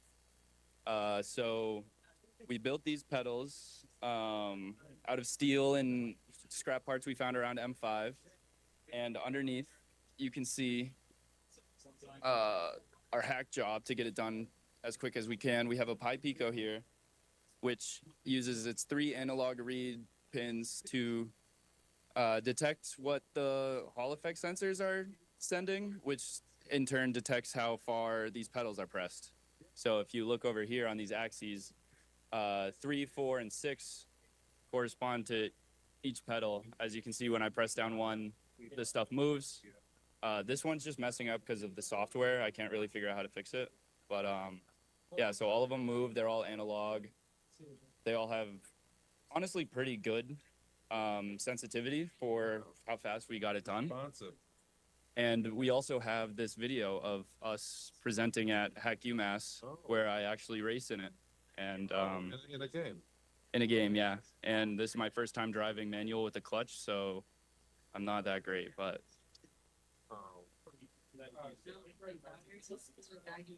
That's wonderful. It's pretty sweet. I missed a gear. Oops. Really cool. Well, awesome. And you are a senior. Yes, I am. And you're on staff at M5. I am the machine shop manager. And when did you join M5? I joined M5 my sophomore year, 3 years ago. So first, my freshman year, Baird came into our engineering class, and he was talking about this retro computing course that was available, this lab, which was 1 credit for the semester. And I would come down to M5, and he would teach us all about CMOS, computer architecture, and the 6502 on the Kim 1 computer. And ever since then, I've kind of just had my whole college experience revolve around M5, really. But yeah, come to M5. It's awesome. Amazing. All right, Aiden, thank you very much. Take care. And Aiden's also the Aiden behind the Aiden's Wall, which is the home of the telephone. We'll probably see that. Well, you already saw that earlier, but we might go back there. Thank you. Bye. Hi. Oh, do you have a project? Okay. Hold on a second. Let me introduce you. So you're Tong. Yeah. And very good. Can you hold the mic and tell us about your project? Oh, you've got 2 projects. Yeah, I got 2. So this one is a development board. It's made of RP 2040, which is similar to the Pi Pico. But is that your board? Yeah, it's my board. I designed it. You designed the board? Yeah. So it doesn't have much stuff. I tried to make it that I can wire another charge, like another source, voltage source from outside, instead of just the USB-C port. You upgraded it. Yeah, I mean it's not as good as Pi Pico, but I'm trying to like upgrade it. Yeah. And like it's really just all the pins connect to the RP2040 with the oscilloscope and a switch to reset. Thank you. Are you open sourcing your work? Yes, I do. All of my stuff and all the material that I researched, I post on my GitHub. So if you have the link, you can go there and see my progress of working and my stuff. Yeah, thank you. Good. What else do you have? I also have a split keyboard. So the split keyboard is a PCB design with key switches, and it runs with a Shout RP NRF 82 something ish. So the Shout is a board that is really small, and that's why I choose it to make it a real compact split keyboard. And because the Shout also have wireless, it runs on YouTube, Bluetooth. My bad. It runs on Bluetooth. So I have 2 separate parts of the split keyboard. Wow. And I just type it in. About the firmware, I use like a library. It's not a library. It's like a firmware from a company, and they open source it, so I can just download the files. I'll customize based on my keyboard, and then I just flash it to my board, and it should run perfectly. Yeah, thank you. Wow. What year are you in? I'm a freshman computer engineer. Did you do anything like this in high school? No, I just start design PCB and this stuff from the winter break. Really? Yeah, I did. So I have enough. You're working in KiCad? Yeah, I'm doing KiCad because it's free. Recommending it to people? I'll say KiCad is the only one I use so far, but it's not that hard. Like once I got like a week in, it's become really easy and accessible, and it's all just about designing the circuit itself. I think we're going to have. I think we're going to see many more KiCad projects next year. Thank you. I also have like a smaller version of keyboard, which is a macro pad. Do you want to show it to us? I haven't started the keys yet, but I got a rotary encoder that can actually.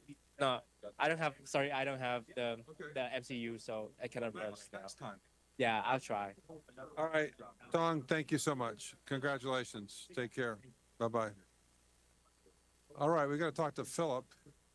Philip, how are you? Good. Let me start with your poster, okay? So this is Philip. Philip is famous Philip. Philip designed a beautiful system. I won't steal his thunder. I'm gonna let him explain it. But he's a junior, and he did a cool thing here. So I'll give you the mic, and then you can tell us what you did, okay? Sounds good. All right, so we have a couple different things here, but starting off, this guy is a dipole antenna designed to receive information from weather satellites. So there's a series of satellites called APT satellites. That stands for Automatic Picture Transmission, and what they do is they'll orbit around Earth, usually sun synchronous, and they'll snap pictures of the Earth and they'll send it down automatically. That process is used for a lot of cloud monitoring, things like that, hierarchy.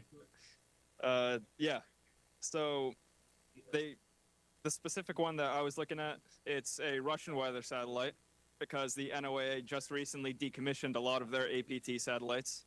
So this guy is tuned to receive information at 137.9 megahertz, which is the downlink frequency of the satellite that we're using. So those pictures will come in as it's passing overhead. It goes into the SDR. That'll take care of all the filtering, amplification. Sorry? The SDR, the software-defined radio. Okay, can you tell us what that is? Yeah, so... Like a flash drive. Something like that. But it's not. No, so you have an analog input here, which is usually an SMA cable, and that's going to carry the raw information, so the raw currents, voltages that the antenna picks up. That's going to go into here. That has an analog front end. Usually that consists of a bandpass filter, some amplification, local oscillators to mix down your signal to the frequency that the bandpass filter filters. And then it'll take that digital information and it'll pass it over USB into a computer, which then you can use open source software. Specifically for satellites, you'll use SatDump. If you want regular processing of, say, FM or AM radio, you can use SDR++, which is what we're doing right now. Since there's no satellite overhead and we're inside of a room, we're listening to FM radio. Oh. Which is 91.1 WMUA. That's UMass radio right down the road. Wow. That's fantastic. Yeah. Listening to it over the air? Yep. Not over the internet. Not over the internet. It's coming straight off of this guy. Oh, good. Very good. Yeah. And then here is an example of one of the pictures that you can receive. So usually there are no borders, but there's additional software you can pass a picture through that will draw borders on there. All right, so this should look a little familiar. I'd hope so. Yeah, we're so lucky to have that hook out there, aren't we? Yeah. Wow. Absolutely. Wow. Can you see the Quabbin Reservoir? Probably not. This one has a whole bunch of cloud cover, but maybe somewhere around here. Yeah. All right, you want to zoom out again? Sure. Good. All right. Yeah, and then that's awesome. This guy right here, that's an entirely separate project. This is what I did in January, remember? Yes. Yeah. What is happening over here? So this is with our standard issue JDP STM32s. It is a spectrum analyzer for audio. Okay. So you can talk into the microphone and you can see the spectrum of your voice right here on the computer. So if I say talk into the microphone really loud, you can see the different frequencies that your voice is located at. And right now, if I can get this set back up. Right now we have FM radio coming off the speakers. So from the antenna, you have FM radio coming in, out of the speakers, into the microphone. You can see the spectrum of FM radio. That's funny. Yeah. And this is a 32-bit computer here? It is a 32-bit computer. And wow, that's great. How did you write the software to do the FFT? So usually for STM32s and that family of microcontrollers, you can use, they're called CMSIS libraries. So it's a lot of different math functions that utilize the hardware accelerator that is on the STM32. So there's different data formats that are all optimized to make these functions as efficient as possible on the STM32. Unfortunately, using the platform that I was using, which is Platform IO for JDP, I couldn't figure out how to get those libraries linked, so they wouldn't link together onto the STM32. So I ended up using Arduino FFT, which is an FFT library that's very easy to use on Arduino. Unfortunately, it's very slow, but it looks okay. What do you have going here? So this is a PCB I made last summer that unfortunately I could never get assembled because I decided to use the one SOIC 16 buffer that that didn't have any replacements, and it's been backordered on DigiKey since September. So all of the other components are there except for that guy, which I'm still waiting on. Oh my goodness. But once it does get assembled, it does something very similar to this. There's a USB connector right here, STM32 F4 right there, and you'll plug it into your computer. You'll play music over USB. It will take the FFT of that data and display it on these LEDs. Oh, so this will be a whole bunch of little tiny LEDs? Yep. Yeah. Are you planning to solder those by hand? I am. That is what this is for. What is this? That is the stencil for the board. So what you'll do is you'll make a little jig that lines up the holes on the stencil with the pads on the board. Then you'll take a little bit of solder paste with a card. You'll spread it across there. It'll fill in the gaps in the stencil and go onto the pads. And then you'll place your components, put it on a hot plate, and then everything gets soldered on there. Well, it looks pretty great. Yeah, thank you. Congratulations. Good stuff. Thank you, Philip. All right, you take care. See you later. Yeah, bye-bye. Bye-bye. The curriculum Hi. Do you have a project? Yes, I've had All right, hold on. Let's give us your name and major and year. I'm Ryder Overstreet. I'm electrical engineering, and my graduation year is 2028. Okay, excellent. Can you hold the mic and give us a rundown of what you've done here? Yeah. So essentially, I made a fuzz pedal for my guitar. So I got the schematic online, and it was originally a Big Muff fuzz pedal triangle, which I believe is it's from like 1968, I believe. Is this somewhere around. famous? Yeah, it's one of the like Smashing Pumpkins used it and stuff like that. So it was the one I had was a pretty old version of it.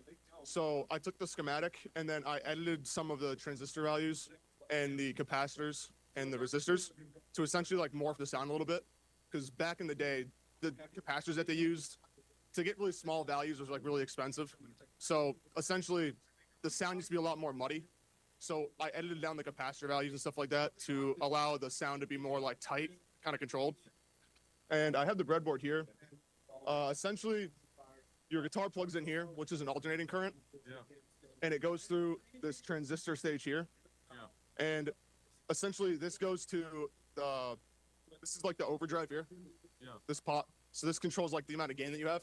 Yeah. And then it goes from that into this second stage, which also amplifies through this transistor. Yeah. And it goes to this diode, which clips it. And then I have that stage copied pretty much, so it double clips it and amplifies it. And that goes into the sustain here. So this sustain kind of like makes the sound more muddy or like controlled.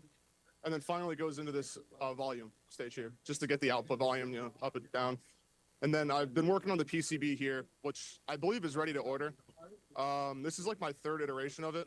I believe I probably could maybe get it a little bit cleaner with the traces, but I feel like I'm pretty happy with it. Thank the donors for paying for all the people. Oh yeah, definitely. Because it's really good. Cool.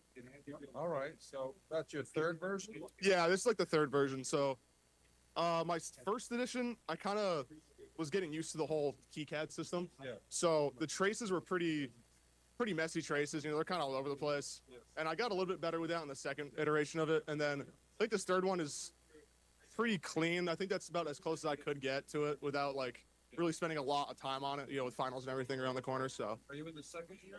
I'm in sophomore right now, yeah. And your major is? Electrical engineering. And tell us your name again? Ryder Overstreet. Ryder? Overstreet, yeah.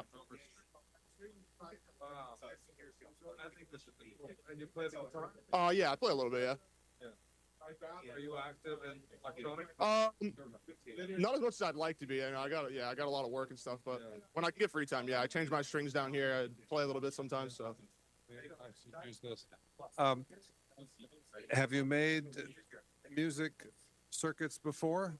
Yeah, so like at my house, I've built a few kind of like, I would say like similar circuits to this. I made like a boost pedal, which is kind of like this, but it more just, just more of like a gain boost. It's not, this is more of like, this is really an extreme version of like a gain boost. You know, it's pretty distorted, you know. It's got a color. Yeah, it's got like a muddy sound to it. So yeah, but a boost is more of just kind of boost the gain a little bit, makes the guitar sound a little bit more amplified. And then I made kind of like a weaker version of this, but when I heard that, you know, M5 had all the resources to be able to build something like this, I really like went all in on it. So. Good. So you like the space? Oh, I love the space. Yeah, 100%. Ryder. Thank you very much. Yeah, thank you. Congratulations. Thank you. All right. Take care. Bye-bye. Oh, we've got the Nixie tubes over here. Tony was saying something. What were you saying, Tony? Oh, let's take a walk to the... Oh, see, these are where we put all the parts. We have over 2,000 parts in stock. And the database for this was created by a staff member, Jonah Yoles Murphy, and it's maintained by Toby.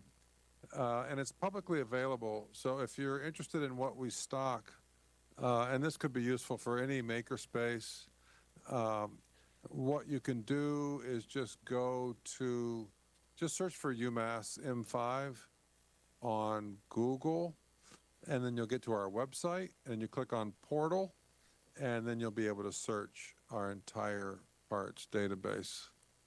All right, let's go try to find those Nixie tubes now. All right.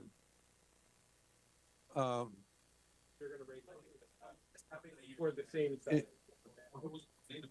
Imad, can I get a tour of the Nixie tubes? Can I get a tour of this? All right, so let me start with the. You're building it on a board. It's much more complicated. Let me start with the poster. So we're at Circuits and Code. This is Imad Khan, and Imad is in what year? Junior. Yeah. Junior year, and the project is called Nixie Tube Real-Time Clock implemented with shift registers, BCD decoders, and microcontroller logic. Wow, that is super cool. And we don't have to just stay with the photograph. We've got the real thing right here. And Ahmad, you're going to tell us about this. All right, thank you. Basically, Nixie tubes are basically displays from the, I think 70s or 80s, right? They display digits. Neon gas tubes, right? So voltage flows through them, ignites the neon gas, digits displayed. All right, say it again. They are what? They're neon gas tubes, right? They operate with 170 volts. So they were used a lot. Okay. Yeah, right now it's displaying the time in normal time. You can switch it to military time too. Switch, right? If that's what you like. Yeah. So I originally got like the idea from Mari because she also does Nixie tube stuff. So I was kind of inspired. Great. So are these Russian? I think they're they're like they were like used in Russia a lot, but these ones I think they were manufactured in Ukraine, like a new factory. I think from the eBay listing I got. Oh wow. Yeah. So basically, the way Nixie tubes work is that you give them a volt, like the voltage, then you have to drive one of the cathodes down, right, to ground, and that lights up one of the digits, right? So what I did was, it's a sandwich of all 10. yeah, basically they're all overlaid over each other. So I had to also order these BCD decoders that could handle 170 volts, right? So basically they take four inputs and then output like 10 different digits that they can ground. And I also had to make a voltage amplifier, a boost converter. I used the Max 773 CPD plus chip that they have over there. Excellent. I also, because my input is 12 voltage, my input is, right now it's 18 volts. So I wanted to also take it down for the microcontroller RSIC. So I used a voltage regulator for that. It brings it down to 3.3 volts for the shift registers, BT decoders, and ESP. Wow. Let me take a look at here. How are you generating your 170 volts? I'm using this boost converter right here. So it uses the Max 773 CPD plus that I found off the shelf in M5. Basically, the way it works is that the way boost converter works is actually really interesting. Like I was just talking to them about it. Basically, you change you switch the inductor on and off, on and off, on and off, or the transistor on and off, on and off, and that causes the current to change, right? Well, the inductor doesn't want the current to change, so what it does is it boosts the voltage up really high in order to compensate, which then gets stored in the capacitor because capacitors store voltage. You just keep doing that until you get 170 volts. I think that's really cool. But what they were just talking to me about, what Chris, one of the alumni, he was saying that if you have like a larger loop, that creates a lot more noise for the inductor, right? Yeah. If you like put it like around here, right, you can see those. Let me go in there. Oh, you're showing us something on the scope? Yeah, there's noise. Just touched your. That's fine. There's noise from the magnetic field of the inductor. Oh, okay. So in like commercial applications, Yeah. you'd ideally want to limit the loop Yeah. to keep the inductance low. Yep. That's what Chris just told me. Wow. But this is just, fun. But Did you learn what you wanted to learn? yeah, I learned a lot of stuff, which Great. it's good because I was like on kind of like not doing much stuff, and I decided to pick this up, and I learned so much. So Ahmad has joined the telephone team recently, and we're super happy about that. Yeah. Did you enjoy the telephone work? It was interesting. I was mostly just like looking at what Toby and Ian were doing because I wasn't able to really contribute this year because I like joined them a little late, but I liked looking at what they were doing with the PCB of the transferring the calls. It's really interesting. Version 2. Yeah, version 2 I'll make sure to help out with next year. But yeah. I think I saw. Thank you very much. I appreciate it. Congratulations. Cool. And thank you for not getting hurt with the voltage. Yeah. It's really current goes really low to compensate. The Nixie tubes only take like three milliamps. That won't harm anyone. Very good. Well, it's my job to be nervous. What's that? Yeah. Good. Okay. I'm gonna go see Tony. Tony, you're on the air. Are you heading out? I am in a second. Yeah, I just had to chat. Okay. After a few of that stuff. Okay. Just so you know, the guy that's doing the electric motor project, that's awesome. I want to see that when that's done. I do too.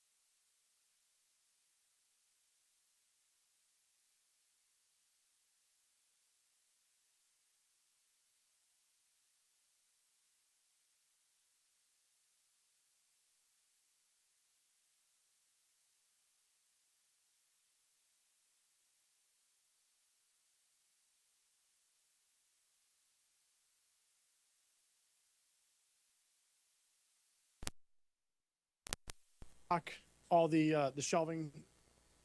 It's all came up. And oh, you even got a little lathe too. That's pretty neat with a DRO. Nice.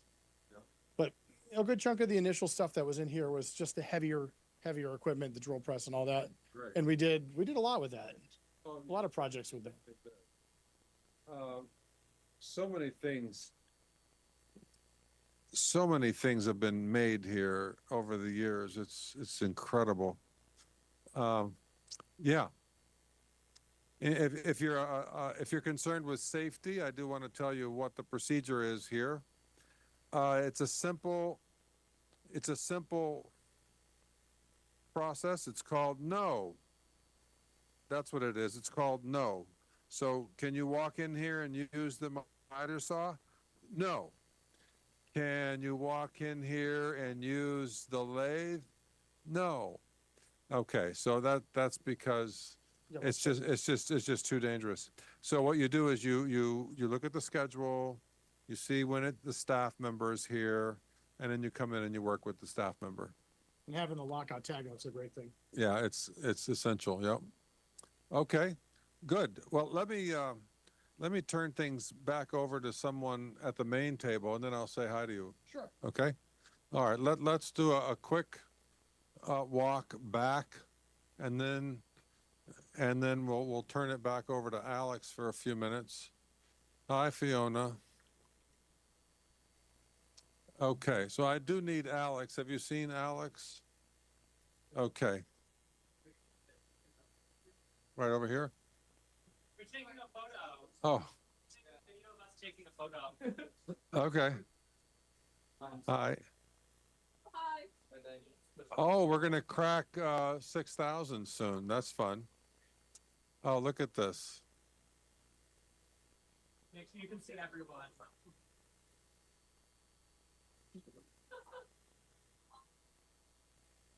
Yeah.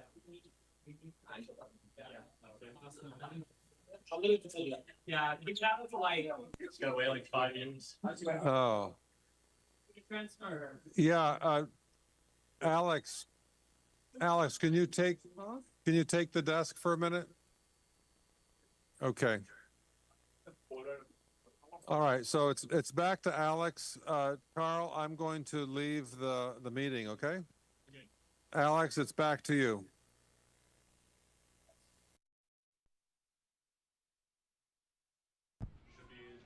And we're good. Let's wait for Carl. Anyone on the YouTube right now can see that. Somebody go on the YouTube and check, please.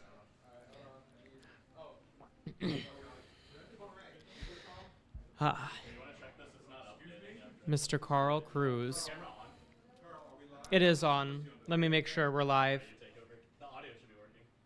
That's good. They can listen to me like a little podcast. All right. La la la la la.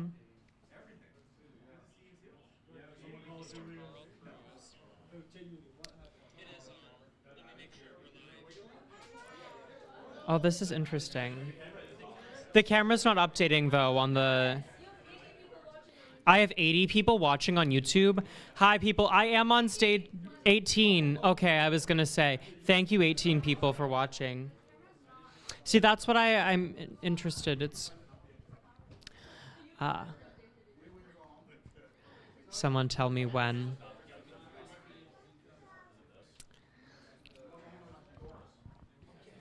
There we go.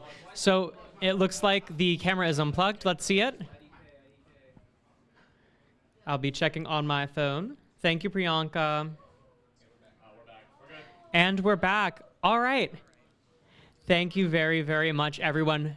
That was amazing. Circuits and Code, it's always one of my favorite events. And look at that, we're right on time. One of my favorite events of the year. We come together as a community, and it's just a blast. It's just a blast. Awesome. Priyanka, are you staying? Can you stay on the YouTube stream to make sure everything doesn't go wrong? Awesome. Okay, let's continue. So we met with Naranjan, we met with Robert, we met with Anika, and we met with Fiona and Julia. So we're going to continue on with our staff member conversations, and we met with Rafi. We're going to continue with our staff member conversations today. Jenny, you're getting interviewed. And you can't see the look on her face, but it is worth $1 million. Priyanka, we're good. We're updating on YouTube. Perfect. Thank you. All right. Hi, Jenny. How are you? I would love one. Oh, yeah, you do have to take a microphone. Hi. Oh. Sorry, I just received a Cheez-It.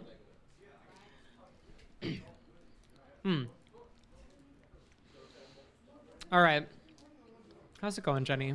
I'm good. I'm good. You're enjoying the telethon? You're enjoying the circuits and code? It's been very fun. I talked to some of my friends who are there. Yay! Oh, it's so nice. It's so fun. Yeah. Jenny's also another person. We don't know where this conversation's going to go. Okay. Because it can go a lot of different ways. I feel like we've talked so much about your electrical engineering, I guess, career at UMass, how you got into it. But your story is really interesting. Can you talk about how you chose electrical engineering?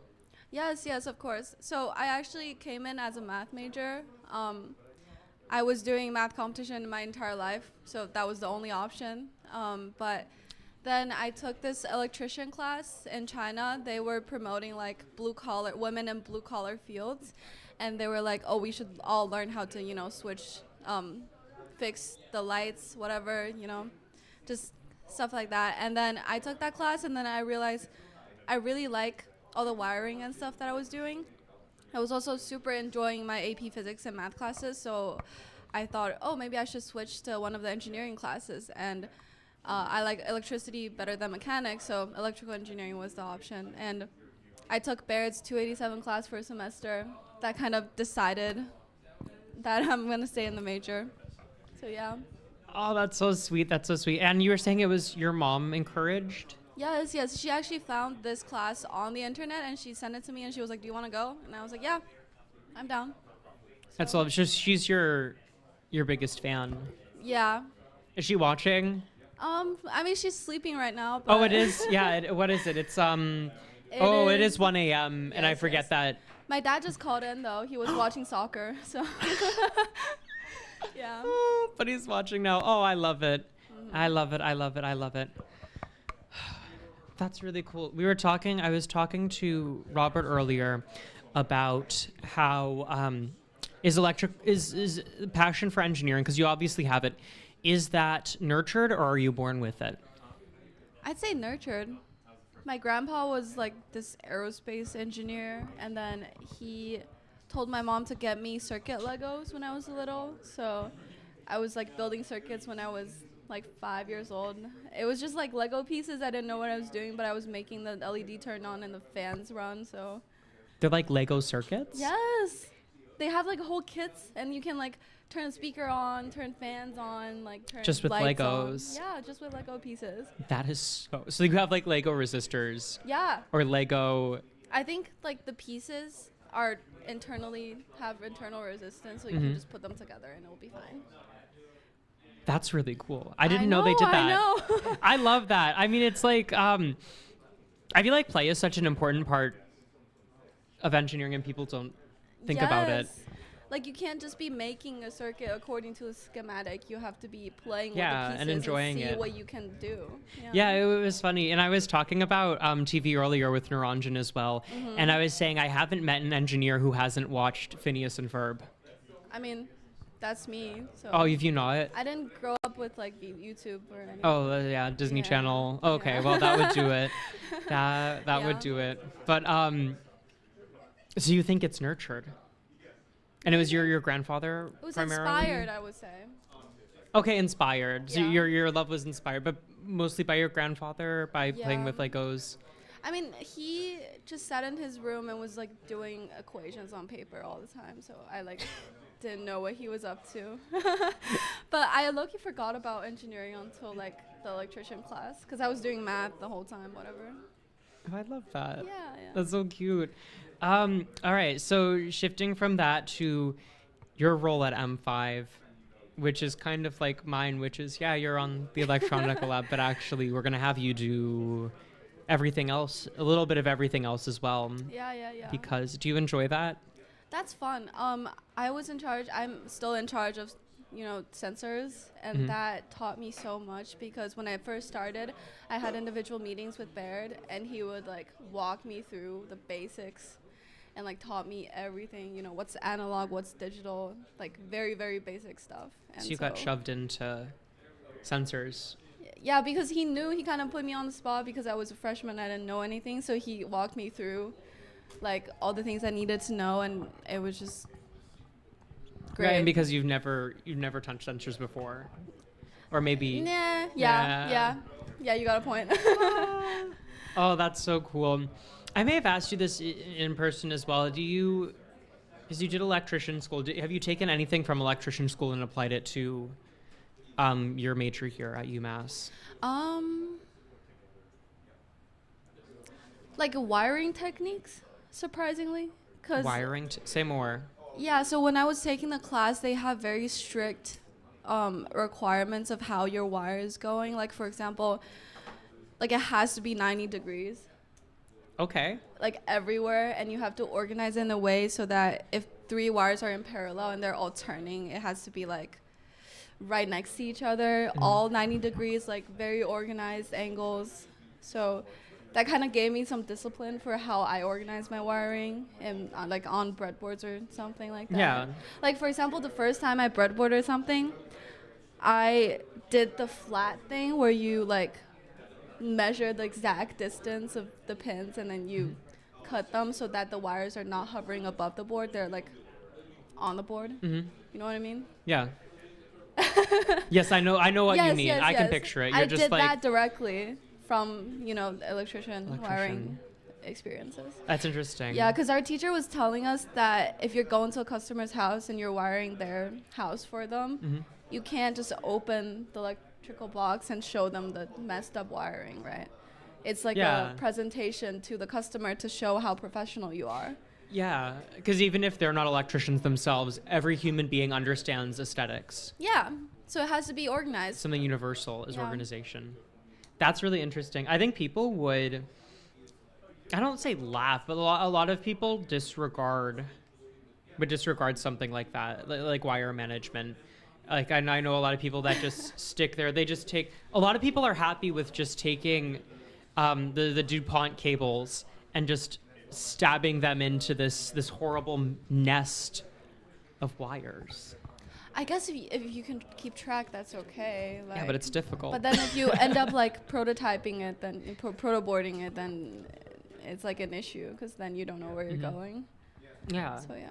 So it's all about the organization, and that's what you learned in electrician class. That's really, really cool. I know. And that's something that they don't really teach here is organizing. I mean, you don't really get. I mean, yeah, if you get your practice in, I think you'll slowly start to get it. But yeah, from that, I know from the start that it's important. So that's good. That's really awesome. Hey, maybe a wiring seminar next semester. Oh, maybe. What do you think? I think it would be pretty awesome. I think it would be pretty awesome. Your money will fund our wiring seminar. How about that? How about that? An underappreciated part. I mean, on the topic of wires, because you weren't here earlier. We talked about clocks to an extent. I worked for a wire company. Yes. You know all about the wire company, and it's just funny how much. We take the something as simple as a wire for granted, right? It's the default component. I don't want to say default. It's like nobody thinks of how significant it is, but there are people who put in a lot of work and a lot of time into making sure that these wires are organized, that they look good. It's interesting how important aesthetics are. You don't think twice, but I remember being on the factory floor one day and there's a certain machine and they extruded like 1 kilogram or 2 kilograms of plastic just to make sure that the plastic was running smoothly. And it was that level of, it reminded me that level of detail actually does make a difference. We don't think about it, but that level of detail does make a difference. Yeah, that's great. That's great. Wires. I was talking to my friends the other day. He was doing like a simple temperature sensor project, and he soldered wires onto the board instead of having header pins and plugging it into breadboard and everything.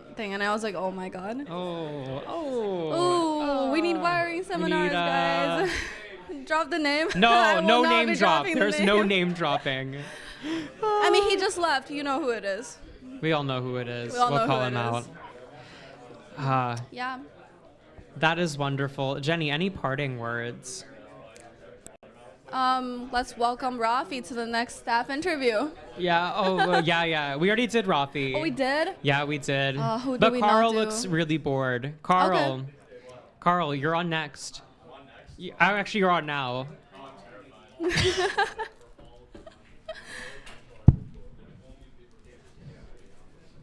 All right, please welcome. Thank you so much, Jenny. Let's welcome Carl Cruz. Carl. Greetings. How's it going, Carl?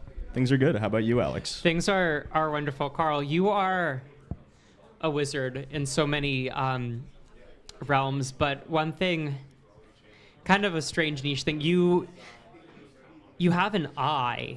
I have two. You have two. Well, thank you. That was great. You really have an eye. You are like the Facebook Marketplace, eBay, AliExpress, like master. Did you see Robert queuing over there? He's really the master in that department. I'll take And second. that one, though. I'll give you. I'll take second. All right, I'll give you second. I'll give you second place. Silver medal. When it comes to sourcing, because we were talking about wires, we're talking about things people don't usually talk about, sourcing parts. And eBay and Facebook Marketplace eBay, the best. Facebook Marketplace, how do you look at something and you're like, oh, this thing is absolute crap, this thing is great? Because so a lot of it's bad.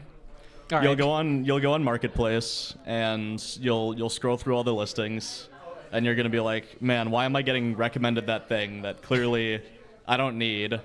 Or to be like I mean, I've not had problems finding furniture for my apartment, but a lot of it's like free furniture and it's clearly on its last legs. Literally, it'll be a dresser with maybe one leg remaining. But then you'll stumble across some gems, and the best part about it is it doesn't have to be gems for you. It can be gems for your buddies who have some ridiculous interest. I think I remember about a year ago or so, I've got this friend who is really into like radar imaging stuff. Mm-hmm. And I remember seeing it was located in, I think, Salisbury. It was somewhere North Shore. It was was it Hampton? It was a Raytheon radar for mounting onto like the top, like the mast of a sailboat. Oh my lord. And like I'm a boat guy, but I'm not a crazy radar guy. So as soon as I saw that listing, I knew that it had to go to my friend who's way into radars. Mhm. And so it might have been the very next day. I'm not sure. It was picked up. It was for a crazy steal too. I want to say it was like $50, $100, something like that for this perfectly functioning system. And it came with the screen. It came with all the buttons to control it. So it's stuff like that. A lot of the other stuff I'll see on Facebook Marketplace is just like stuff that I'm missing in my life that has like a kind of hefty price tag, and I'm not ready to buy one brand new and it's like used. It's just perfect, like a TV or something. Buy it used. I found this Hisense 55-inch TV on Marketplace for $40. Smart TV, fully working, all the inputs work, great condition.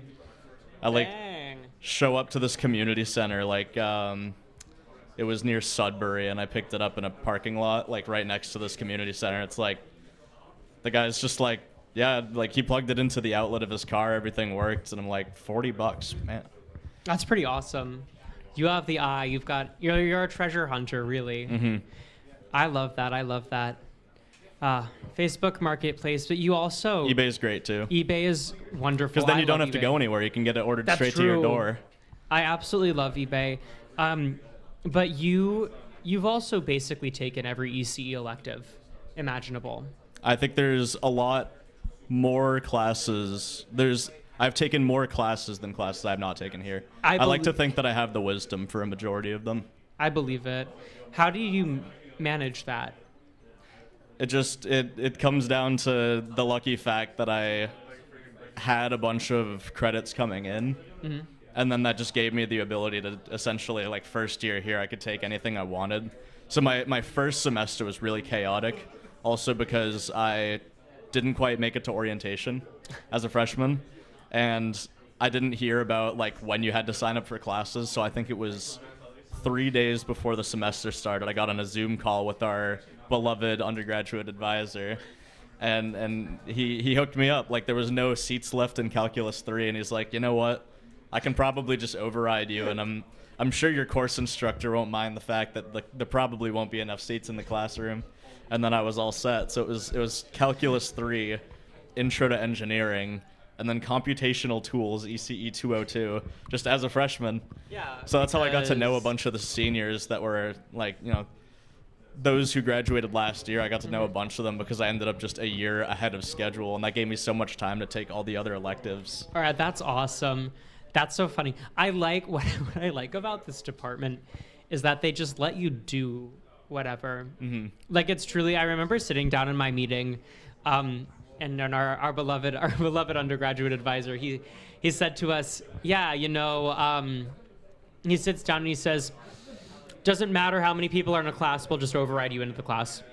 You just fill out the form. That's typical. And it's like the form is like 2 questions. I go to for my music minor, I have to opt into a lot of classes, and you have to fill out like a PDF. It's like a full like page or 2, and it's like, what's your major? They want to know like your social security number and your mom's maiden name. It's a Where you live. Yeah. Where you're it's going to be in your the next credit 20 card minutes. number. Yeah, exactly. Your eye color, and I think they asked for hair samples last time I did. They didn't that. last time I overrided in music, which What? is interesting. I didn't have a hair test. I think they gave me a Yeah, spit that sample. was it. That's pretty Priyanka good. knows. But yeah, you fill out a whole census, and here it's just like you go up, you talk to the advisor, and you just like, yeah, go do it. I'm like, thank you. He just has the willpower. They just have the willpower. He clicks and it's- one button and you're in. It's pretty awesome, which is what I love about the department. And the space, M5 is pretty awesome. Woo! I think out of all the majors, we have probably one of the most nonchalant, like, just, like, communities. We really do. It's really funny how I'm surprised how non-competitive our major is. I mean, there are a lot of smart people, but you go into I feel like a lot of other engineering majors, maybe not necessarily at the school, but I feel like it's painted as very competitive.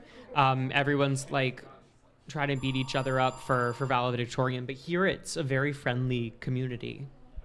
Like, I can't say I've made any enemies in ECE. Like, it's been great. Yeah. It's like, I mean, you get to senior design project and everyone's just so humble about what they're working on. Like, someone will have the coolest thing ever. Right. And then you'll just be talking to them about it, and you're like, how did you do that in a year? I feel the same about you. I feel the same about you and Robert. You guys are well, tell them what you're building.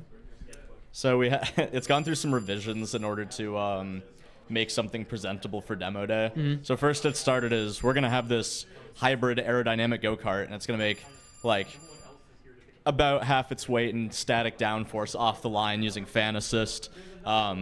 It's going to 0 to 60 in like 2 seconds. And then we were like, okay, well, I mean, that's kind of hard to do in a year.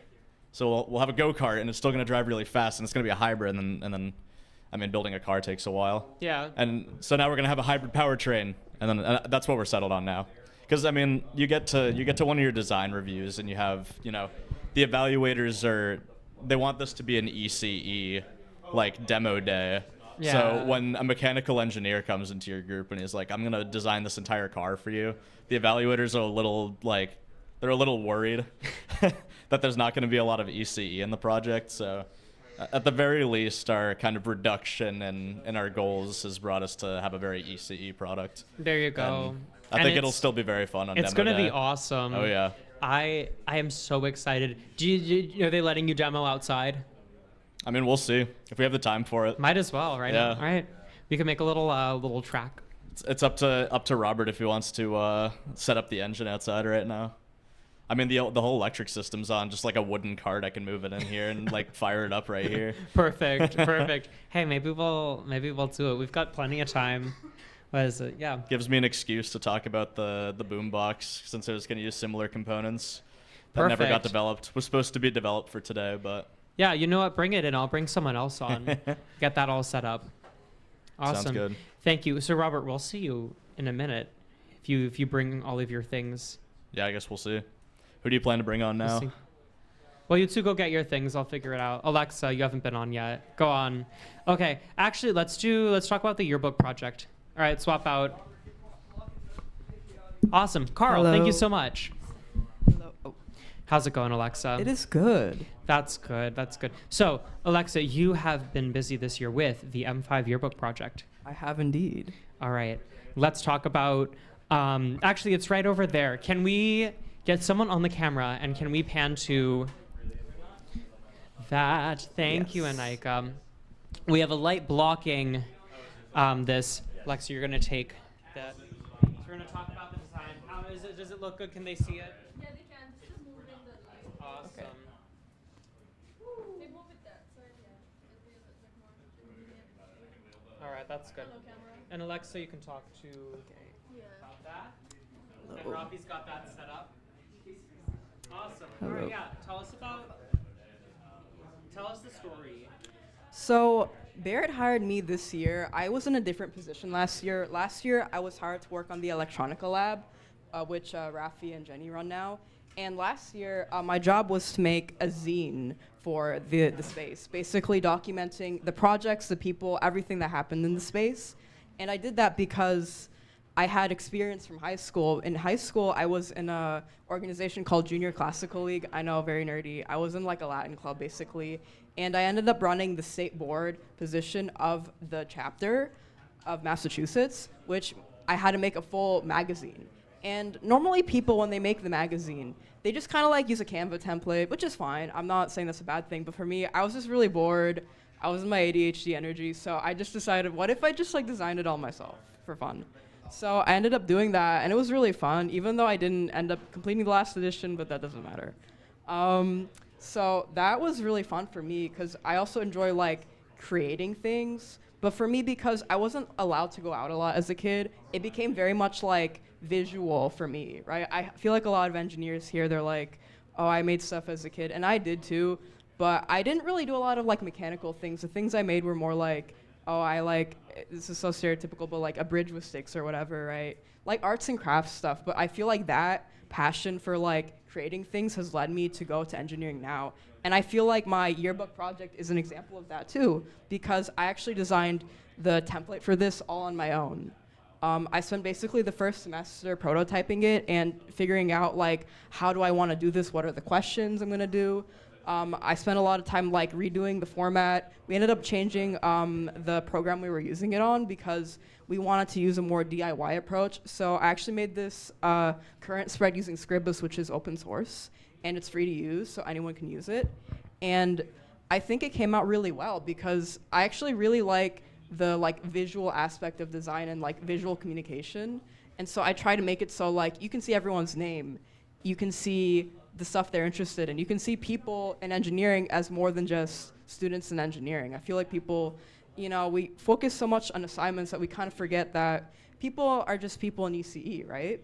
And I wanted to show like how, sorry, I wanted to like show people as more than just students, basically.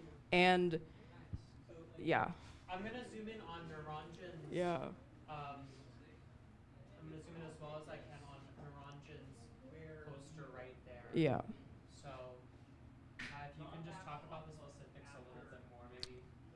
So So for this one at least, most of them I try to be very geometric. I'm kind of lazy, so an easy way for me to like design stuff lazily is just putting stuff in a grid.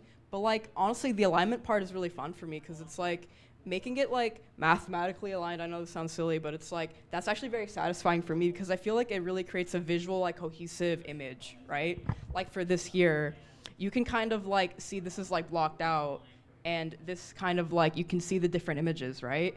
I really wanted to create that kind of like, I don't know, visual cool effect, right? Also, because if you look at the name, I picked a Futura because I wanted to pick a like Bauhaus inspired design. I don't know, very nerdy.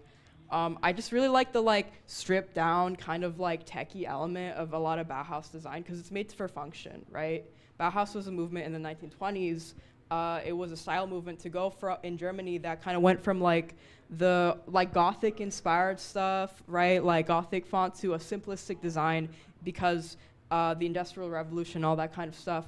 It was, people wanted functional and they wanted sleek, right? So you have all these designs of like minimalist font, minimalist furniture, right? And I think that's really cool because it really kind of ties into the like tech aesthetic at M5, the like DIY kind of like hacker aesthetic, which is very kind of inspired by that because it's like you're trying to do something that's like not the norm, right? You're creating something like that's like futuristic almost.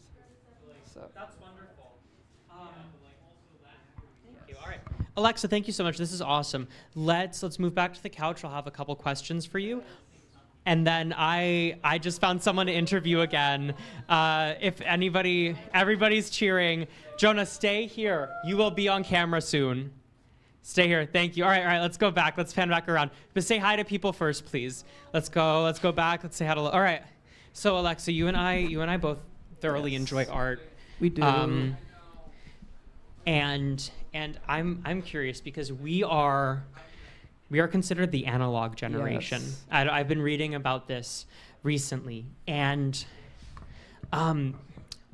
what is it about? Why is it that we're turning back to some analog rather than digital? Why is it that people are starting to collect records again, for instance? Right. I think people have we've gotten to the end point of the optimization of kind of the tech space for some things, right? Because for a long time, especially for the last 20 years, it's been about abandoning the analog, going from cassette tapes or whatever to DVDs or CDs, and then you're just going to straight up an iPod, right? Going straight up to digital. And I think people have lost the physical element that is really important in analog media, right? Because it's making something analog is not the same as making it digitally, because you can feel the materials when you make something analog. You can hear the kind of richness of the sound in vinyl that you can't when in most digital media, right? And I think people really want to get back to that, because it's everything now is AI. Mm-hmm. Everything now is if you look at logo designs for companies, they're all minimalist. They're getting rid of the kind of edges of it. They're getting rid of the kind of human element. It's almost the Cracker Barrel guy. Yeah. We're going to this minimalist slop AI beige blob. And I think people are trying to go against that by being hey, I actually like the physical. I like being in real life. I'm not a robot, guys. It's interesting you mentioned that, because I have sort of, I guess, the way that I perceive what beauty is, and my philosophical idea of beauty is we find things are beautiful for us because we lack them. And so we are in the age now where we lack authenticity. Yes. And so because from what you're gathering, I think we both agree on this, is that there is this lack of authenticity. And so now we find that something that tangibility is so beautiful to us because it's such a rarity. Yes. That's wonderful. Alexa, thank you so much for showing that. This is a beautiful, we're keeping this, right? This is not just for today. That better stay there. That's a beautiful spread. Yes. Thank you so much for your work on the yearbook. Thank you so much for the conversation. We're going to welcome back an old friend of ours. It's Jonah Yules Murphy, who's over there. Jonah, how are you? Come in. Give you a hug. Come here. How's it going? Guys, do it on camera. Come on in. It doesn't matter. All right. I gave him a hug. All right, we got it. Which one? That one. Copy. Perfect. You need this one? No, that's that one. We can make this a step. Oh my God, this is all stuff. No, sorry. I'm just in. Yeah, we can sit. All right. Jonah, how are you? I am well, tired but well. That is, Jonah, it is so good to see you. Right back at you. It I is. was listening to you on the drive over. It was much like a podcast. It was delightful. Oh, thank you. I'm so glad. You all probably have questions for Jonah as well. So we'll do like Q&A because like it's just us guys right now. We're just chilling. It's just the staff. There's a little lull in the time. Have you gotten one yet? I have not. I Get have the not M5 heard about PCB. these. There's an M5. Isn't it sick? There's an M5 PCB. You should come here and get one. You should get. Tell me a little bit about this. Oh my God, the M5 PCB. So we've got, this is by designer Philip Bakov. And Wonderful. Philip did this beautiful job. There's the 7-hole punch. Baird's been really into the 7-hole punch lately because it's universal. And so you can just kind of store it in whatever binder you want to. And then on the back is a QR code to our blog, which we've been doing a lot of work on this semester. So find the M5 blog and you can read all about all these wonderful things. Actually, there are a couple suggestions here in the analog. Do you have one of these as well? I do not yet. You get but one. Also, thank you. So Jonah comes in and we give him all of our gifts. So I have a question about this. Yeah. There's a quote at the bottom that says, "Be ambitious," and it's William Smith Clark. Are the quotes on all of them the same, or did you change them up? No, they're the same. And how did you pick that quote? That's a good question. Am I accidentally interviewing you? Yes, probably, but that's all right. This is how we're friends. It's not interviewing. Baird liked it. I actually don't know. Who is William Smith Clark? No idea either. Someone is good. hopefully who was ambitious. I would hope so. But and like hopefully not controversial in any way. You never know. You never know. From 1877, I'm sure there was some. There's some, there's some issues But- with that. So, can you tell me a little bit about this? About the analog? zine. Oh, is this a tiny zine? Yes. So you fold it out. For the stream. For the stream, we've got a QR code in case you need a QR code on the stream for the stream. And then the very back is our best of blog area. Best So we've of been, blog.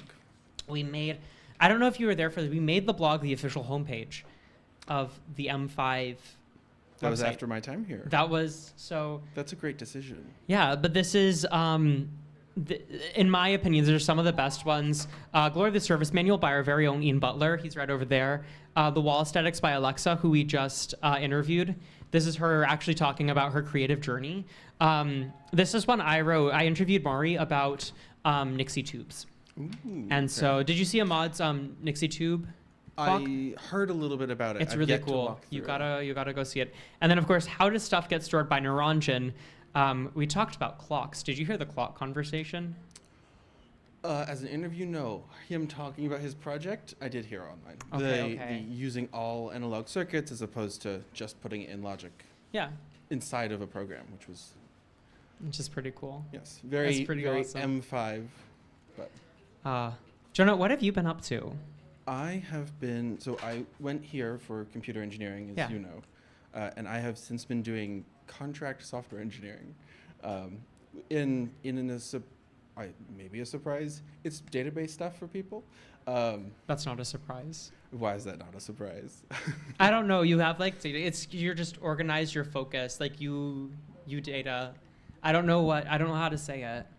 I mean, the wall, You data. the organizing. Yeah. Anyways, it's been a lot of software, so from hardware and circuits and firmware to the web stack and writing the code that runs on servers and learning about the breadth and the far less grounded in physics world of software engineering.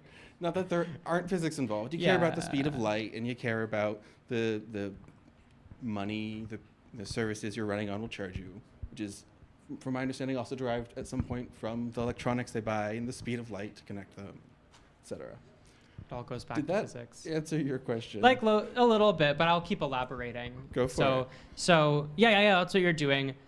That's really cool. So you did a bunch of hardware stuff here. Although you did the M5 portal. Correct. Oh my God, that's right. You're the M5 portal guy. If you say so. which is a fabulous. So M5 portal, that's another thing. So your money, also. Oh my God, sorry, I just saw the number. That's awesome. Yay, 7,304. Okay, thank you. This is awesome. Because your money also goes to paying our staff members to organize, essentially make the space even better. One of those things that has happened, and that I think Jonah built and perfected at his time here, is the M5 portal. Jonah, what's the M5 portal? The M5 portal is a database that we use to make sure we can keep the over 4,000 places for components on the walls of electronics components stocked and searchable. It has the links to the places we buy them so that if you are searching, you can find the same information as well as find what you need to find. One of the things, if I may tangent from that, Go ahead. that is nice about software is that the barrier to entry is so low. All you need is a laptop. And I think that's one of the things that M5 brings to hardware. There's like ambient hardware whenever you're inside the rooms here. And it's just so easy to grab and make something. It's like turning on a computer, except you walk to a part of the wall, you open up the drawer, and then it's right there. Yes. That's Have your you- hardware. Have you showed that on stream yet? The just like the process of finding a part on the wall, or I don't think so. Or just have you showed the wall on the stream yet? That's a great question. Somebody tell Baird. This is a good idea. And this is why we love having you, because you're full of really good ideas. It's a room full of nerds. There's always good ideas. That's true. That's true. And a lot of bad ideas too. That's We how gotta you find humble them. Fun things and No, that's true. I actually think bad ideas are more fun than good ideas. hot take, but put it on the record. Yeah. Okay. Put it on the record. I like to do. Okay, you would love this. My mother does. When she's with a group and managing a group, she always does a bad ideas conference. And so before she even starts thinking about good ideas, she gets everybody together. She gives them the problem and she says, "What is the worst possible way we can fix this?" Like she's like worst ideas. Worst, but actually does fix it. That's a really good question, actually. I'm trying to think of it. She has this written. This is in her book, so there is there's an example of this. But I think it is just. I think it is to do the opposite of what they're going to do. So for instance, it's like if that is a good question, actually. I know it's bad ideas. Okay. It's like ideas that you know are not feasible, are not going to work well. And so you're intentionally coming up with terrible ideas for a problem. That is an interesting approach to take. Yes. Or like, I suppose it could clearly help you figure out what you know you don't want to do, which could help you start narrowing in on what you do want. Right. There's also, have you heard I'm gonna call it a joke, that there's no more permanent solution than a temporary fix? That is great. I've never heard this. Really? Where did Okay. you hear this? Talk to someone who's worked in industry long enough, or listen to the Oxide podcast. It comes up. Oxide podcast. What is the Oxide pod? Recommendation right there. We got a cafe recommendation. Two Ghost Cafe. Fiona helps run a cafe. Did you know that? No. Two Ghost Cafe. I have to relay this? all of your information to everybody, Fiona. I want you to. It's in Montague, Mass. Oh. So you can stop by the book mill to get a book, and then you can stop by Two Ghost Cafe to get a coffee and a vinyl. That sounds delightful. So you have a great afternoon right there in Montague, Massachusetts. And the downtown is beautiful. I have to say I've never been to Montague. You should go. So I'll add it to the queue. You should go. The Montague. What?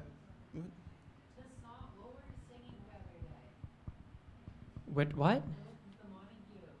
Oh my God, yeah, Montague couldn't escape if I wanted to. Ba ba da ba da da. That's good. So a little bit of I Weird Al wherever I go. So you're saying it's just Montague, right? There's Waterloo by ABBA. Waterloo couldn't you. escape, Okay. and then it was Montague. So Very it's nice. Montague.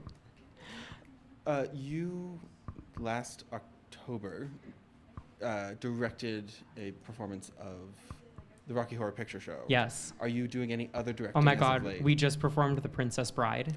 Oh. I'll send you the Google Drive link. Yes, You'll love please. it. It's really good. It's really good. That one's actually, Rocky Horror was good. I think this one was better.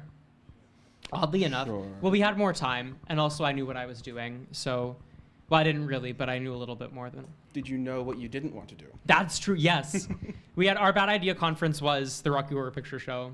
Oh, that turned out pretty good in the end, I would say. It was a blast. Thank you for coming. Thank you. Thank you It for was such a having me. good time. Rocky Horror Picture Show, freelance software. That's so. Where do you find? How do you do that? Because there are people. I know that it's interesting because, people will. I think the expectation is right. You go to engineering, and then you go work at a Fortune 500 company. But you're doing, or you do a startup, but you're not. I guess you're kind of doing a startup, but not really. So like I ended up just through social connections and staying in contact with people you meet in college. Another alum, also once M5 staffer, reached out just to say hi, and I am working with him. So that's Bradford Gill. He was in EE while here for his 2 years here, graduated before me, went and worked at Tesla, and then left for whatever his reasons were. He wanted to leave, worked in a few other places, and said he'd go out on his own, and then was looking for other people to help write software for the customers he has. So we've been working together to make software to make people's lives easier, which is a lot of fun. That's really cool. Very much you see a problem with, or perceive a problem with using and trying to find parts, make something that solves that. If that's software, it's software. Yeah. But you are, what I do admire, you are an expert problem solver, I feel. Like you're really good at it. Thank you. What do you do? What do I, like, yeah, like day to day, what's it like? No, or? just like, or solving a problem, because is it a science? Is problems, or does it? Is it a science? Yeah, like what is do you have a specific process? How do you learn it? Having not considered how I learned how to problem solve, I would probably say it's more akin to a skill. It's something that you practice and refine. I will normally try to start if there's a problem I know that needs solving to understand it better. If that's in a place where I already work or a place that I already live in, or etc. Sometimes you can bring that with your own experience, but often if you're solving someone else's problem, you need to spend a lot of time to talk with them and understand it from their perspective. Yeah. So with the most recent tool we've written, that was spending a lot of time talking to medical chronologists, which is a job I didn't know existed before. I did not know that was a thing. And what they do is they read these big stacks of medical histories, and then they pull out the relevant parts for a specific legal proceeding or for whatever they're being paid to create this summary, this chronology for. And then, but like with many things, the human part of it, they've built up, these medical chronologists, a lot of skill. And they have this breadth of knowledge that if you don't spend time to speak with the person and to understand the problem space, you might come up with something, but it might not work well. So I start by trying to understand the problem, but I realize that sums it up in a very tight, but probably not descriptive I mean, way. we only have 8 hours for the telethon, right? Very so it's cut me off at any point. No, you're good. That was really, it's like empathy almost. Is it like a practice in empathy? Sure, yeah. I mean, you solve problems here. Yeah. How do you solve them? How do I solve them? What's the most recent problem you've solved at M5? Oh, that's a good question. I am not going to talk about that. Someone shouted JDP. Jenny shouted JDP. No, but I will say,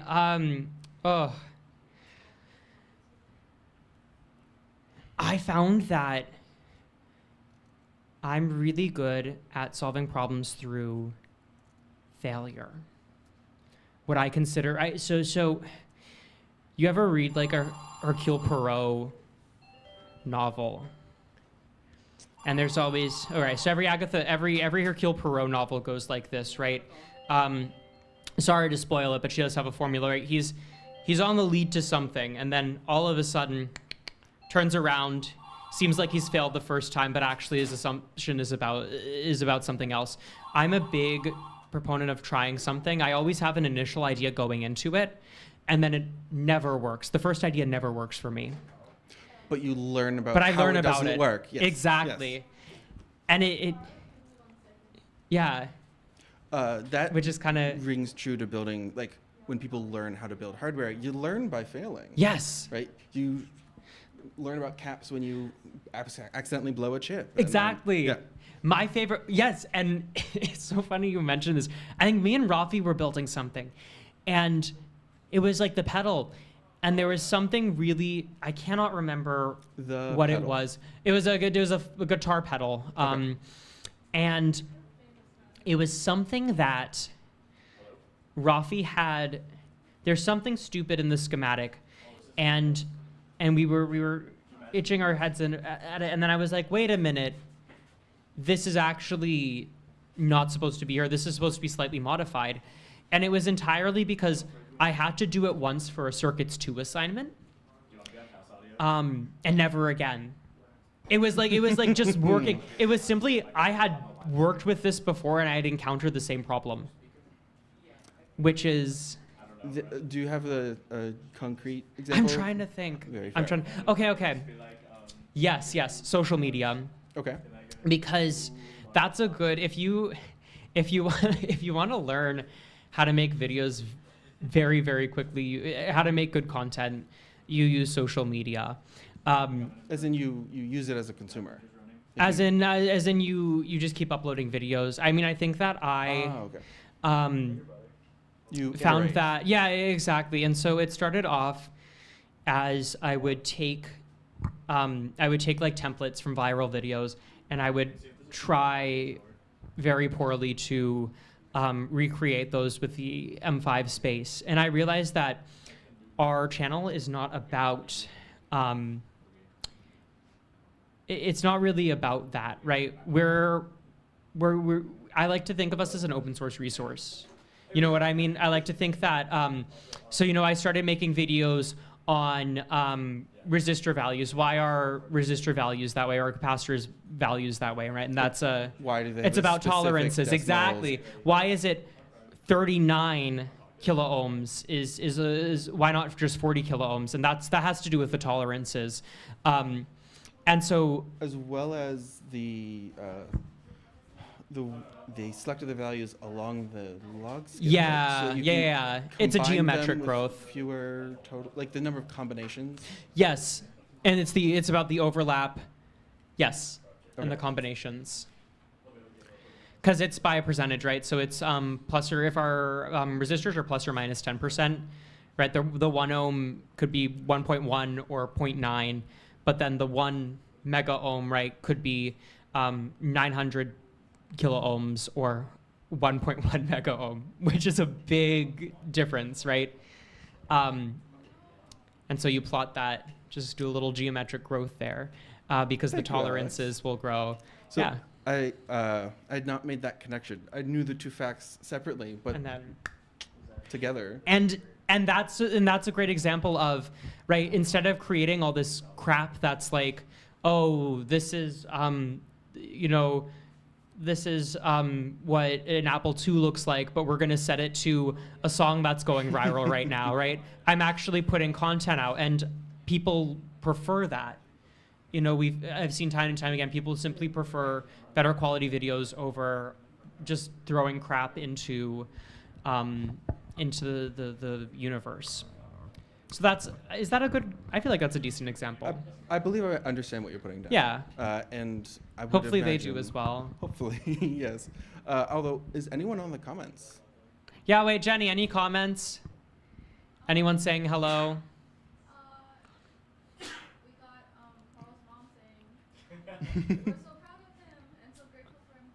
Oh, They should be. Carl's he's parents awesome. are very proud of Carl. We're all proud of you. You are a genius. Like your parents, if they weren't proud of you, they would be completely blind, and metaphorically speaking, they would be unaware of your existence entirely. Have you had him on stream yet? Yeah. Oh, awesome. Okay. I've had both. And then you came out, I was like, oh.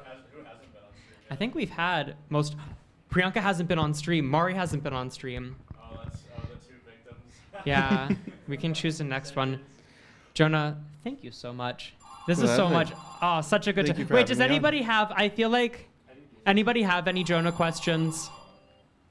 Heckles and critiques are also welcome. Yeah. What was it like inside the whale? Wet. Oh. Really wet. What was it like inside the whale was the question, just to give context to the answer. Oh, thank you, Because that thank could have been, Yes. That's one you don't want to hear without context. All right. Mari. Priyanka looks Mari? Oh, Priyanka? Or Priyanka. Which one? Who wants to be the first victim? You both have to come up. Rock, paper, scissors.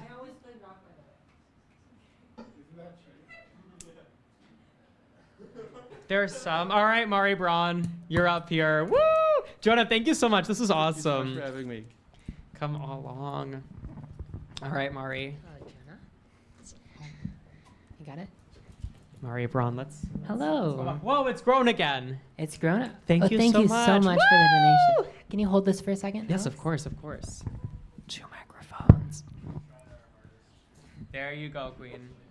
Hello, how's it going? Mari Braun, how are you? It's so good to see you. I'm good. I stayed up a bit too late working on my project for Telethon tonight. Magnetic core memory. Magnetic core memory. I was weaving. It's not good to weave late at night. Your hands are very shaky. But I got it done, so that's what matters. Yay! Yeah. Woo! How are you? I'm doing well. I'm doing well. You're here. Let's see where this goes, because this could go in a lot of different directions. It's good to see you. I'm happy you're magnetic core memory. Yeah. Why? Why do I do magnetic core memory? Yeah. So I remember watching magnetic core memory on a video sometime in my senior year of high school.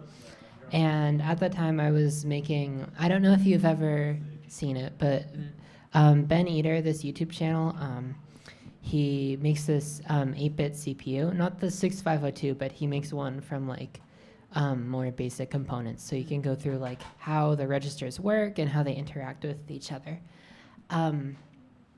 And first of all, I made that CPU and I think it was a great experience, mostly because you get a lot of experience doing like neat breadboarding.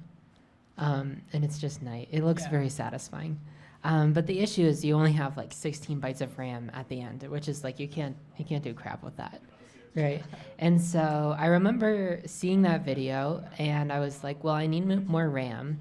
So if I'm already doing such a low level already, like it'd be really cool just to make my own memory, you know?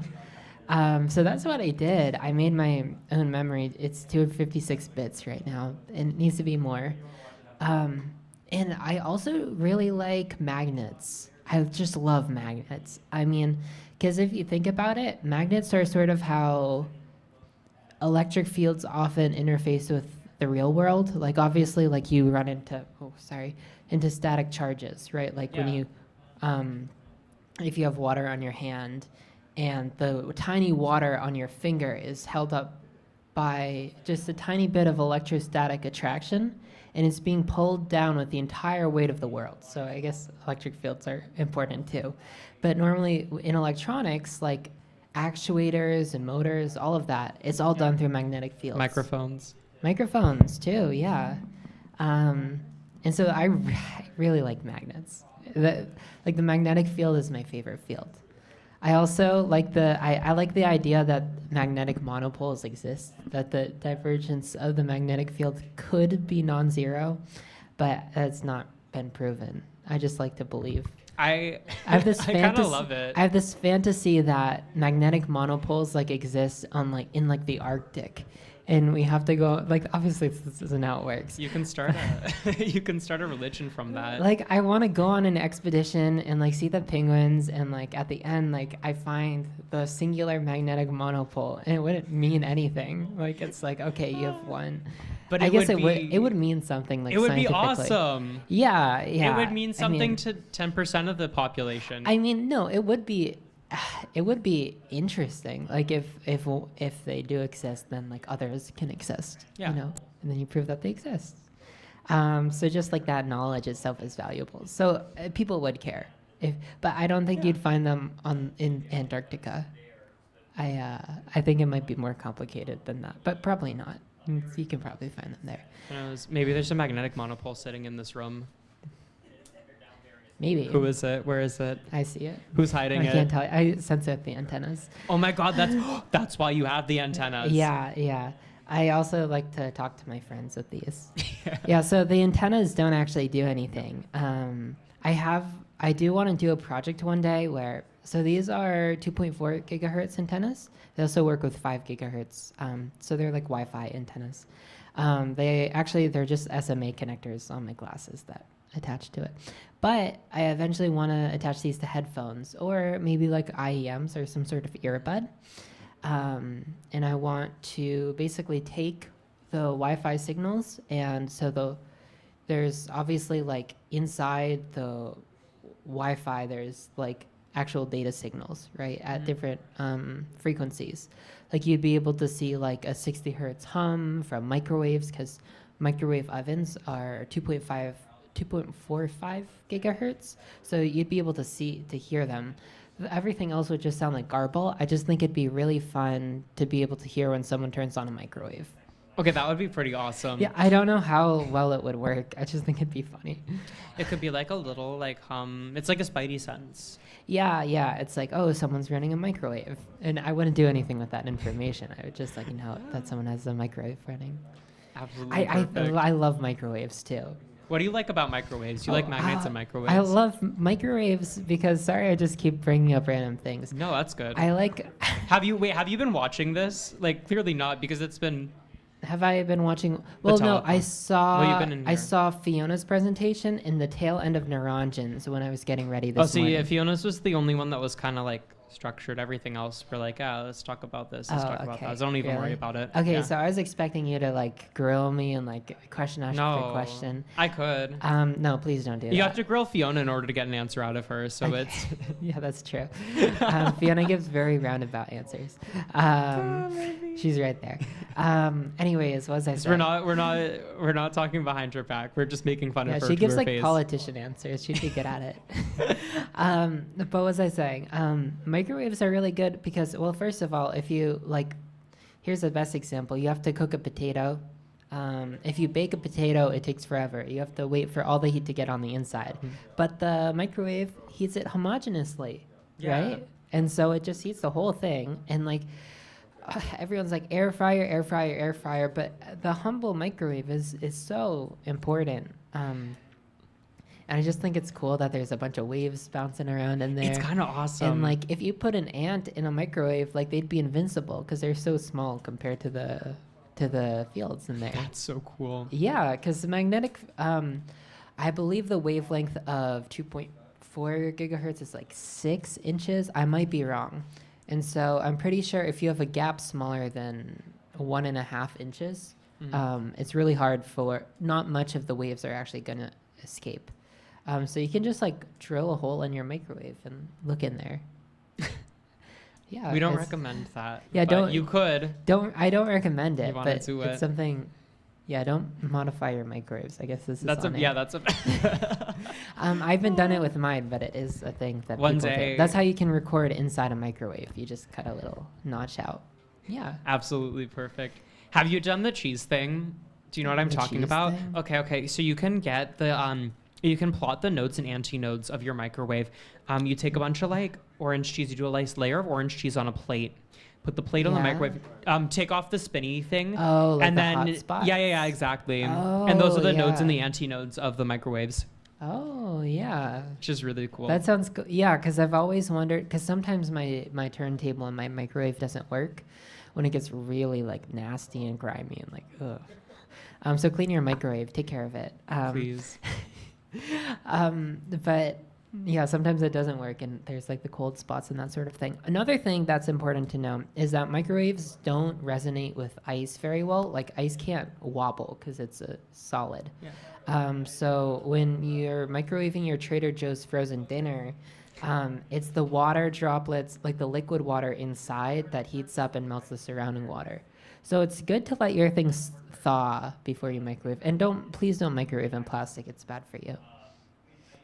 Yes, it is. Yeah, and another reason why I like microwaves is because their transformers are like really ubiquitous. You can, once again, don't try this at home, but like you can make like welder, you can make a crappy welder out of them. You can make, sorry. No, you there's an electro boom. We don't. Baird doesn't like electro boom, but He I do. doesn't? Why not? There's an electro boom video where he takes the transformer from his microwave to make a Jacob's ladder. Yeah, why doesn't Baird? I think I also just really like transformers in general. I do One too. of the first one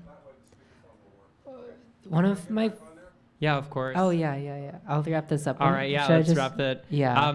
There's no way to wrap this conversation up, but that's okay. Yeah. The wonderful, amazing Mari Braun. Mari, thank you so much. Yep. Thank you for having me. Awesome. Thank you so much, Mari. Baird, if you can do... Okay, never mind. Well, I'm going to sit here for a little bit. We're going to wait for the transfers of power. It looks like Baird has an interview coming in, so let's look. Oh, beautiful. 7,504. Thank you very, very much for all of your donations. Thank you for watching. Thank you for... Any comments yet? Nothing? Or is everyone just saying hello? Aw, that's so nice. Thank you all so much for watching. Thank you for donating your money. We're going to move on to this next mystery segment. It's a mystery to me, but it looks like we're going to have... Who are we going to be interviewing, Baird? Jane Odero. Jane Odero. Oh, very exciting. Baird, I'll give you the microphone. Thank you very much. Alex, thank you so much. Wow. A round of applause for Alex. Wow. I think he might be a natural. Yeah, I think he might be a natural. So, we do have a call. We've got all kinds of. What's the number? Wow, that's nice. Excellent. Very nice. Thank you. 7,500.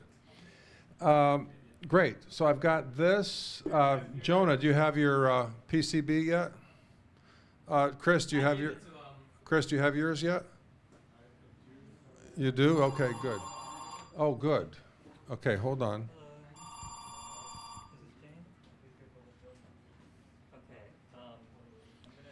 All right.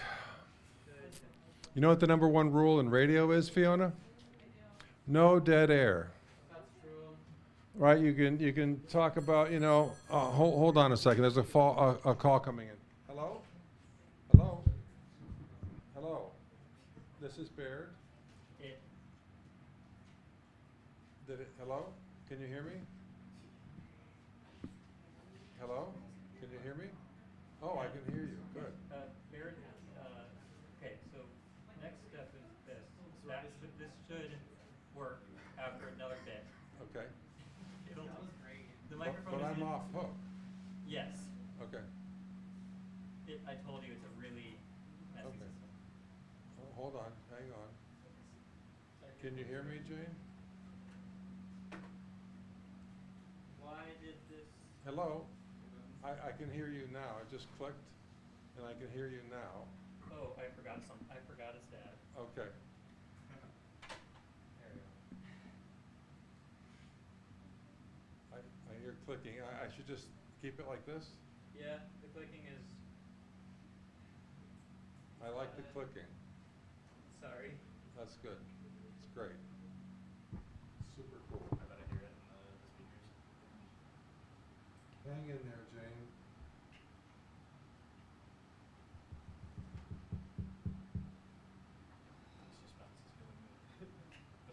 Annabelle Jane. Where's Annabelle Jane? My granddaughter, Annabelle Jane.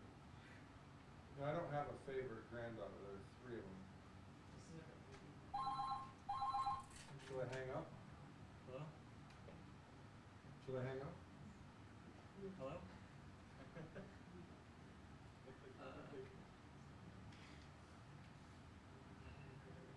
Why did it not work this time? Why did this super convoluted Okay, should I use my iPhone? Yeah, honestly, yeah. Okay. Okay, I'm using the iPhone. That's it. Damn it, John. Okay.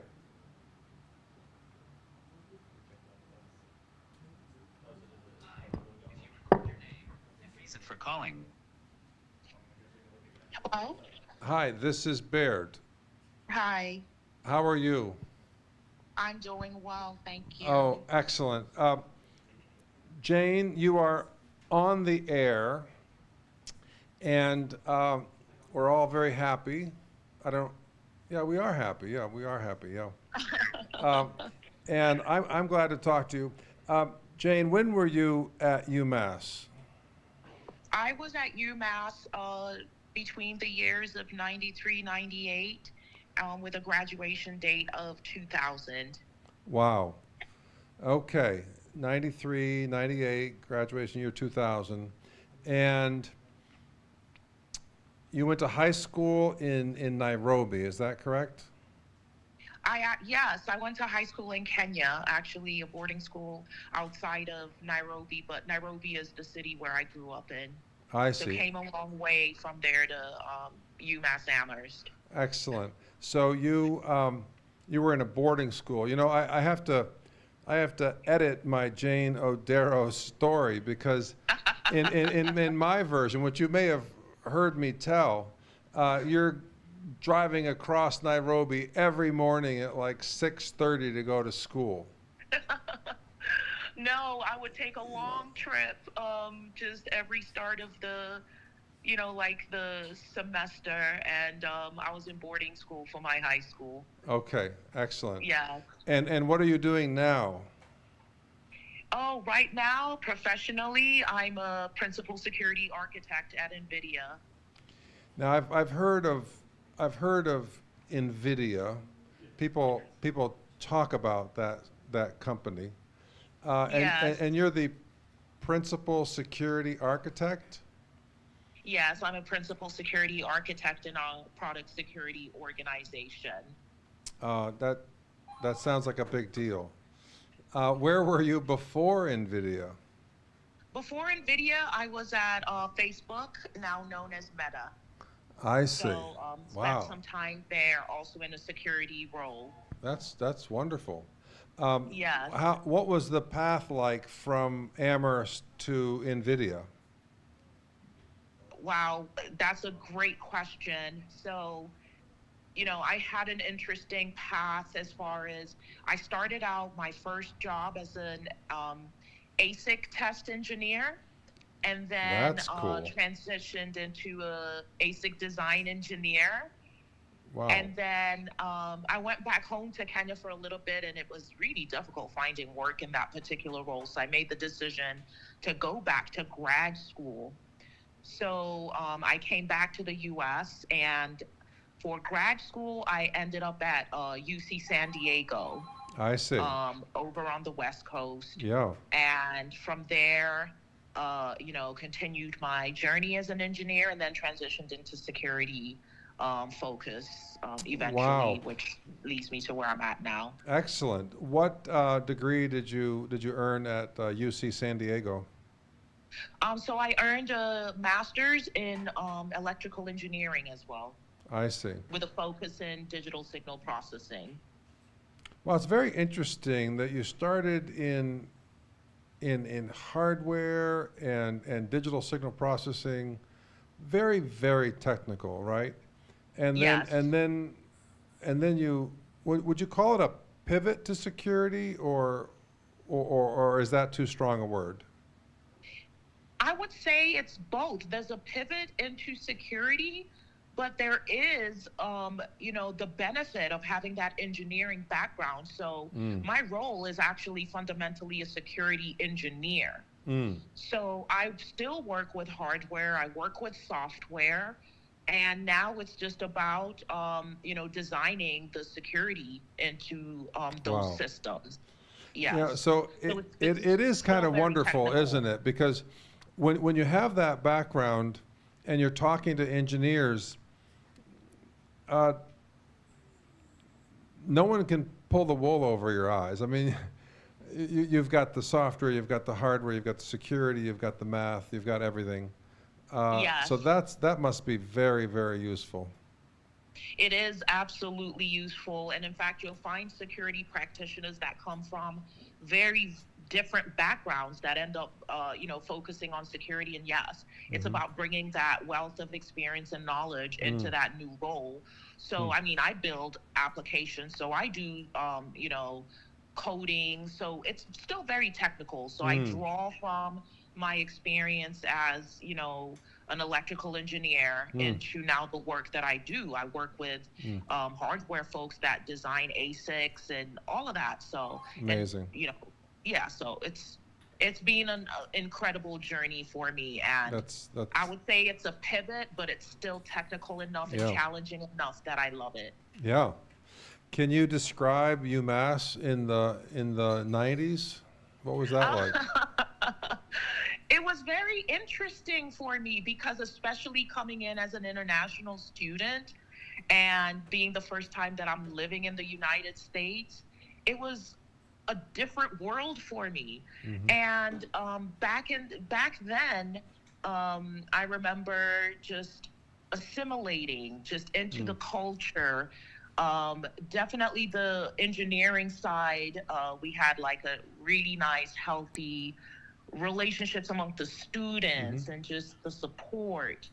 And then just life at UMass was very different. I still remember not just the student part of it about the learning and the academics, but just life in Amherst. I remember Antonio's Pizza and just enjoying Amherst. Yeah. So very fond memories. Yes. That one's not supposed to be on. Yes. It's, sorry, what was that comment? The comment was that was not supposed to be on, and we had some feedback. We had a feedback situation here. But we're okay. So you have fond memories of Antonio's, probably the early days of Antonio's, and fond memories of being on campus as well. Yes, fond memories of being on campus. My first job was working in the dining commons. I remember those days working in the dining commons as well. Yeah. Eventually, I worked at the EWC, the Women's Center. Okay. So just a good experience academically. I remember my classes, the labs. Wow. Oh my goodness. Somebody asked me about transistor colors yesterday. And I'm like, oh my goodness. I remember that's when I used to be in the lab. Taking those labs at UMass is when I was hands-on with that stuff. So that is just so cool. That's great. Yes. Well, there are some younger folks in the audience. Do you have any tips for them regarding this crazy thing we call the future? I think the future got a little crazier than it used to be, right? Remember 2022? The future was like, okay, well, whatever. 2022, that'll become 2023, whatever. Right. It just feels like the Western Hemisphere being rediscovered by Europeans or something. I don't know. It's just so incredible. It's so different. So we're counting on you to give us a word of wisdom. The word of wisdom for me is, especially given the experience I'm having even today, is that graduating with an engineering degree puts you in a unique position to really influence and contribute and shape the technology. And when you're shaping technology, in some ways, you're shaping how the world works. Like, look at the AI boom, for instance. I work in that every day, and I have a hand in that. So you're in a unique position as a future engineer to not look at it like the world is just crazy. It's moving in such different. You have the opportunity to be an innovator, to really shape how the world is going to be. And to be in that position, I think, is amazing. So I don't want people to look at the way the world is now and think that there's not much in it for me. Okay. Everyone so it'll just be different. It'll just be different. Yeah. it'll be different, and the fact that you have these young folks will have the ability to shape what that different looks like. Okay. Is what I would say is the word of wisdom. Okay. I work with new engineers all the time, and it's incredible the perspective and the just the perspective and the energy and the excitement that they bring to the table, and how that translates to excellence in the work that we do. Yeah. And I think every young person that is either pursuing an engineering degree or getting ready to get out into that workforce should understand that they will play a pivotal role in how they shape the future of what the world looks like from Excellent. a technology standpoint. Great. Cool. Well, I won't take any more of your Saturday. I really appreciate you calling, and we're very happy to reconnect with you. Oh, I'm happy as well, and it's really exciting seeing the work that is happening with the M5 ECE Makerspace, and I'm looking forward to all the great things that will continue to come out of it. Excellent. Thank you. And if you come out east, please give us a heads up, and we'd love to show you everything here. Oh, yes, absolutely. Okay. I will take you up on that offer, and I'll let you know. All right, great. Thank you, Jane. All right. All right, Take thank care. you. Thank you. Bye-bye. Bye-bye. Bye.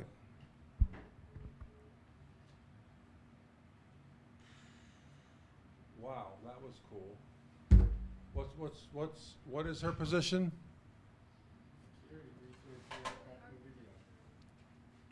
Chief Security Architect, NVIDIA? Okay. Why is it that UMass grads do so well? It's just odd. Like Chris Montoya, let's take him for example. His knowledge of analog electronics at ridiculous frequencies is, what we got 10 people in the world that are in your, well, 100? I mean, not many. Not many. Chris, would you like to join me here? And then my friend Chad. We've got, who are the scheduled interviews? When are they coming in? Check the schedule. Okay. Oh, right now it's Ivan. No. Okay, so Ivan? Ivan Berkovich. Ivan, and no, via Zoom. Ah. So, he's in the Zoom. Yeah. You'll be around? I'll be around. You'll be around, okay. So in the Zoom, how do we do this? Do you have the mic connected to your laptop? I'm going to go, I probably just will go with this. Okay, that's fine. I mean, it's the same Zoom call, right? Yeah, that's okay. Okay.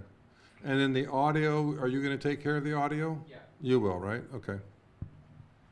Maybe I should turn this off. Okay, so it is 3 o'clock. Sorry, Chris.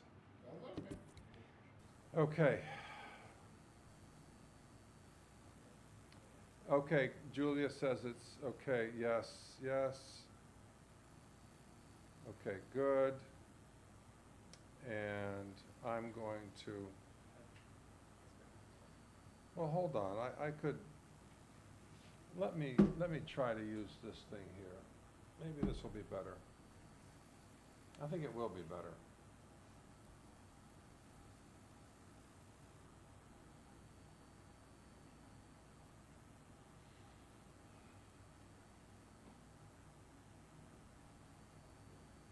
We might need to turn some ACs off. I don't know. I know it's nice and comfortable, but we'll see. We'll see how the audio goes. Oh, the ID is not valid. Okay, that's. Want me to resend it to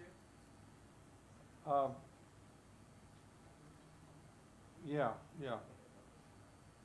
How are you sending it?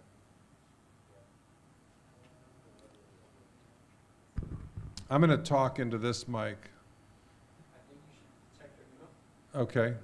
Well, now it says join. Okay, good. We're okay. I think I can turn this mic off.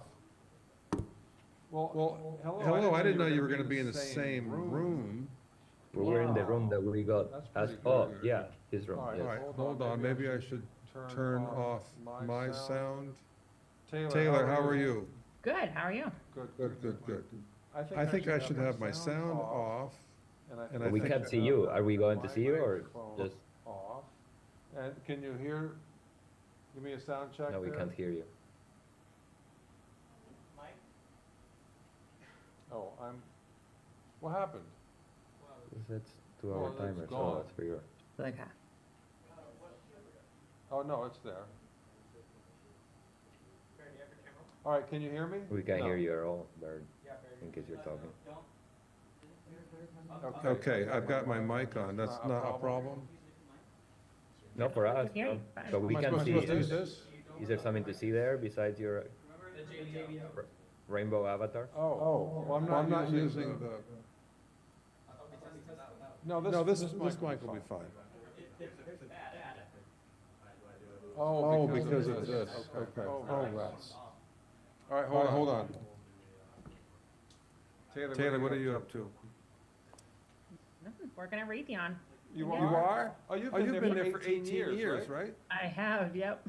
Wow. That's amazing. Let's see if this wireless thing works.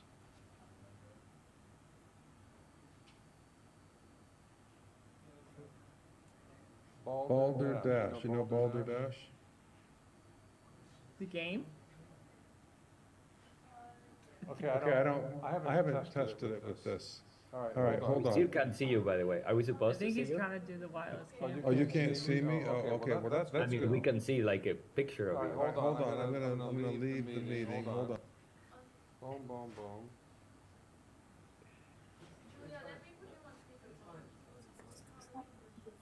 Oh, now we can hear you, but still can't see you.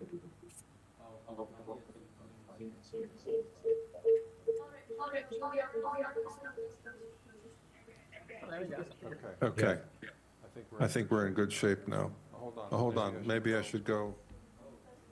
How's that? Yeah, we can see you now. Okay, Rafi, is that Usually working well? How we doing? We're good? We're good? My camera is on. And we're good now? Okay, good. All right, Taylor and Ivan, that was so complicated that I'm worn out and I'm going to bed. Are there other people here, or is it just the three of us? Well, we've got 1, 2, 3, 4, 5, 6, 7, 8, 9, 10, 11, 12 people in the audience. I see, and they're Yeah. seeing what we are, like they're seeing this. They are not seeing you, they can hear you. Can they hear you? Okay, so these. Oh, Like a pod. oh, the live stream sees you, the world sees you. There is a live stream. Okay, so the aliens, we're streaming to outer space. You're streaming to outer space. Yes, you are on television. Yes, you're on television. So where are you right now? We are in Boston, Copley Square. Oh, Copley Square, very posh, the Fairmont. Yeah. Mm-hmm. How many kids there are from Boston? Have they ever heard like a true Bostonian talk? Like Taylor was born in like. Taylor, you're a true Bostonian? Yeah, I grew up in East Boston. I still live there. Yeah, she talks like she came out of it. That is, movie. You know? It's like- that's amazing. Yeah, never So, left. oh, that's good. So you commute to where in Raytheon? I go to Andover, the Raytheon in Andover. It's the factory. Very good. You do sound like Boston. That's good. You know, there are people who are worried about the Boston accent disappearing, but you're keeping it going, right? I'm trying to keep it going. Yeah. Yeah, she has all the OG slang. Okay, Rafi, can you? Are they? Is the audience hearing Ivan? Okay, good. Okay, so let's talk tech. Let's talk UMass history. Let's talk about you folks. You both were graduated. When did you graduate? 09. 09. Both were 09? Yeah. Okay. And you've both, so Taylor, you've been with one company, and Ivan's been doing all this stuff. Yep. All this stuff. So what, oh, okay, so M5 was new. It was brand new, yeah. Yeah. Brand new. So what was it like in that first year? Yeah, it was cool. Like we didn't have it the first couple of years, right? When did it open officially? Right, Like, it opened while we were there, yeah. May of 08. Yeah. It So was we like- only had it for 1 year. It was like your man cave. Yeah. That's how we thought about it. Basically, yeah. That's one way to think of it, yeah. I think it was a little smaller in the beginning. But you had your trailers before. We saw your trailers. Oh, you saw the trailer, you saw both? Yeah. Oh, okay. That's cool. Did you take a course in the trailer? I didn't, did you? No, but we used one of the trailers for something. Yeah. Like a comp course. Right. Oh, there was a computer networks Yeah. course out there. And then they got removed and I got the space, yeah. Do you have them in your backyard now, or where did the trailers go? Oh, they rotted away. Just compost, entropy. Yeah. Yeah, pretty cool. If you were here, I would give you one of these cool PCBs. Oh, I should adjust my camera. Yeah. Wow. So, we like circuit boards. We like them so much that we're making little trinkets. It's got the QR code on the back. Can you print boards in M5 now? Can we what? Do you print your own boards at M5? No, we don't. Okay. No, we decided that we really like professional, super high quality stuff. So we use JLC PCB or PCB way. Yeah, takes about 2 weeks, yeah. Yep. And if you were here, I could give you a little zine. Oh, yeah. Yeah, analog read. Yeah. So, let's see. What do you want to talk about? What advice do you have for Priyanka and Andrew? Andrew doesn't need advice. Andrew is one of these people who just continually amazes me. Wow.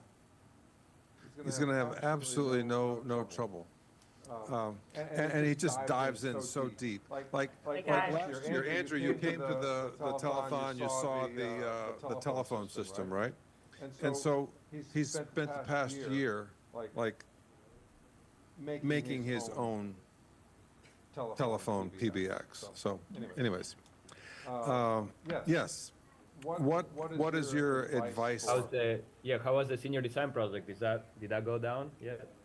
It's next. The demos are next week. We've got a few people in the audience that are working on that. And now that the prediction markets are in vogue, are people taking poly-market bets on who is going to win? Or you could rig it too. You have some inside knowledge. Being played out. Sports betting on the. We could rig it. Yeah, we could rig it. I don't think we do, but. A poly market would be cool. Yeah. If I was there.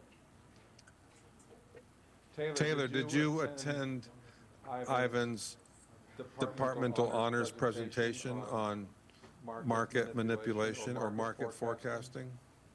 No. In undergrad? Yeah. I don't know. I don't think so. I don't think so.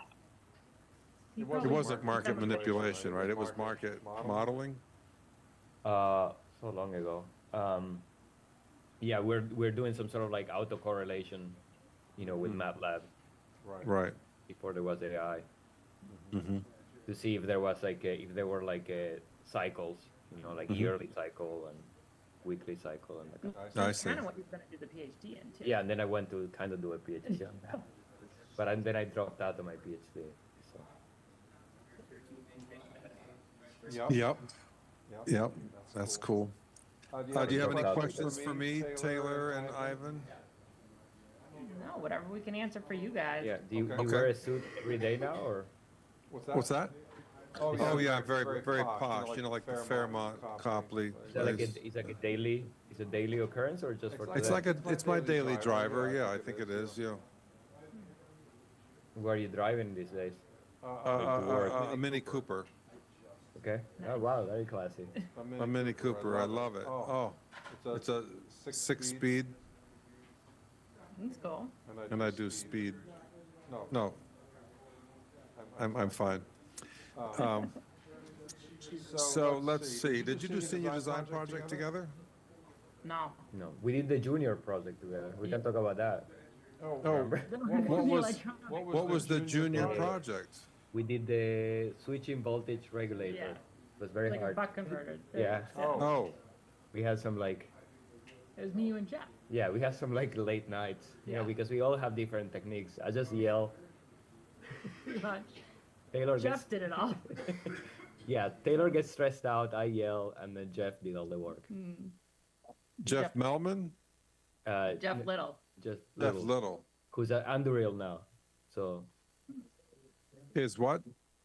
He's at Anduril, like Taylor. They're like, you know, building war machines. I thought he was at Lincoln Labs. Like he moved. Okay. Oh, okay. That's good. But I came back to UMass and did my master's there too. Oh, that's right. You came back and did the I masters did like in the microwave. accelerated program. Yeah, through Raytheon. excellent. That's And cool. Chris Merola came back. Chris Merola is at SpaceX now. Correct. You talked to him? Yes. He was at Kuiper in Amazon, and now he's at SpaceX, which is going to go public. He's Yes. Yep. Yep. That's great. Yeah, he's had an amazing career. Yeah, he's like, I mean, he's like a top, I don't know, 50 antenna expert in the world, 100. I mean, there's not that many. You know, once you get into a really deep niche like like satellite antenna for a given frequency and all that, there is like 50 people doing it. It's kind of cool. Yeah. Kind of like Nice. radar systems. So how are students these days with the, you know, now that ChatGPT does their homework, what do they do all day? Rafi, does ChatGPT do your homework? Still not there yet, unfortunately. It's not there yet, unfortunately. Not quite. Next year. Yeah. How is it affecting your jobs? At Raytheon, they have like their own internal AI that we can use, but even that, they like just started getting one that we can kind of put some information in, but because it's all kind of sensitive information, protected information, it's a little bit tough to use it. I'm sure people do for like general engineering questions, but Okay. they're still kind of working on it. Yeah, I'm doing a bunch of AI. I'm doing research. I went back to publish. I dropped out of a PhD. I didn't publish anything, and I published 5 papers last year. Oh my! Really, I didn't know that. Yeah, I'm back in the game for a little bit.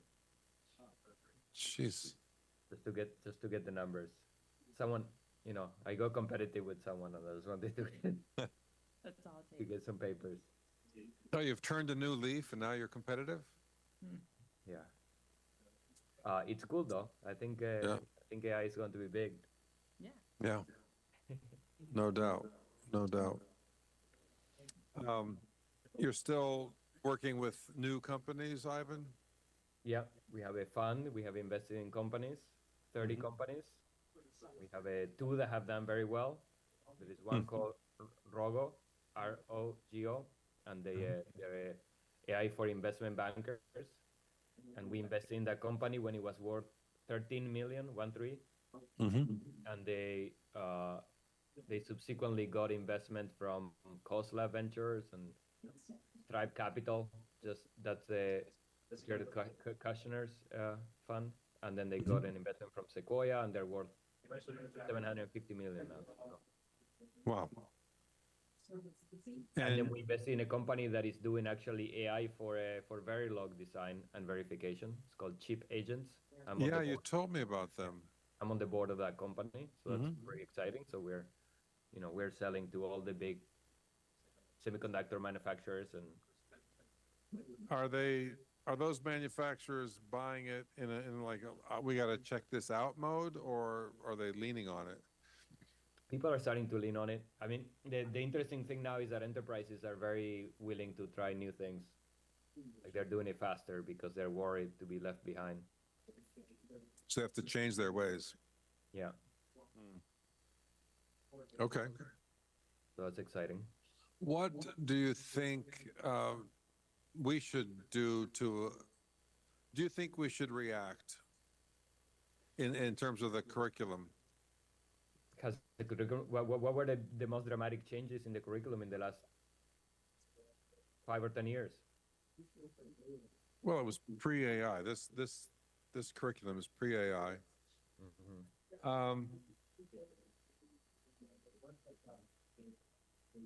I'm not remembering exactly what the motivation. We wanted to create more flexibility. So the last 3 semesters has a lot more flexibility than it used to.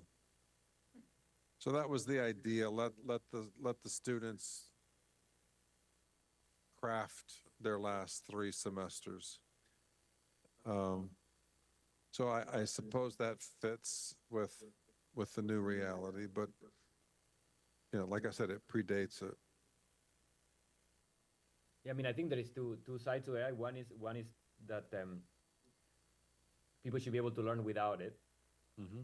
That's number one. I mean, before you could still get answers from the last year, or like, buy the answers for the textbook, like people did have answers. We're not going to pretend that we learn everything from scratch, but I don't know, there was a certain effort, and effort equals learning, right? Like without effort, you don't learn.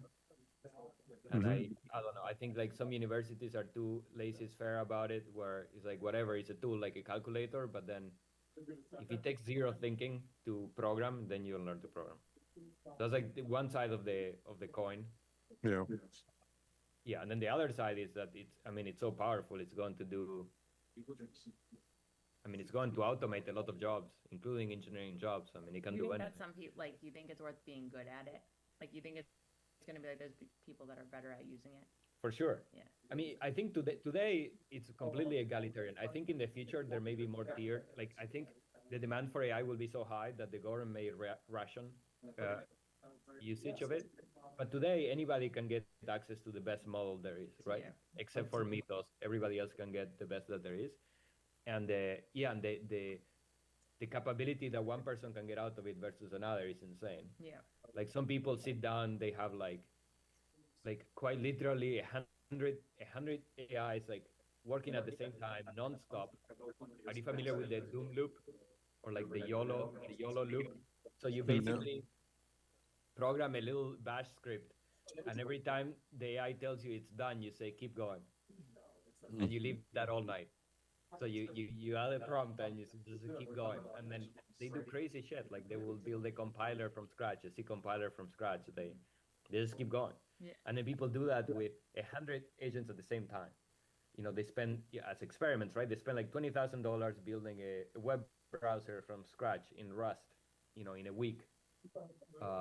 And I do think like doing those experiments helps your imagination to know what's possible and what isn't.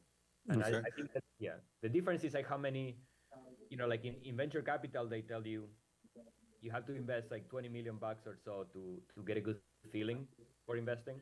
So this is the same. I think you have to go through a few trillion tokens to get a sense of like what it's like to, like, how much can this do? And so I do think most people haven't gotten enough practice. Oh. It isn't destroying the environment, though. I don't know if it destroys the environment, but it may destroy humanity. I think that, yeah. Well, the energy requirements. What are your thoughts on nuclear power? I mean, I don't know that much about nuclear power. For all we know, Taylor is making nuclear weapons right in. No, she can't tell us. Yeah. She can't tell us at all. She can't tell us anything. You can't tell your family anything. No, I can tell you general stuff. Yeah. Okay. What type of work do you do? Yeah, I work in power. I've always worked in power. So I'm in like the analog and power electronics group.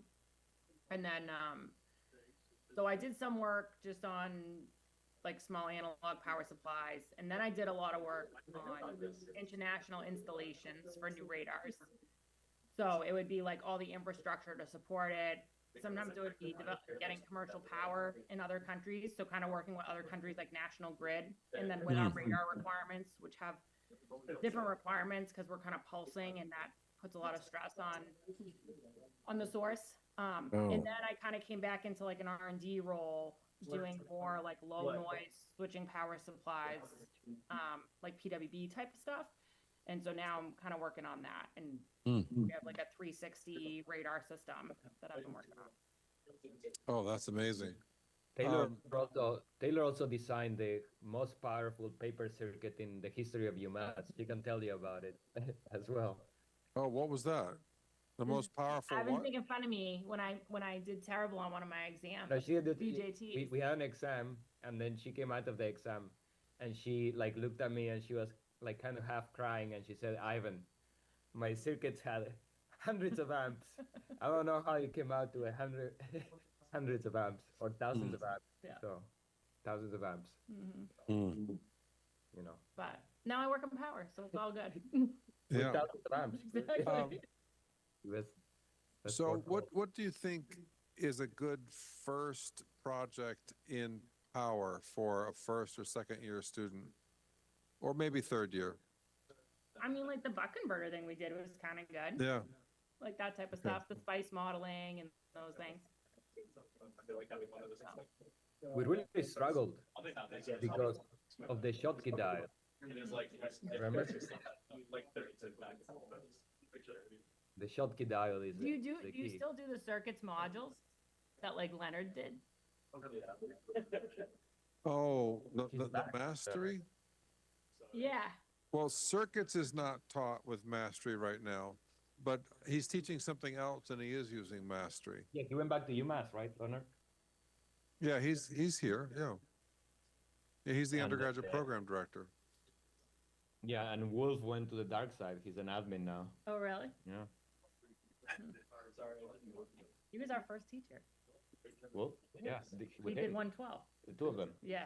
Yeah. And Anderson. Oh, it was Anderson and Wolf. Yeah. Professor Anderson is retiring. Professor McLaughlin is retiring. Anderson, he's your age, right? You guys are the Yeah. same age. You're not retiring though. No, I didn't take the hint. No. Okay. Well, we should probably sign off, but thank you for being with us. And let's see, you don't see each other very often, right? I mean, this is a... No, No. It's been a few years. We're doing it for you. It's been a few years. Well, I appreciate it. Yeah. Do visit Amherst and do let me know when you're coming out here. Yeah, he bought me lunch last time I went, so. Yeah, I come out there, once or twice a year. I usually meet up with Cheryl Brooks. Oh, So, yeah, good. let you know. Does Good. she Oh, buy you that would lunch? be great. I usually stay at her house, so yeah. Wow, you stay at her house. Wow. Great. Well, thank you so much for taking the time. Appreciate it. All right. All right. All right. Take care. Thanks. Thanks. Everybody. Bye-bye.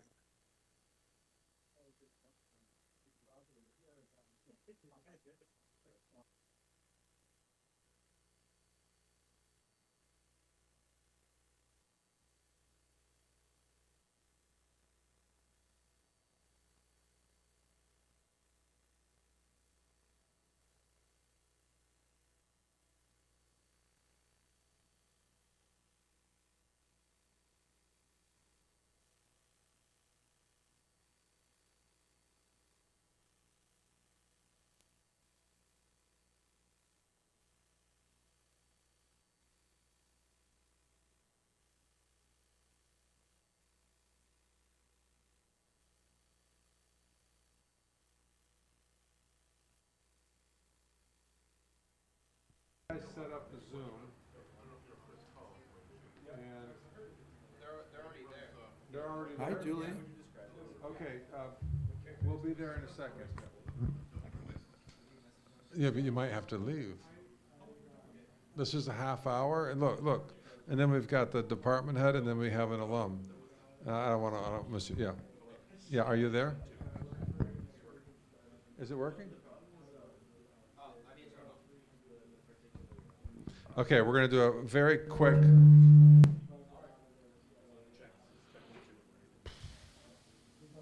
Rafi? There we go. Okay. All right. Hi. So, World, I want to introduce you to Chad Donahue. one of my favorite alums of all time. Wow. Why? Why? So funny. Oh. So funny. Took me a couple minutes to figure out the channel. Okay. But then I got it. So you did electrical engineering? I did. And then what did you do? I was an electrical engineer. I worked at the MITRE Corporation doing radar design analysis stuff. I did a master's at Northeastern. Then I went to medical school, did an MD PhD. Yeah. And now I'm a psychiatrist. Wow. And how long have you been a board certified psychiatrist? About a year now. Wow. Yeah, it took a while. It really... It takes a minute. You know. Amazing. Yep. Amazing. Well, congratulations. Thank you. And I'm glad you're back in Massachusetts. Me too. That's really cool. Yep. I do hope to see you within the next 10 years. That'd be nice.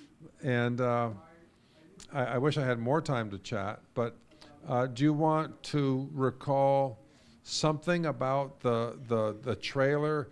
So Chad was in the trailer before M5 existed. Yep. What was that like? And what do you see here that might have been brought over from there? I mean, the trailer was just, it's just a small version of this. It really just kind of, it seemed like the trailer itself was just exploded out into this larger space. So, I think seemingly you look at it, it looks like a bunch of junk. But the stuff that people turn it into is really amazing. And I think that started there, and it's obvious that that's continued here. Yeah. And, it's very punk rock.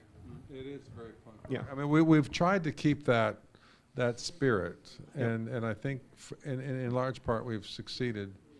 We've got much more to do, and I think that's a good stance to have. Keep going, new project. There's always something new. Even exploring the past. There's so many ways to explore the past. Absolutely. So, I'm all for all of it. But I'm really glad to have reconnected. Yeah. And hope to see you again soon. I hope so too. All right. Thank you so much. Appreciate it. Take care. Bye-bye. All right. We'll see you around the quad. We have somebody on Zoom now?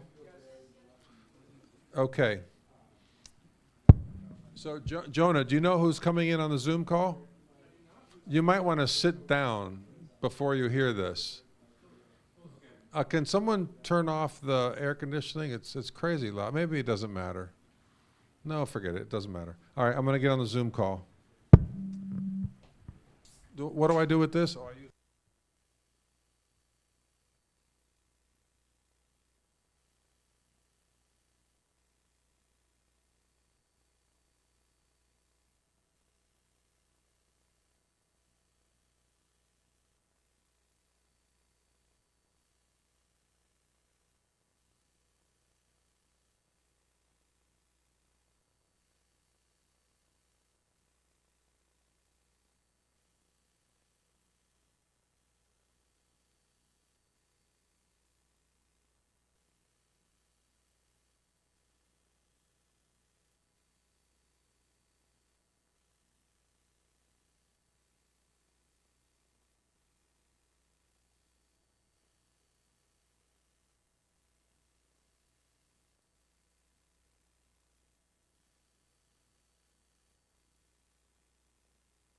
Hello?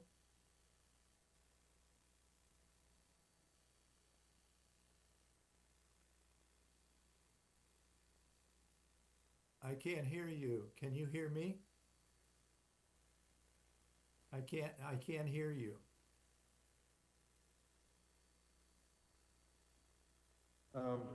There you go.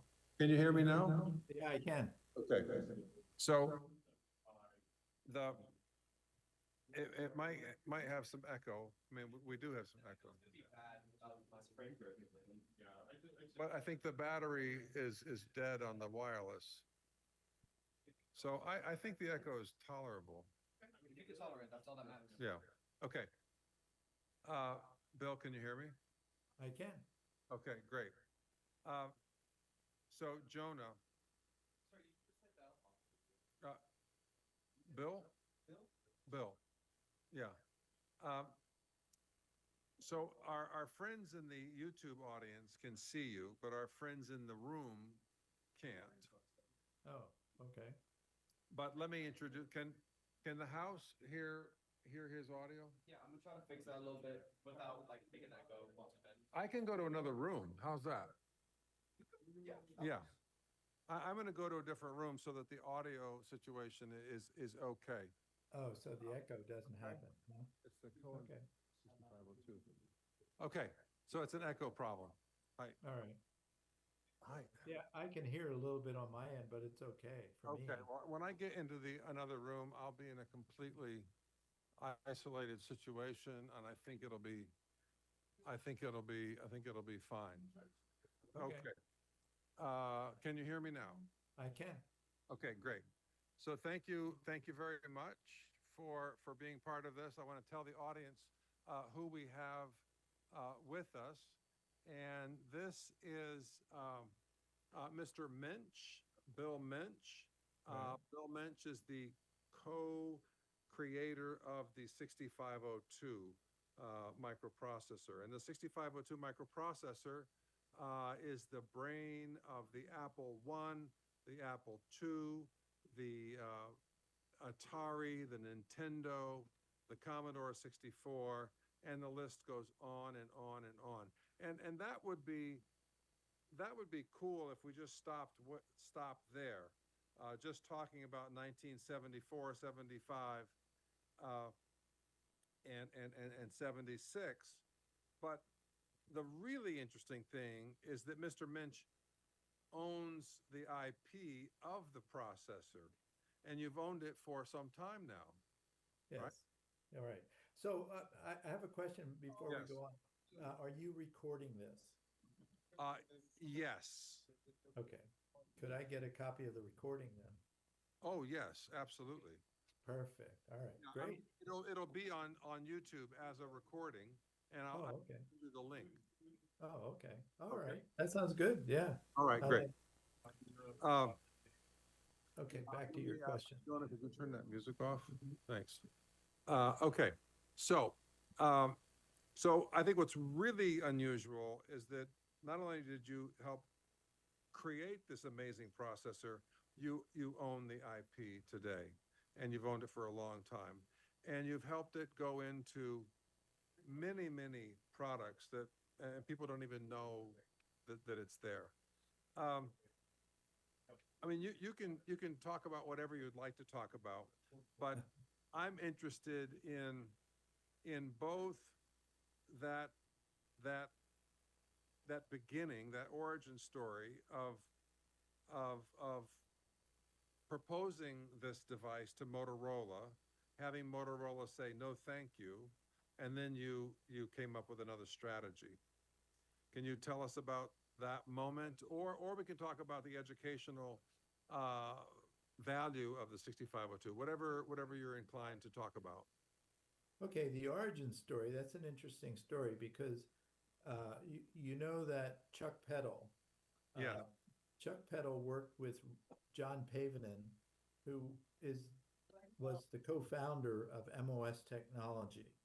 But this was before this at GE Computer, and he also worked with another guy, Larry Hiddle, who was the founder of the first terminal company called Courier Terminal. Okay. But anyhow, Larry helped build the first timeshare system, I think, at Dartmouth, where AI came from.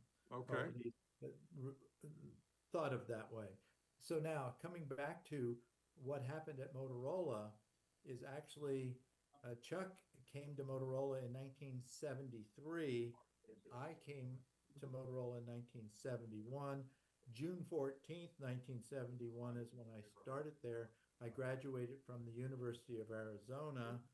I transferred my credits from Temple University and Villanova. Now I have something in common with the Pope. The Pope got a BS in mathematics. I took 4 courses of engineering math, and because Villanova wouldn't transfer my credits from Temple, I had to start all over engineering wise, and so I chose to transfer my credits that to University of Arizona. So now I knew that I wanted to work at Motorola because I worked for Philco Ford in Blue Bell, Pennsylvania, in their advanced semiconductor lab. Ford Motor Company had acquired the world's largest producer of TVs. That was Philco. Okay. Philco for Philadelphia Company, which was a battery company. So they actually built batteries back in the day. But now coming forward to Motorola, when Chuck arrived in 1973, basically the 6800 and the PIA and all the chips for the 6800 family were already specified. So what the engineers were doing at Motorola were actually creating the chips, meaning the silicon that implemented what was specified mostly by the applications department. And so I worked in the applications department on one of my first rotation. So now coming back to what happened in 1974 that caused Chuck and myself and others, 8 of us, leave Motorola was I was never in a conversation that Chuck is rumored to say that he wanted to design a low-cost 6800 and Motorola didn't want to do that. Well, I wasn't in those conversations. I was too busy designing integrated circuits. And so the chip that after I started with the 6800, I had designed interface cells, input buffers, output buffers, and IO buffers for all of the chips that were used on the 6800 family. So all of the chips used my designs. And so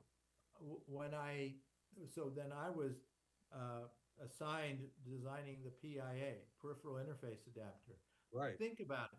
The peripheral interface adapter says that that's the real world. That's the interface to the real world. And so I learned the whole system because I had to interface to with the microprocessor and make that effective interface for all kinds of things that they wanted to hook up to the pads of the PIA. So I got the first patent ever on an integrated circuit for the layout of the integrated circuit. That's amazing. And this was before the MaskWorks. So MaskWorks came later.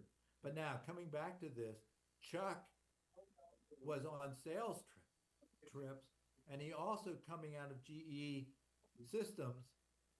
He also was a co-designer of the Singer sewing machine company that wanted to have a point of sale terminal. So he knew the integrated circuits required to design a terminal like a point of sale terminal. So he understood how a microprocessor would be used in a system like that. That's where he came from. So, but he didn't really understand integrated circuits at all, and that therefore he was dependent on Rod Orgel and myself. Rod was a qualified, certified, awesome engineer. So between Rod and myself, we knew the integrated circuit design requirements to design integrated circuits like a microprocessor and peripheral interfaces. Now, Will Mathis, who is another name on the patent, he was an applications engineer. My first rotation was applications engineering. So what happens there is that Will was the applications engineer that when we completed our designs would be helping companies apply our chips. So now, but I was the silicon, I call myself now the silicon architect, which means I was specifying the transistor sure that the simulating the transistor functions would deliver what's needed to have the performance of the microprocessor. In our case, we wanted to do 2 megahertz microprocessor where Motorola and Intel were 1 megahertz. And so our goal was a 2 megahertz system. But the other thing is that we had no intention of building a system like a pet computer or Right. Commodore 64. Yeah. But our intention was a two-chip system to compete with the Intel 4040 system, which Right. was a microprocessor plus an I/O chip, memory chip with I/O. So that equivalent was demonstrated on September 16th, 1975, not only the 6501, 6502, but two versions of the 6530. One is the keyboard input or keypad input monitor. That's the KIM. That's where KIM 1 came from. Right. But also on the KIM 1 was a teletype input monitor, two ways of getting information to and from the system. Right. And so both of those are on the original KIM 1. I designed those. I didn't do the code. The only code that I did was to test our chips to make sure they did what was specified. So actually I built a tester to test the microprocessor, and then I had load boards to test the I/O. But now let's go back to how we left Motorola. We left Motorola because Chuck was, he never said this, we never said this, but if you reverse engineer, figure out what actually took place, he came in 1973 as a systems engineer. And he came, what I claim, if you look at what actually happened, he came to raid Motorola of the engineers and the team to design his own chipset. Oh. So when he wanted to say that he proposed a low cost microprocessor for Motorola and they refused it, I think that's a false statement. And the reason why I say that, look at what happened, because actually the reason why I chose to leave Motorola is they wanted to move me to Texas, Austin, Texas. Really? I had family that were living near Fort Hood because a cousin, my wife's cousin actually, was married to a general in the Army, and so they lived near Fort Hood. I think he served some of his career at Fort Hood. So when I visited there, it took us a day to get to Fort Hood we would drive from Pennsylvania, Bucks County, Pennsylvania, where I grew up. We would drive from there through Texas to Motorola, to Arizona. And what I like saying about Texas is the best thing about Texas is leaving Texas. So I didn't want to live in Texas. So when Motorola said they wanted to move me to Texas, I'm going, that's not where I want to be. So but Chuck came to me, says, do you want to move to Texas? And I go, no. He says, well, what if we want to create a company? And Paul Barossa was the head of central research for Motorola. He says, let's meet with Paul Barossa. He taught at UCLA. He was a professor there. He's a professor at a couple other universities. But why don't we meet with Paul Barossa at his home in Stone Canyon, which is on the north side of Camelback Mountain? Okay, so we had a meeting or two with Paul Barossa, but then Chuck said, Paul's not going to be able to deliver what we want. And mainly he didn't have the entrepreneurial, Paul Barossa didn't have what I would call the entrepreneurial characteristics, and Chuck and he didn't get along anyway because Chuck was kind of abrasive. And I remember a time when Paul Barossa said, Chuck, I wish you wouldn't say that. You're really upsetting me. And that was about as calm as I've seen anybody dealing with Chuck's attitude. But me, I'm saying this guy knows what he's doing, or he has an idea. So anything but Texas. So anyhow, he goes, okay, so I found a company in Pennsylvania. I said, Pennsylvania of all places? Wow. That's awesome. So you're saying Valley Forge, Pennsylvania. Oh, awesome. That sounds like a fun thing to do. I'm going home. And so that was a double benefit. Incredible. So what Chuck was saying is that he really wanted to do this chipset, and I was all in. But because I learned the whole system, I could design the two chips. So I was the architect of all the chip family. And so the other thing that's not known generally, is I designed the process control monitor. There were 5 of them stepped in 2.5-inch wafers back in the day. And so I was given that task. And then the other thing I was doing was they wouldn't give me a technician, but because I was a technician at Philco Ford, I have a built-in technician. And I really didn't want a technician anyway, even though they wouldn't give me one, because I wanted to do the actual factual measurements so I knew they were done accurately and compare them to the simulation programs of a guy that came out of Berkeley. His name was Frank Jenkins. He wrote the simulation programs at Motorola. I still have those on this PC right in front of you, right in front of me. So it's Fortran programs that had 7 parameters to be able to accurately simulate the transistor function. So that process control monitor, I did both the enhancement mode circuits and depletion mode circuits side by side in the same orientation, because the crystalline structure can affect the mobility of electrons depending on the 111 or the 100, whatever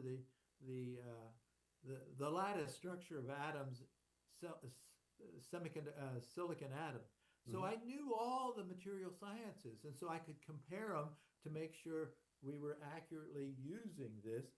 And that's when I found out that the engineers didn't really understand some of these characteristics, and they had to redesign the memory chips because they had the wrong transistors because of my simulation. And so now I know that the depletion load process is better than the enhancement load, much easier to design with. Right.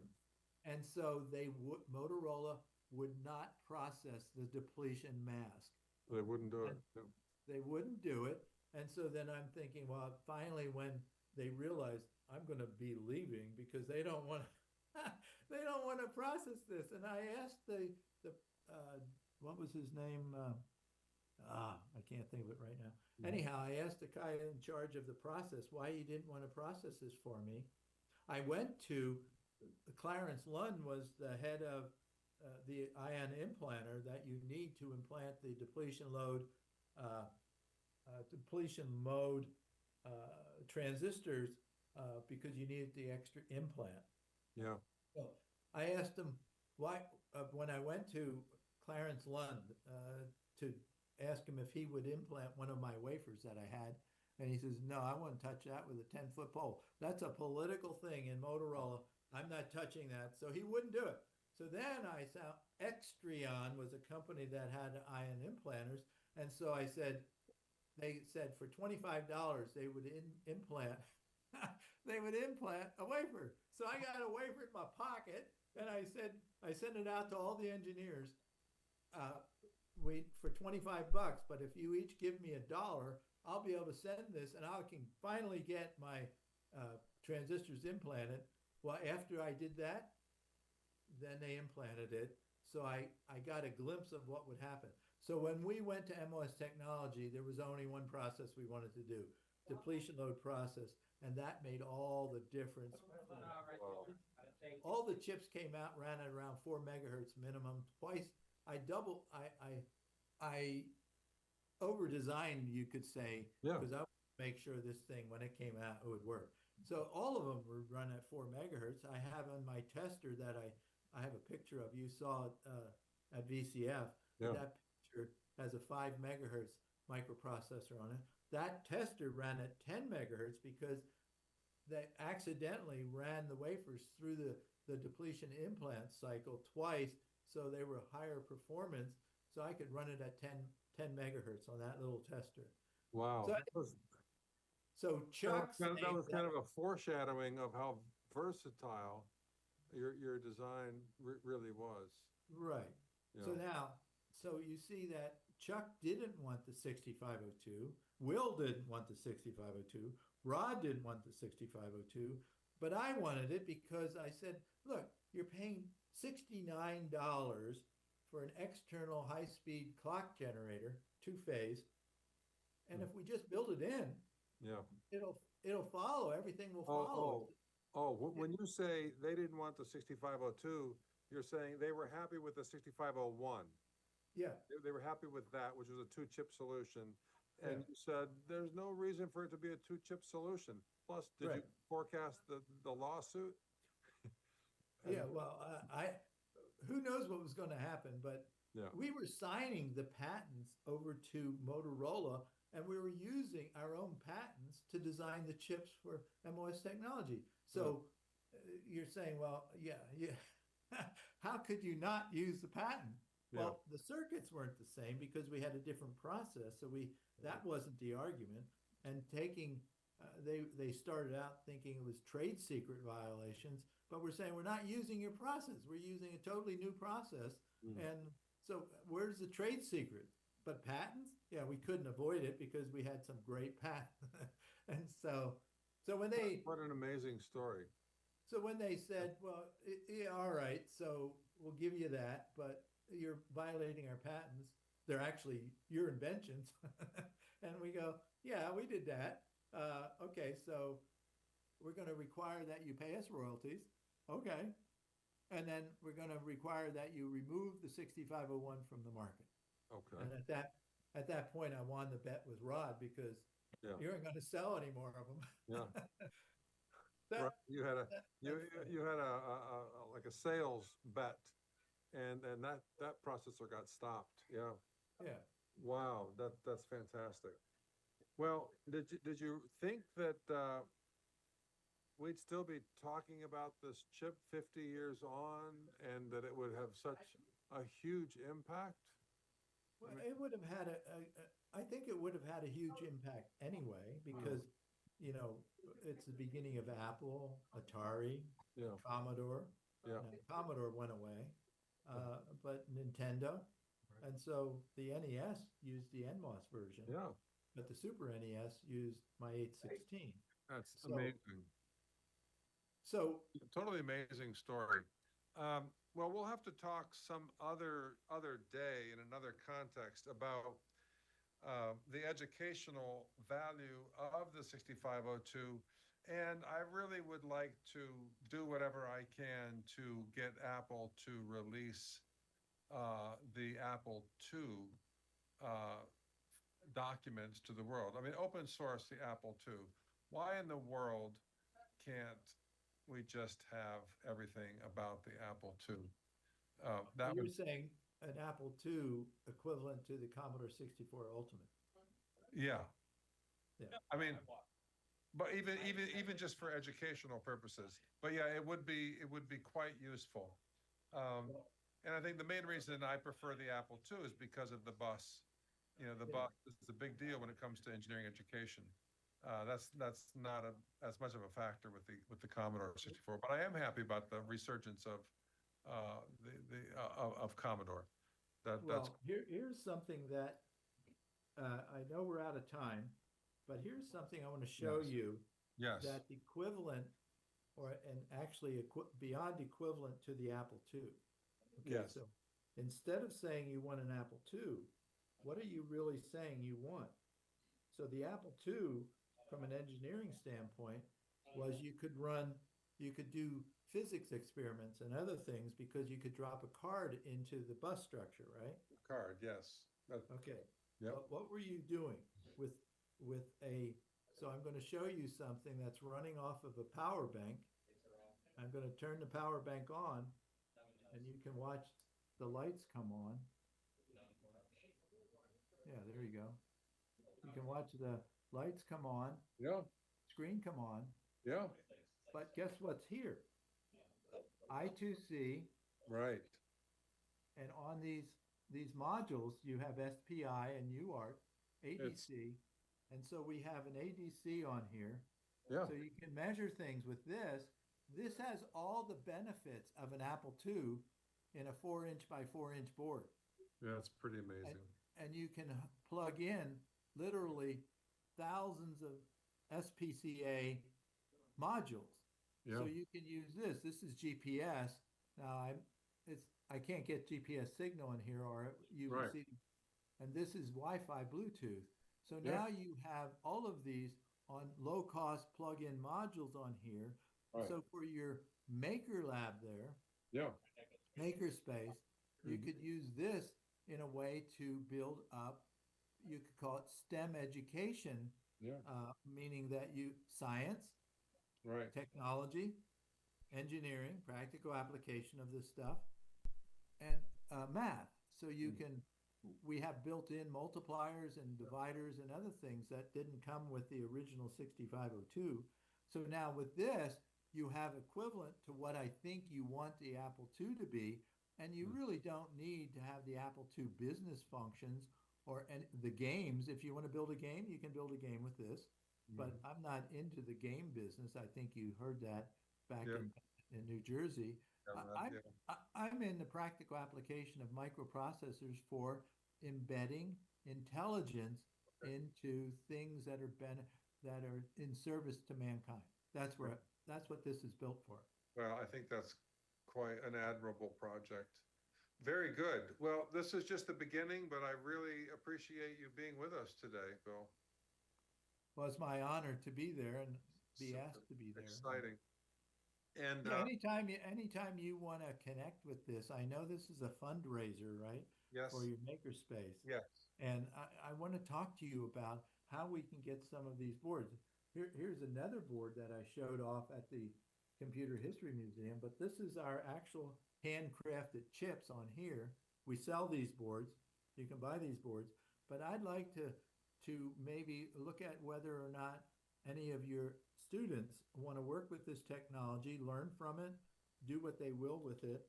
And this is the other version of the thing. Again, this has the I2C interface, the SPI interfaces. This is another one. This again, the power bank is powering it, but there you go. So yeah, there it is. So it has a real-time clock. Nice family of boards. Yeah. Yeah, it has an ADC over here. It's got a temperature diode, so you can temperature the board. But anyhow. Good. Well, we can talk about that in the weeks and months to come. Sure. Yeah, exactly. Love to do that. All right. Thanks you. Thanks again for the invitation. Thank you so much. Take care, Bill. You're welcome. Thanks. You too. Bye-bye. Thank you. Bye.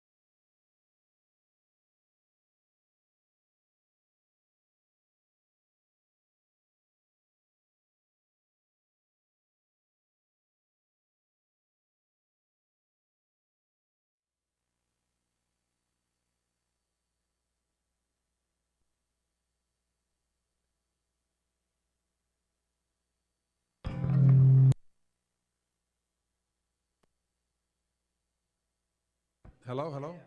Okay. Well, that was fun. Mr. Mench, thank you, Mr. Mench, for being part of the telethon. Wow. We're up at 8579. Who's in charge of, it's on manual mode? It's on automatic. Can you put it back on manual mode? Go ask Robert if you can go manual mode. No, I would like it on manual mode. I like assembly language programming. You know, I like to know where the bits are and what they're doing. Oh, well, don't confuse me with the facts. Don't confuse me with the facts. Our next guest is Dr. Tessier. Would you like to come up, Dr. Tessier, and grab a microphone? Very good. Is that on? Is it working? I think so. Rafi, are we good? Okay, welcome to the telethon. Oh, thanks, Baird. And Dr. Tessier is the department head for electrical and computer engineering. And his research area is in reconfigurable computing. That's right. And you've got an active PhD program as well as being the department head. That's right. Let's see. How does that work? It sounds like 2 full-time jobs.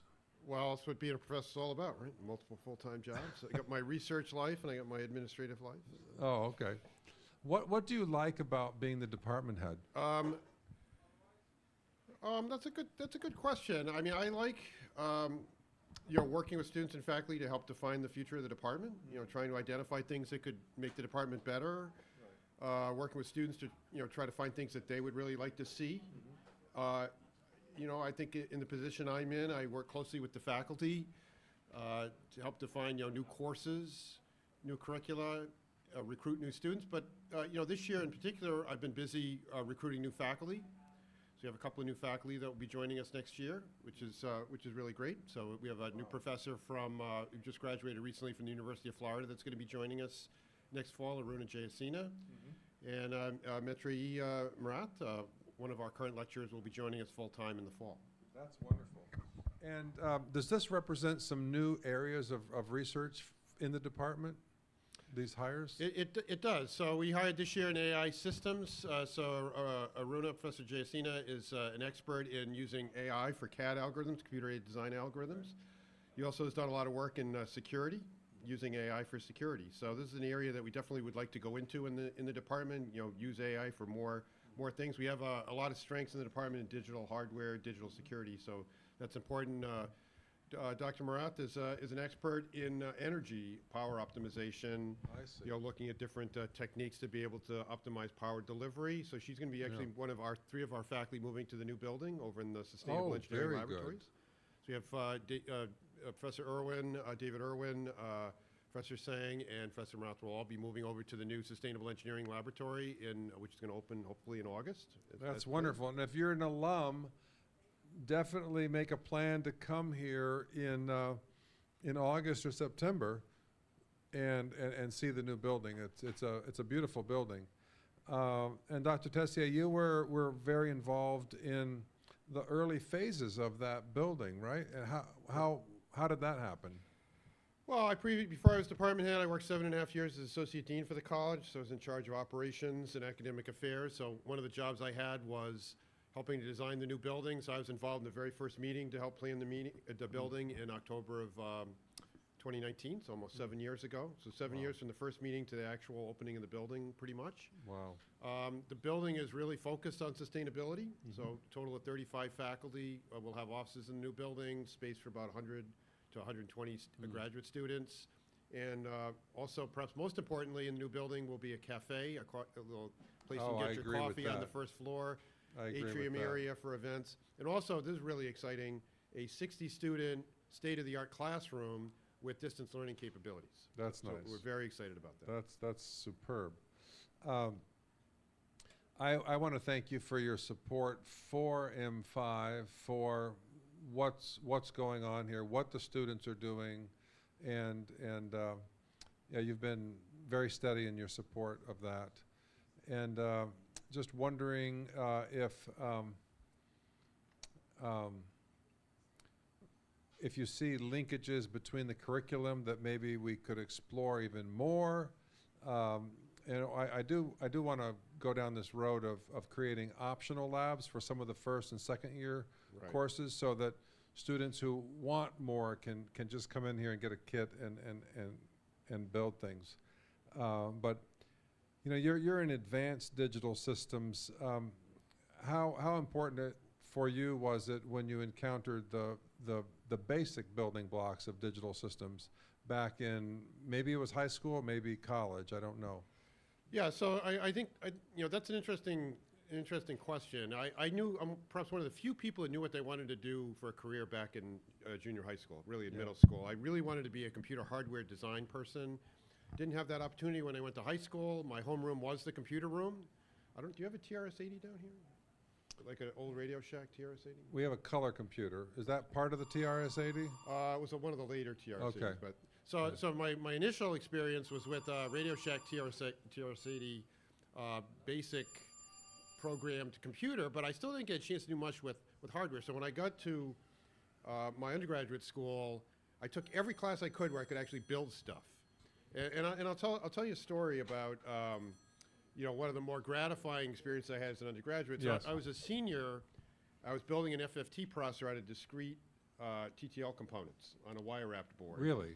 Could not get the thing to work. I mean, my partner and I had spent a week and a half trying to get this thing to work, and the TA was like, "Well, it's okay. You're doing." I said, "No, I want this thing to work." And then we got a great suggestion from the TA. He said, "You really want to put a set reset latch on the trigger going into this thing." Because what was happening is, when we pushed the button, the thing was like toggling all over the place, and by using a set reset latch, that really solved the problem. Oh my! And it worked perfectly after that. And it's 35 years later, actually, closer to 36, 37 years later. I still remember how happy I was that project worked, and immediately we went out and watched.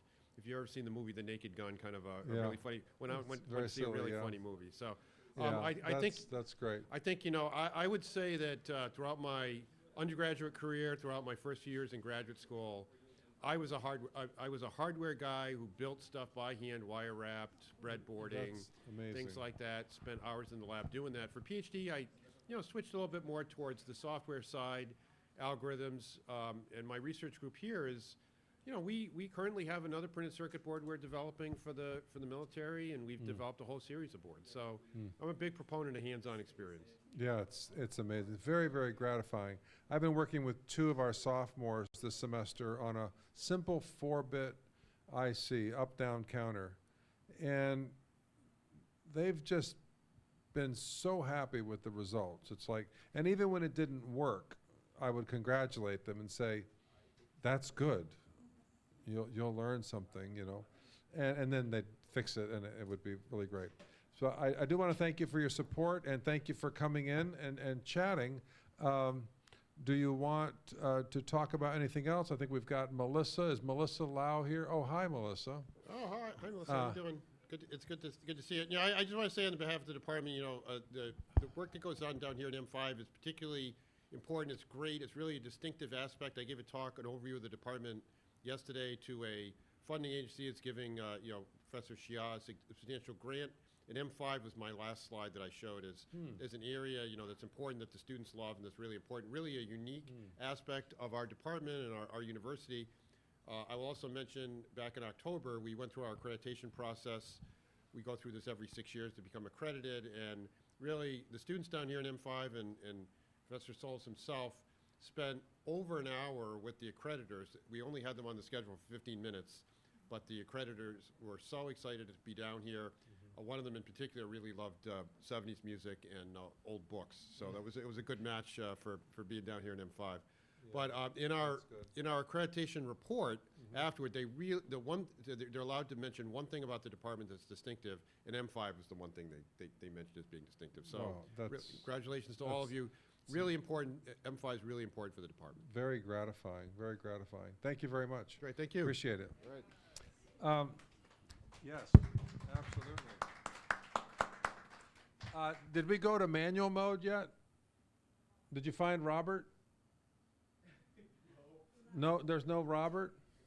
I'll be back in a few minutes. Okay. He's just taking a quick break. Y'all have an imagination, right? And Ika, you've got an imagination, right? Or you had one? Yes. Okay. Ed, you've got an imagination, right? Okay, good. So here's where you need the imagination, because I have special knowledge of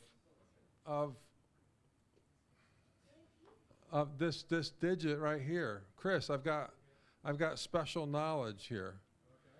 Dr. Tessier, for 1 second, you see the 8679?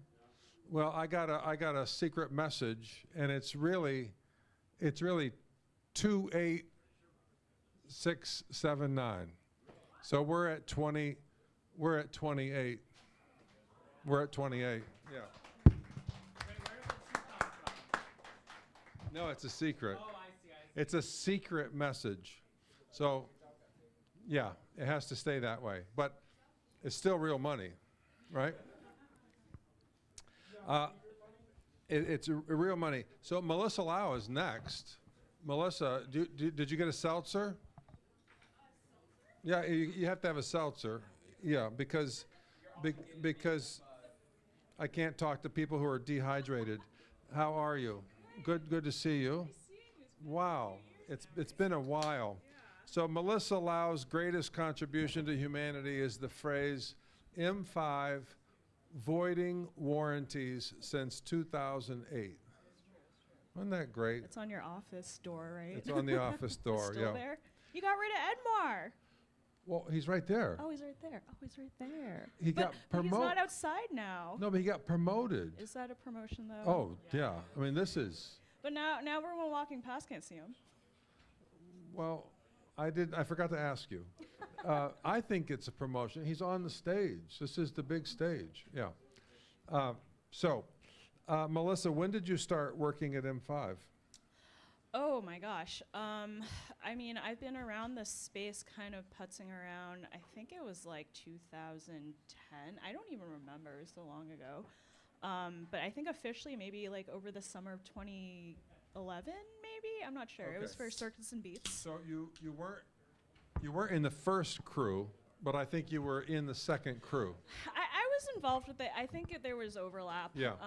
Yeah. Dan Birch, Josh Lowe, all those Yeah. people. Did you work here when Jessica Lau was here? I think I came in just as she was, so it was Lau to Lau. Yeah. So we had this rule. We could only have one Lau at a time. So we went from J Lau to M Lau, and yeah, it's all good. Yeah. So you are at Intel. Yep, I'm at Intel How now. long have you been at Intel? I think it'll be like 9.5 years now, so almost 10, which is crazy. It's flown by. That is a long time. It's a long time. I mean, it's a lot of it was during the pandemic, so I feel like I lost a few years there, just like into the work Wow. from home and all that. wow, interesting. So, what was it like, and what role did M5 play in your engineering education? I mean, what impact did it have, if any? Oh, M5 was so foundational for me. Honestly, I was someone who really struggled with the structure of college and being on my own trying to figure it out. I don't know if I would have graduated without M5, to be honest. It was so nurturing, and it let me be myself and kind of explore myself and figure everything out. And I really feel like I thrived there. At a different program or university without an M5 space and Makerspace, such as creative space within the bounds of academia and homework in class and a schedule. Like, I don't know if I would have found myself. So very, very important. Met a lot of lifelong friends, like Sean and Rodrigo. Like, we see each other. We talk all the time. We see each other all the time. Integral part of my life. It's always such a joy to come back here. And like, it just feels like home here. Yeah. And like, I really got to come back more often. Yeah. Well, you don't live that far away. You made the point last week that you're kind of close by. That's kind of Kind of cool. close by. I have no excuse, guys. I mean, an Sorry. hour and a half is not far at all. So good. You got married. You still have a dog or two? Yeah, we got 2 dogs, 2 greyhounds. We rescued them. So they retired at like 2 wonderful. years old. Wow. Very jealous of them. Yeah. Wow. Amazing. Do you do any tinkering with tech? Not really these days. So the field I'm in is so virtual, I want to Yeah. say. I do chip design, specifically in validation of really, really, really complex digital systems. It's such a joy. It's very rewarding, but like so much of it is just like behind the screen. And it's not like CAD or anything either. I'm in like kind of the RTL realm, so you're just like looking at code and envisioning. It's kind of like the Matrix. So not a lot of hands-on tinkering. But yeah, like I'm kind of I'm actually working part-time right now. Really? That's a thing? I am. Yeah, it's a thing. It is? It's a thing. Yeah, one of my coworkers asked me about the other day, and she seemed so interested, and I was like, oh no, what have I started? I hope my whole team doesn't go part-time. Wow. Yeah. Interesting. Good. Yeah. Yeah. So I'm getting a little more creative on outside of work, but yeah. Super. Yeah. That's nice. Yeah. Good. Do you have an M5 story, specific story? I mean, I could think of a few Ooh. MLAO stories. Yeah, sure. I mean, let's see. What are some of your ideas? I'll try to think of Well, some. the T-shirts. Oh yeah, I yeah, mean, yeah. The T-shirt venture. It was Yeah. it was really cool. We made some now money you know off of what that, you know right? what the crew is going to say. They're going to say, Yeah, why don't we get our T-shirts? We've been asking you for 3 years. And 5 merch one. You got to screen print it yourself. That's why. Are you trying to screen print it yourself? just do it. Why did I say no? Actually, I think we just never got to it. I don't think I s- I think what happened was we were like, hey, let's talk about T-shirts, and you're like, yes, but what if we did a telethon? I think it was the same day we did. Okay. Classic. I think it was the same day we did the telethon conversation, Okay. and we just never got Well, around to it. did we get around to doing a telethon? I don't think so either. Oh, no. That's funny. I mean, do you still have the screen printing machine? Well, that company went under, so they stopped making The cool, emulsifier. easy stuff. You know, it was like a very simple system. Yeah.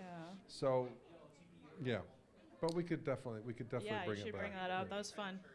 You can 3D print There's that a shirt. YouTuber that 3D prints shirts. We could 3D print them. That's cool. Okay. There's nothing you can't do. What were some of the? We had Join the Resistance with a resistor underneath. Oh. What were some of the other shirts we had? I can't remember. Yeah. Yeah, that was fun. Cool. Remember Edmar's Cape Verde T-shirts he made for his Cape Verde group? I think so. That was Yeah, kinda yeah, cool. yeah. That was Yeah. kind of like not as involved with Yeah. M5. I Remember think, when but the T-shirts were all hanging up drying? That was really cool. Yep.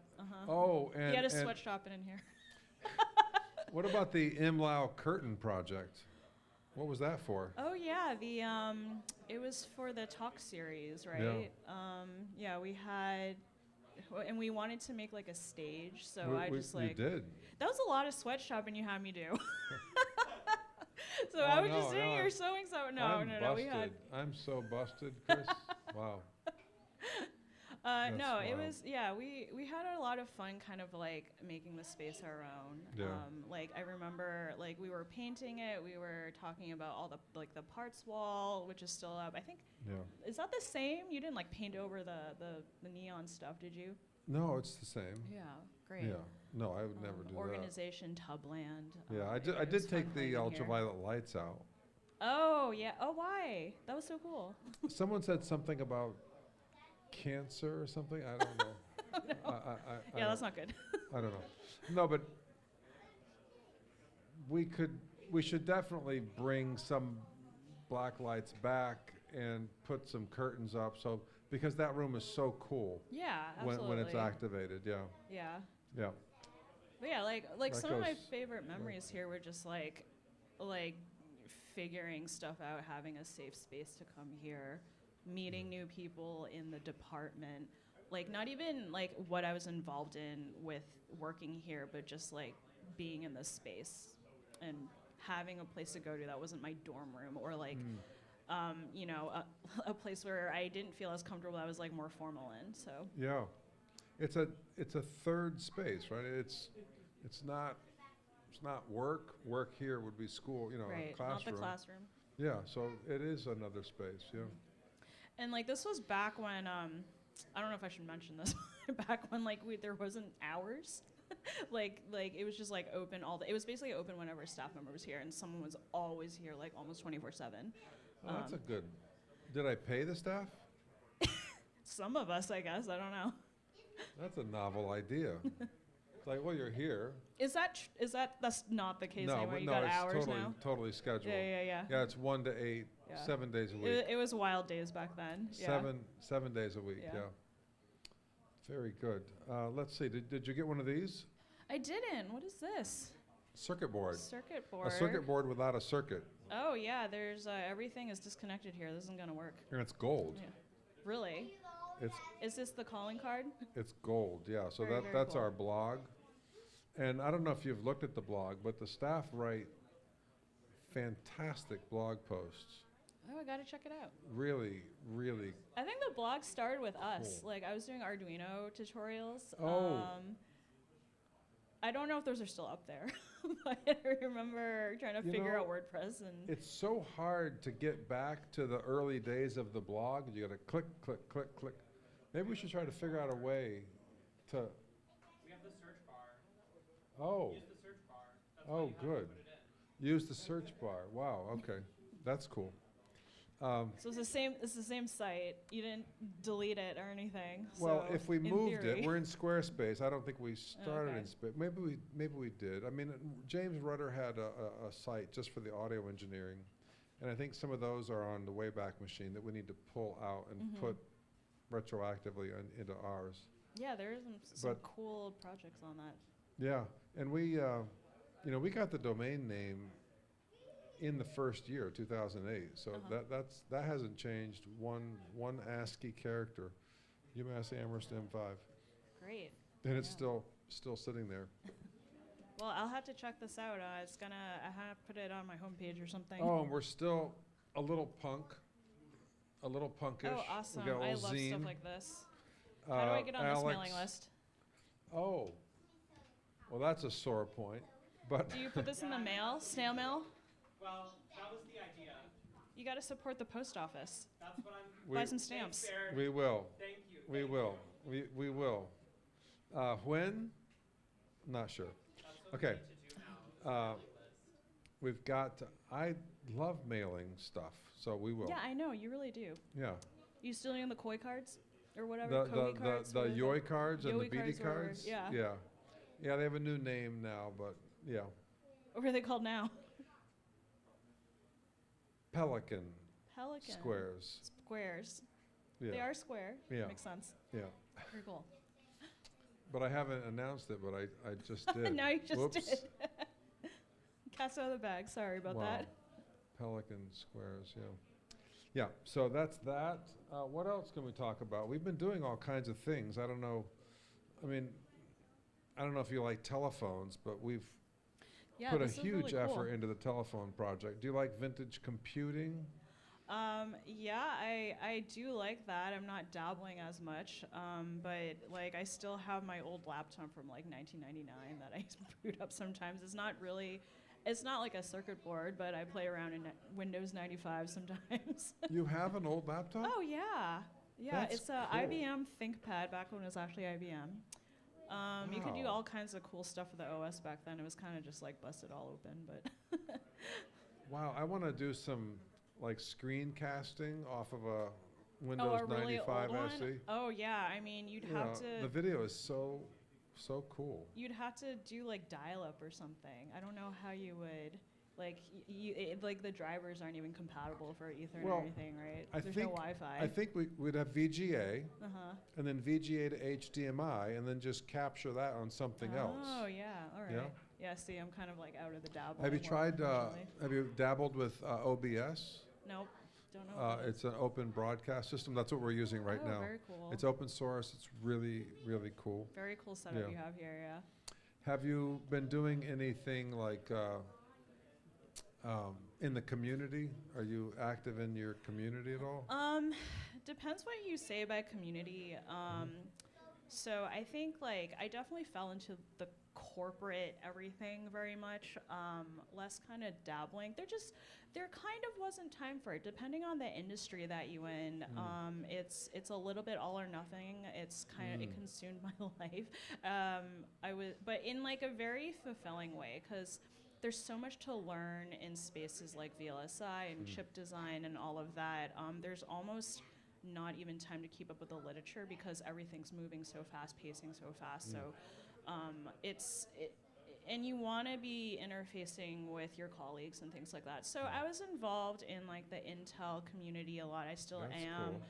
I was really heavily involved in recruiting. We haven't been hiring very much lately, unfortunately. No. But yeah, it's really interesting trying to figure out how to, kind of keep up with everything, but still like kind of be true to like the root of everything and the technology instead of just treating it like a business. trying to figure out like how do we kind of push that envelope when we're all just human. There's a lot of new stuff going on out there that I don't really want to get into, but you know, it's just at the end of the day, I think everyone's kind of struggling with this. There's so many different directions to go technology-wise, and there's only so many people to do it. Right. What direction do you go with that? How do you innovate? Wow. Well, it is kind of jobs that are interesting can take over, right? Absolutely, yeah. I mean, if you have a boring job, then you just want to go home and. Or maybe you just want to find a different job. Yeah. But if it's engaging, that can be kind of a challenge. Yeah, for sure. Cool. So you're in touch with some of the alums. Mm-hmm. That's cool. Yeah, I remember Serge Cunha. Yeah, the See him Surge. Yeah. sometimes, yeah. Sean Rodrigo, Yeah. Schmidt. Schmidt. Yeah. What's Mr. Sohm doing? He's at Maycom right now, so Yeah. he's deep in the analog stuff. My brother, the other MLAU or MyLAU, I think was his UMass ID. Yeah. He's also an analog, Oh. so I kind of went digital. Everyone else Yeah. kind of went analog, like Sean's wow. at Bose. Oh, yeah. Yeah. Interesting. Schmidt's been at Maycom for a while. A long time, yeah. Yeah. I think I need to he talk to him. started there out of college, I believe. Wow. Yeah. Yeah, reach out to him. So he is, so Alex, Schmidt, there's a photo of Schmidt. Is it on the blog or where does it? Is he in the YouTube. That's. Yes. Oh, really? Yeah, he's the Alright, YouTube I gotta banner. check out. I gotta get more involved with all of your media. You guys are. Yeah. You know, honestly, I've kind of been trying to stay away from the socials and stuff like that. Here's a tip, we're guys. the Get good off, stuff. Get off of like. We're the good stuff. Yeah. Stay on the good stuff, but get off of everything else. Yeah. You kind of just gotta like be bored a little bit to like let your creativity really thrive. Yeah, that's good. That's a pro tip. Cool. Any advice for the youngsters? Oh, I don't know. Just know yourself, stay true to yourself, kind of turn down all the input signals a little bit sometimes. There's just so much going on. I know I like struggled so much with the whole college experience. So like I'm still in awe of like college students, right? Even though I went through experience, but it's just like, you're on your own. There's a new environment. You're navigating so much stuff. So like, I would just say like, just make sure you know yourself and stay true to like what you want to do. That's very good. Very useful. Great. Well, thank you so much for coming. Appreciate it. Yeah. Nice I being hope you here. stay Thanks around for a having me. second. Thank you. Yeah, absolutely. All right. All right, Mr. Montoya, are you here? Sure. All right, good. How are we doing for time? I think we're okay.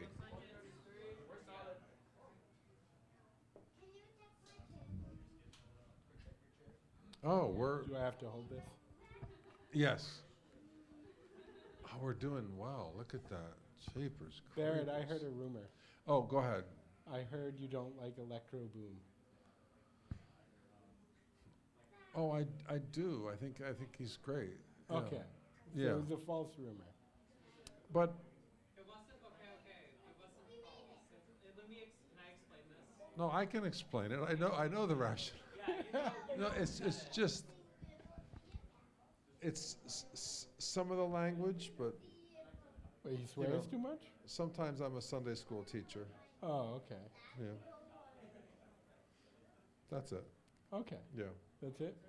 Well, and maybe I don't want to inspire people to do dangerous, crazy dangerous things, right? I mean, Sure. At least not on my watch. Well, yeah, if Yeah. you're out of the room, it's okay. No. No. And they don't do it in M5, right? Yeah, well, right. There's the 40-volt rule here. Like, It's a good rule. yeah. Let's see, Alex, could you find the noisy ACs? I'm kind of it's wearing me out. That's so loud. And I don't think it's actually terribly hot in here. So let's try to cut out some AC. So I mentioned you earlier in terms of analog. Sure. Are you 100% analog? Well, I'll do whatever people pay me to do. Okay. But I wouldn't recommend paying me to design anything much more than an inverter. Okay. So, are you still an LT Spice person? Yeah, I use LT Spice, a little bit of Q Spice, a lot of HFSS. Yep. Wow. Trying to use more Q Spice. I think it's got the future. What is it? Q Spice.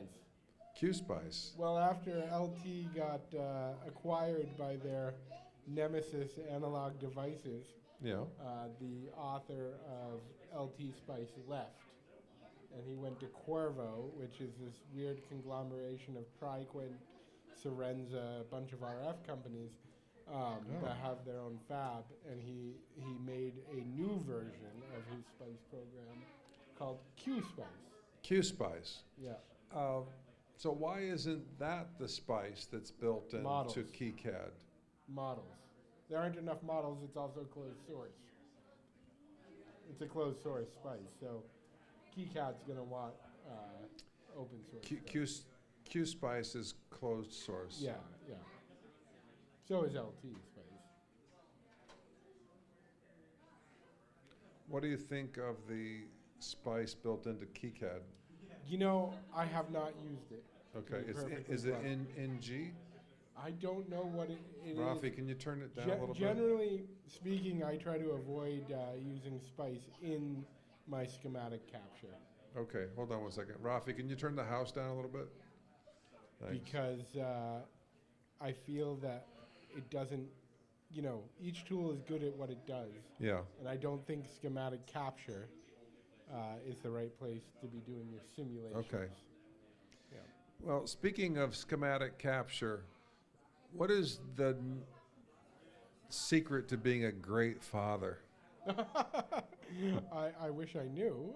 No, you do boys. know, because I think you are a great father. 3 boys, and I try not. I've got them all mountain biking and skiing, and at a crunchy granola hippie school in Vermont.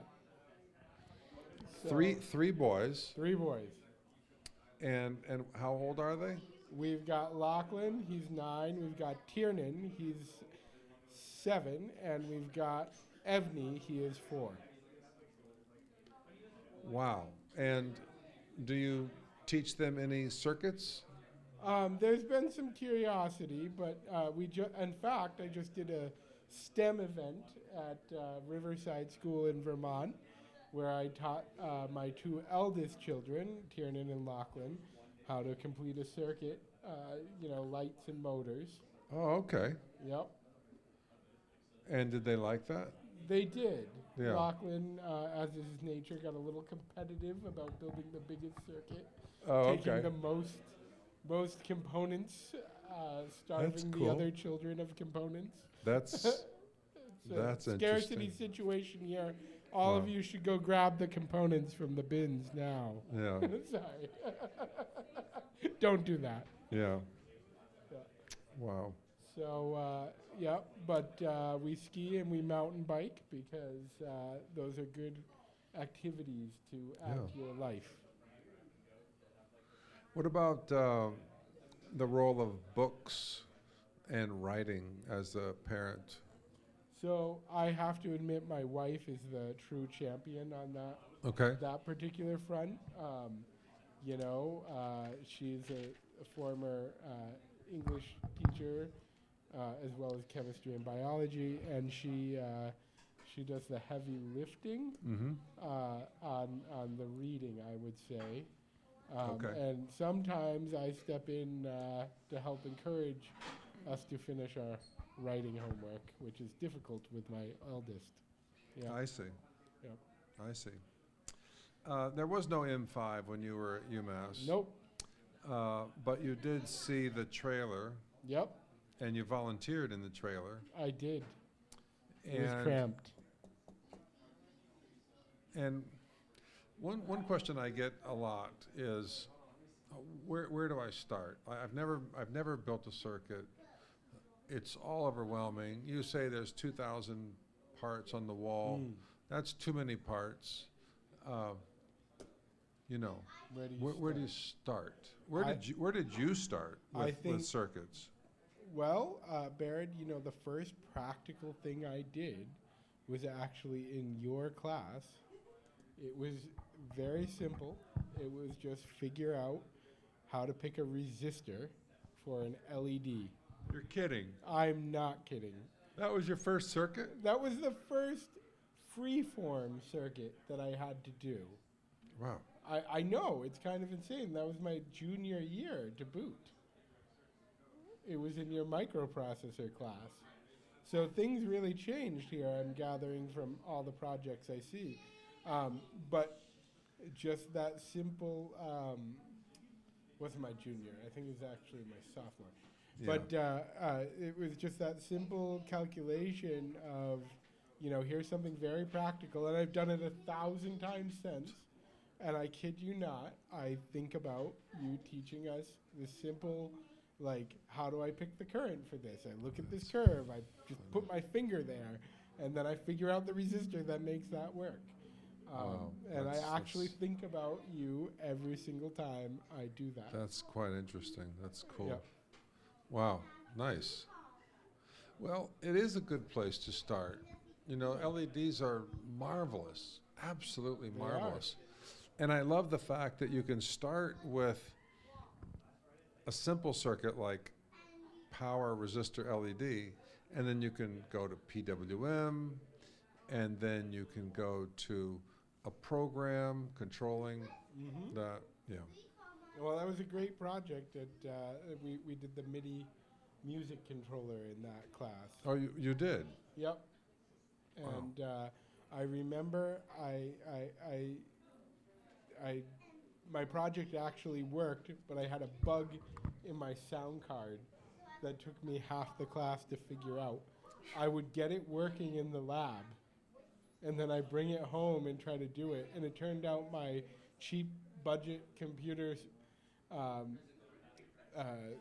audio card just had a MIDI circuit that it claimed it had that didn't work, and the internet was full of people complaining about the MIDI circuit not working on this budget 16-bit audio card. Oh, so it wasn't a genuine sound blaster. No, it was a knockoff. It was a sound blaster. knockoff. It had I believe it had a Circus Logic chip on it. Yep. Wow. Fun Rafi, stuff. what time is it? Okay. 4:42. 4:42. So we've got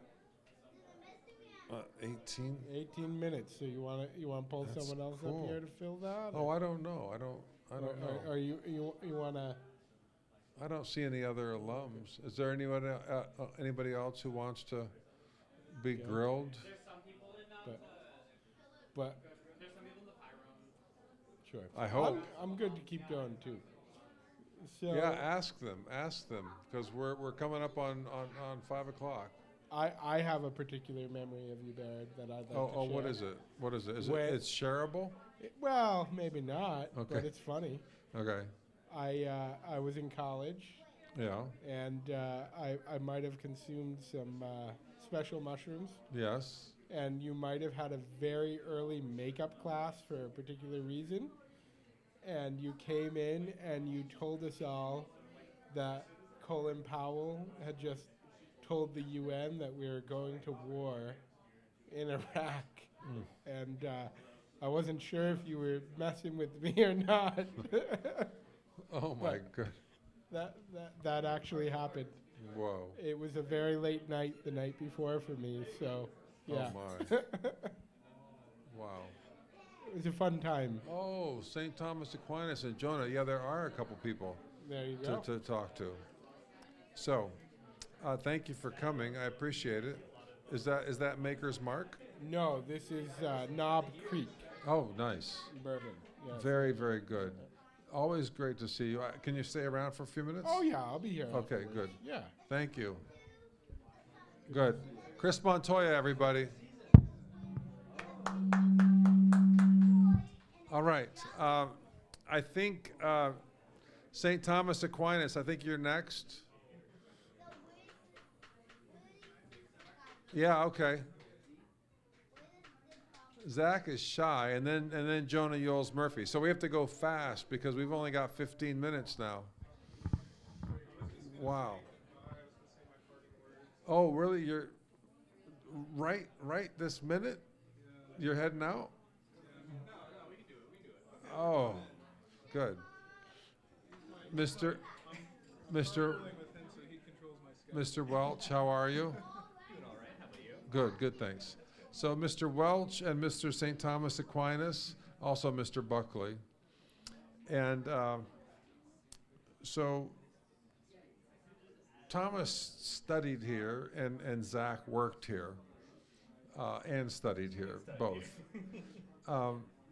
We don't have much time, but do you have a story to tell that's tellable? Or when were you here?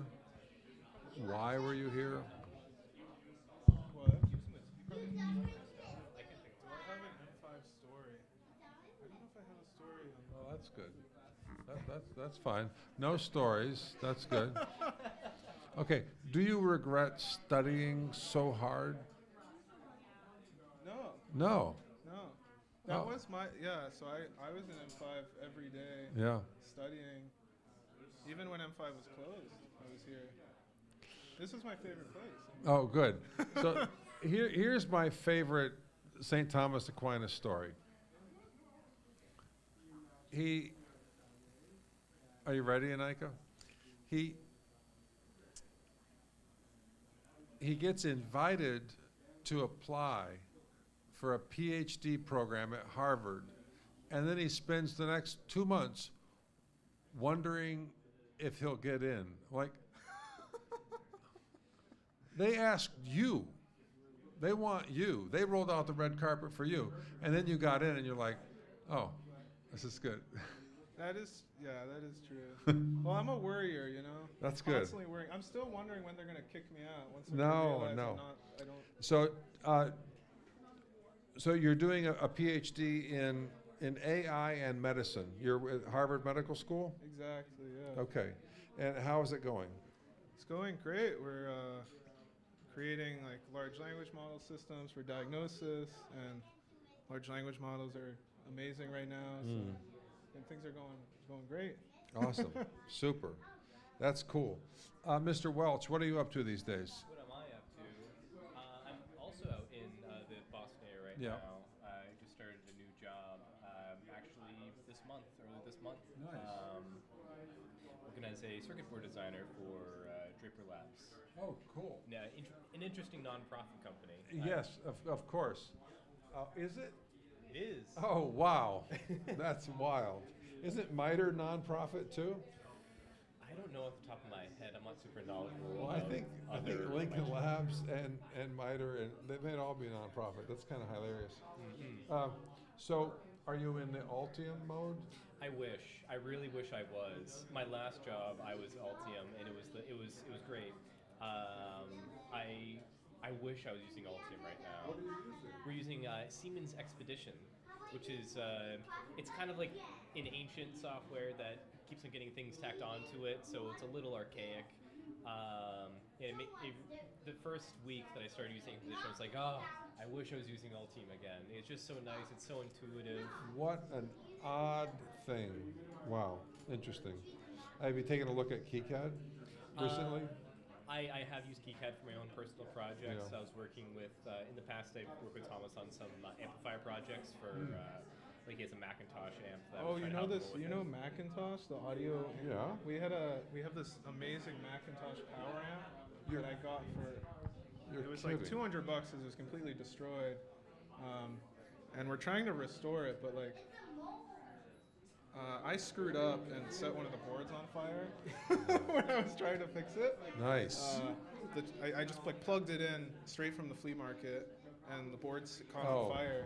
Well, the caps, yeah. So he was going to make new boards to replace the burnt ones that were like burnt to a crisp. Oh, cool. Which would be amazing. I mean, everything else is fine, so we just put these new chips Beautiful. in. Is it vacuum tube? No, it's solid state. One Okay. of the solid state ones. Yeah. I did work with Thomas on a Fantastic. vacuum tube Scott. Yeah, we restored a Scott vacuum tube as well. Yeah. Cool. Well, do you have any parting comments before I talk to Jonah Yoles Murphy? Rafi, what's up with the feedback? We didn't have it before. Are we going to get over? Well, we might. We'll see. Feel free to ring the phone. Our number is 413-248-6821. 413-248-6821. Any parting comments, Mr. Welch, Mr. Buckley? Thank you for making an amazing space for students. You're very welcome. Yeah. Amazing. I'm glad the university is behind it because I certainly enjoy doing it. All right. Take care. Thank you. Okay. Of course. All right. Thanks a lot. Take care. See you later, Zach. Take care. Thank you. Bye-bye. Jonah Yoles Murphy, where are you? Thank you. Jonah Yoles Murphy, we're going to close out with you, and I think it's so appropriate. Really? Oh, I had no idea. Do you know which mic is appropriate? I think they're both fine. Have a seat right here. Would you like a seltzer? Yes. Okay.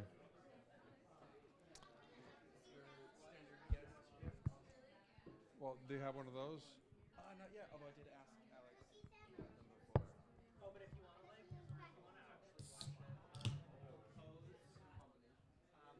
to All right. Great. Thank you. So it would take many, many hours to talk about your role here, your impact here. Did you invent the wall? No. Oh, you invented the wall database, the database of the wall. We name our senior design project The Wall, which only makes it more Right. clear to talk about. Try the other mic. I'm not hearing you. Rafi?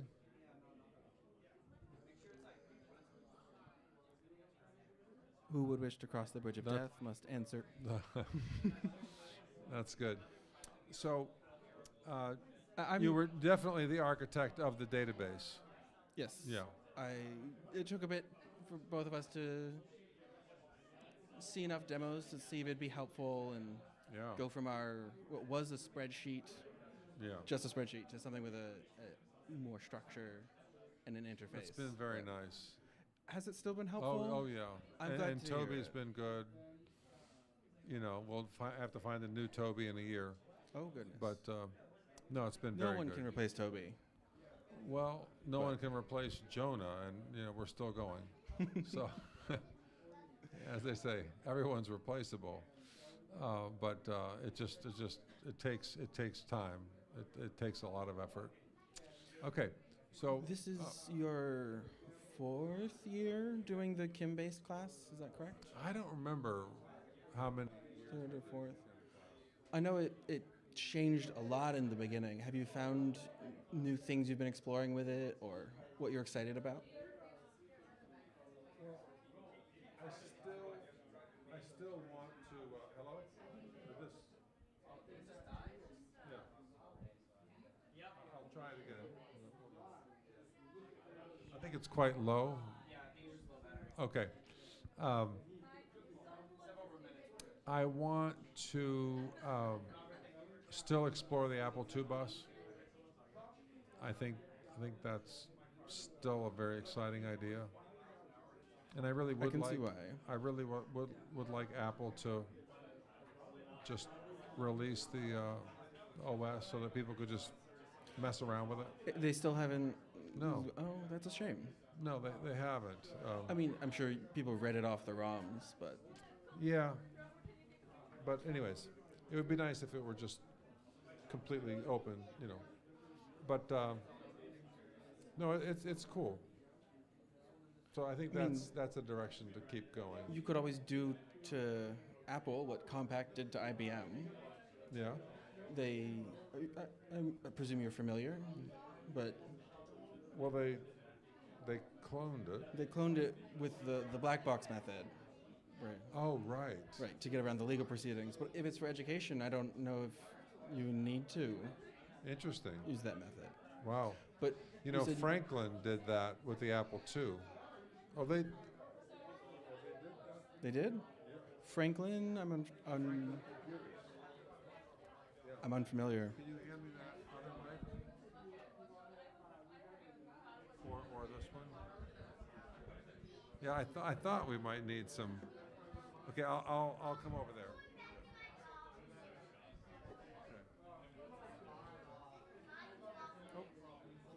Okay. All right. So hello. Hello. Hello. All right, it's all good. It's 4:55 in Miami. It's 4:55 in Miami. People are having a good time. Did you notice? It's hubbing and bubbing, so to speak. I'm sorry? It's hubbing and bubbing. Yes, it is. Which is delightful to see. It's really good. And we've got a nice number up there. Thank you very much. Did you hear about the invisible number? Rafi? You okay? I did not hear about the invisible number. Oh, you didn't? No. What is it? Oh. You see the digit before the 2? I mean, before the 8? It's actually a 2. Really? Yeah. That's fantastic. A secret gift. So is it from OnStream or from a separate benefactor? A secret source, like from the sky. So it's not on the app. And anonymous? Not to me. Just to you. Of course not. So you're excited for integrating the Apple II bus in your 287? Yeah, I mean, Naranjan, you know, he's kind of keeping that project alive because he put a lot of effort into the MIDI card, and the next step is just to get it on the Apple II card. So that'll be our first Apple II card, genuine Apple II card. So that's cool. That's a good project. And one of the things I appreciated about Naranjan's project is, in a different frame of light, you made a UART driver from scratch, a memory mapped UART driver, because MIDI is built on top of UART. And that's something everyone uses.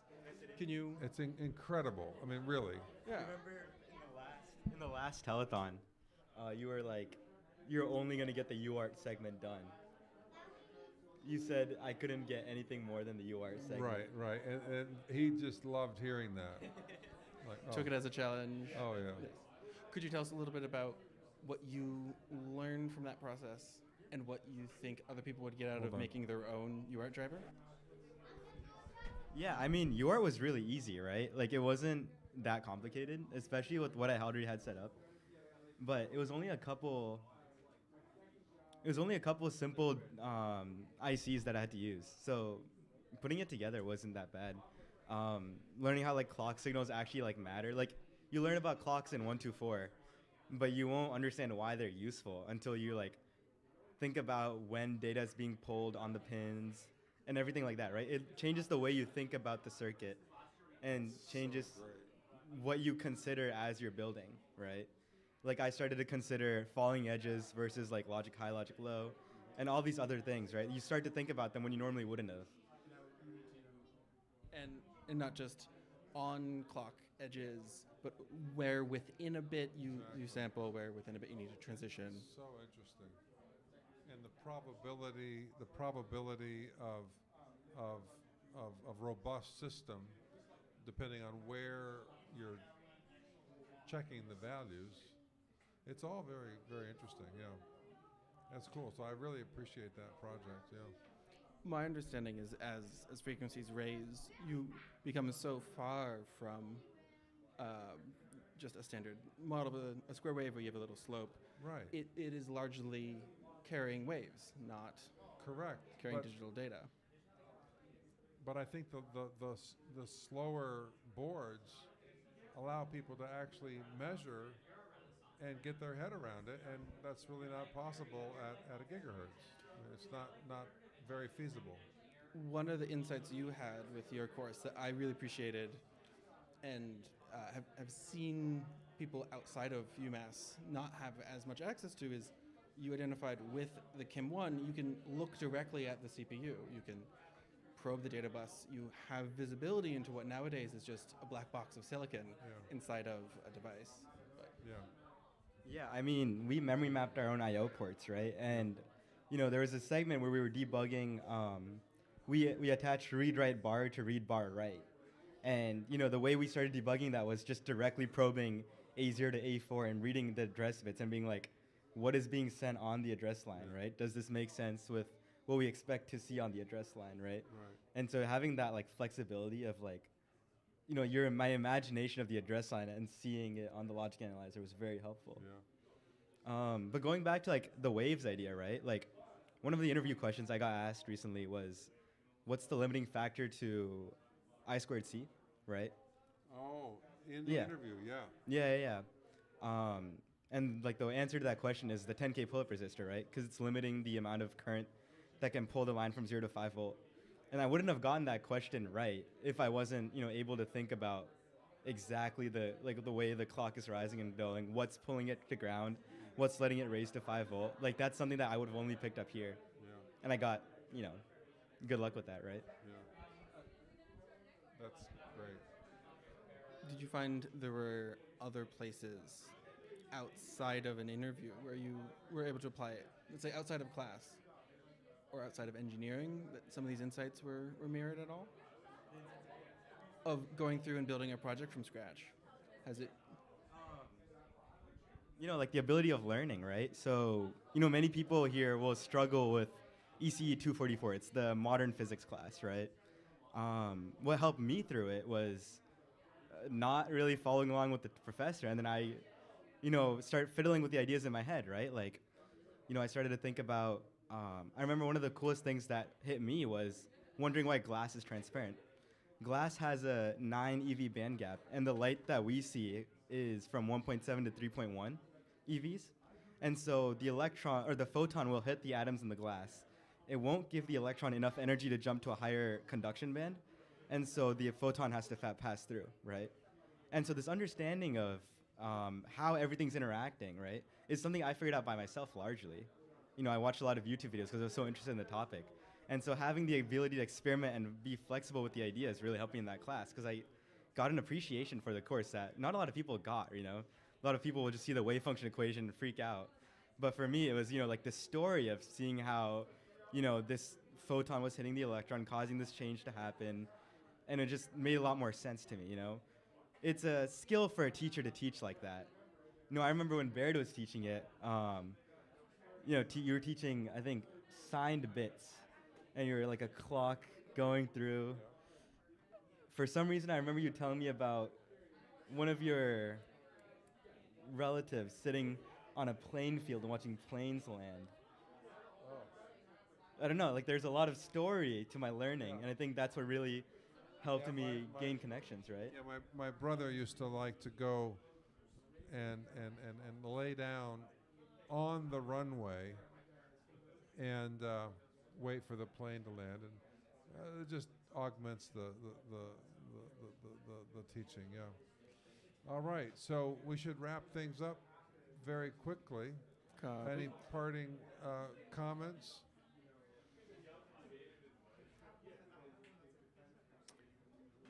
May your program install environments always be consistent when building firmware. We're what? May your build environments always be consistent when building firmware. Oh, very good. That's good. All right, cool. Thank you so much for having me on, Baird. Thank you. Thank you for being here. We hope to see you again next year. Good, thank you. And next year we will have the greatest boombox in the world. I'll give you a little bit of a hint. This boombox will be powered by 2 Kia electric car batteries. So it's going to be a big deal. Thank you for making everything possible. Thank you for all of your generous gifts. Our final number, people, Raja, our final number is not what you see. Let's see, Mr. Montoya, guess what? We're at the final number. Mr. Montoya, calling Mr. Montoya. At gate 15, your flight, we are holding the flight for you, Mr. Montoya. So our final number for the end of the 8-hour telethon is 28704, 28,704. Thank you to everybody for participating. Thank you so much, and we will see you next year. We'll do all kinds of great things with your money. Thank you. Bye-bye.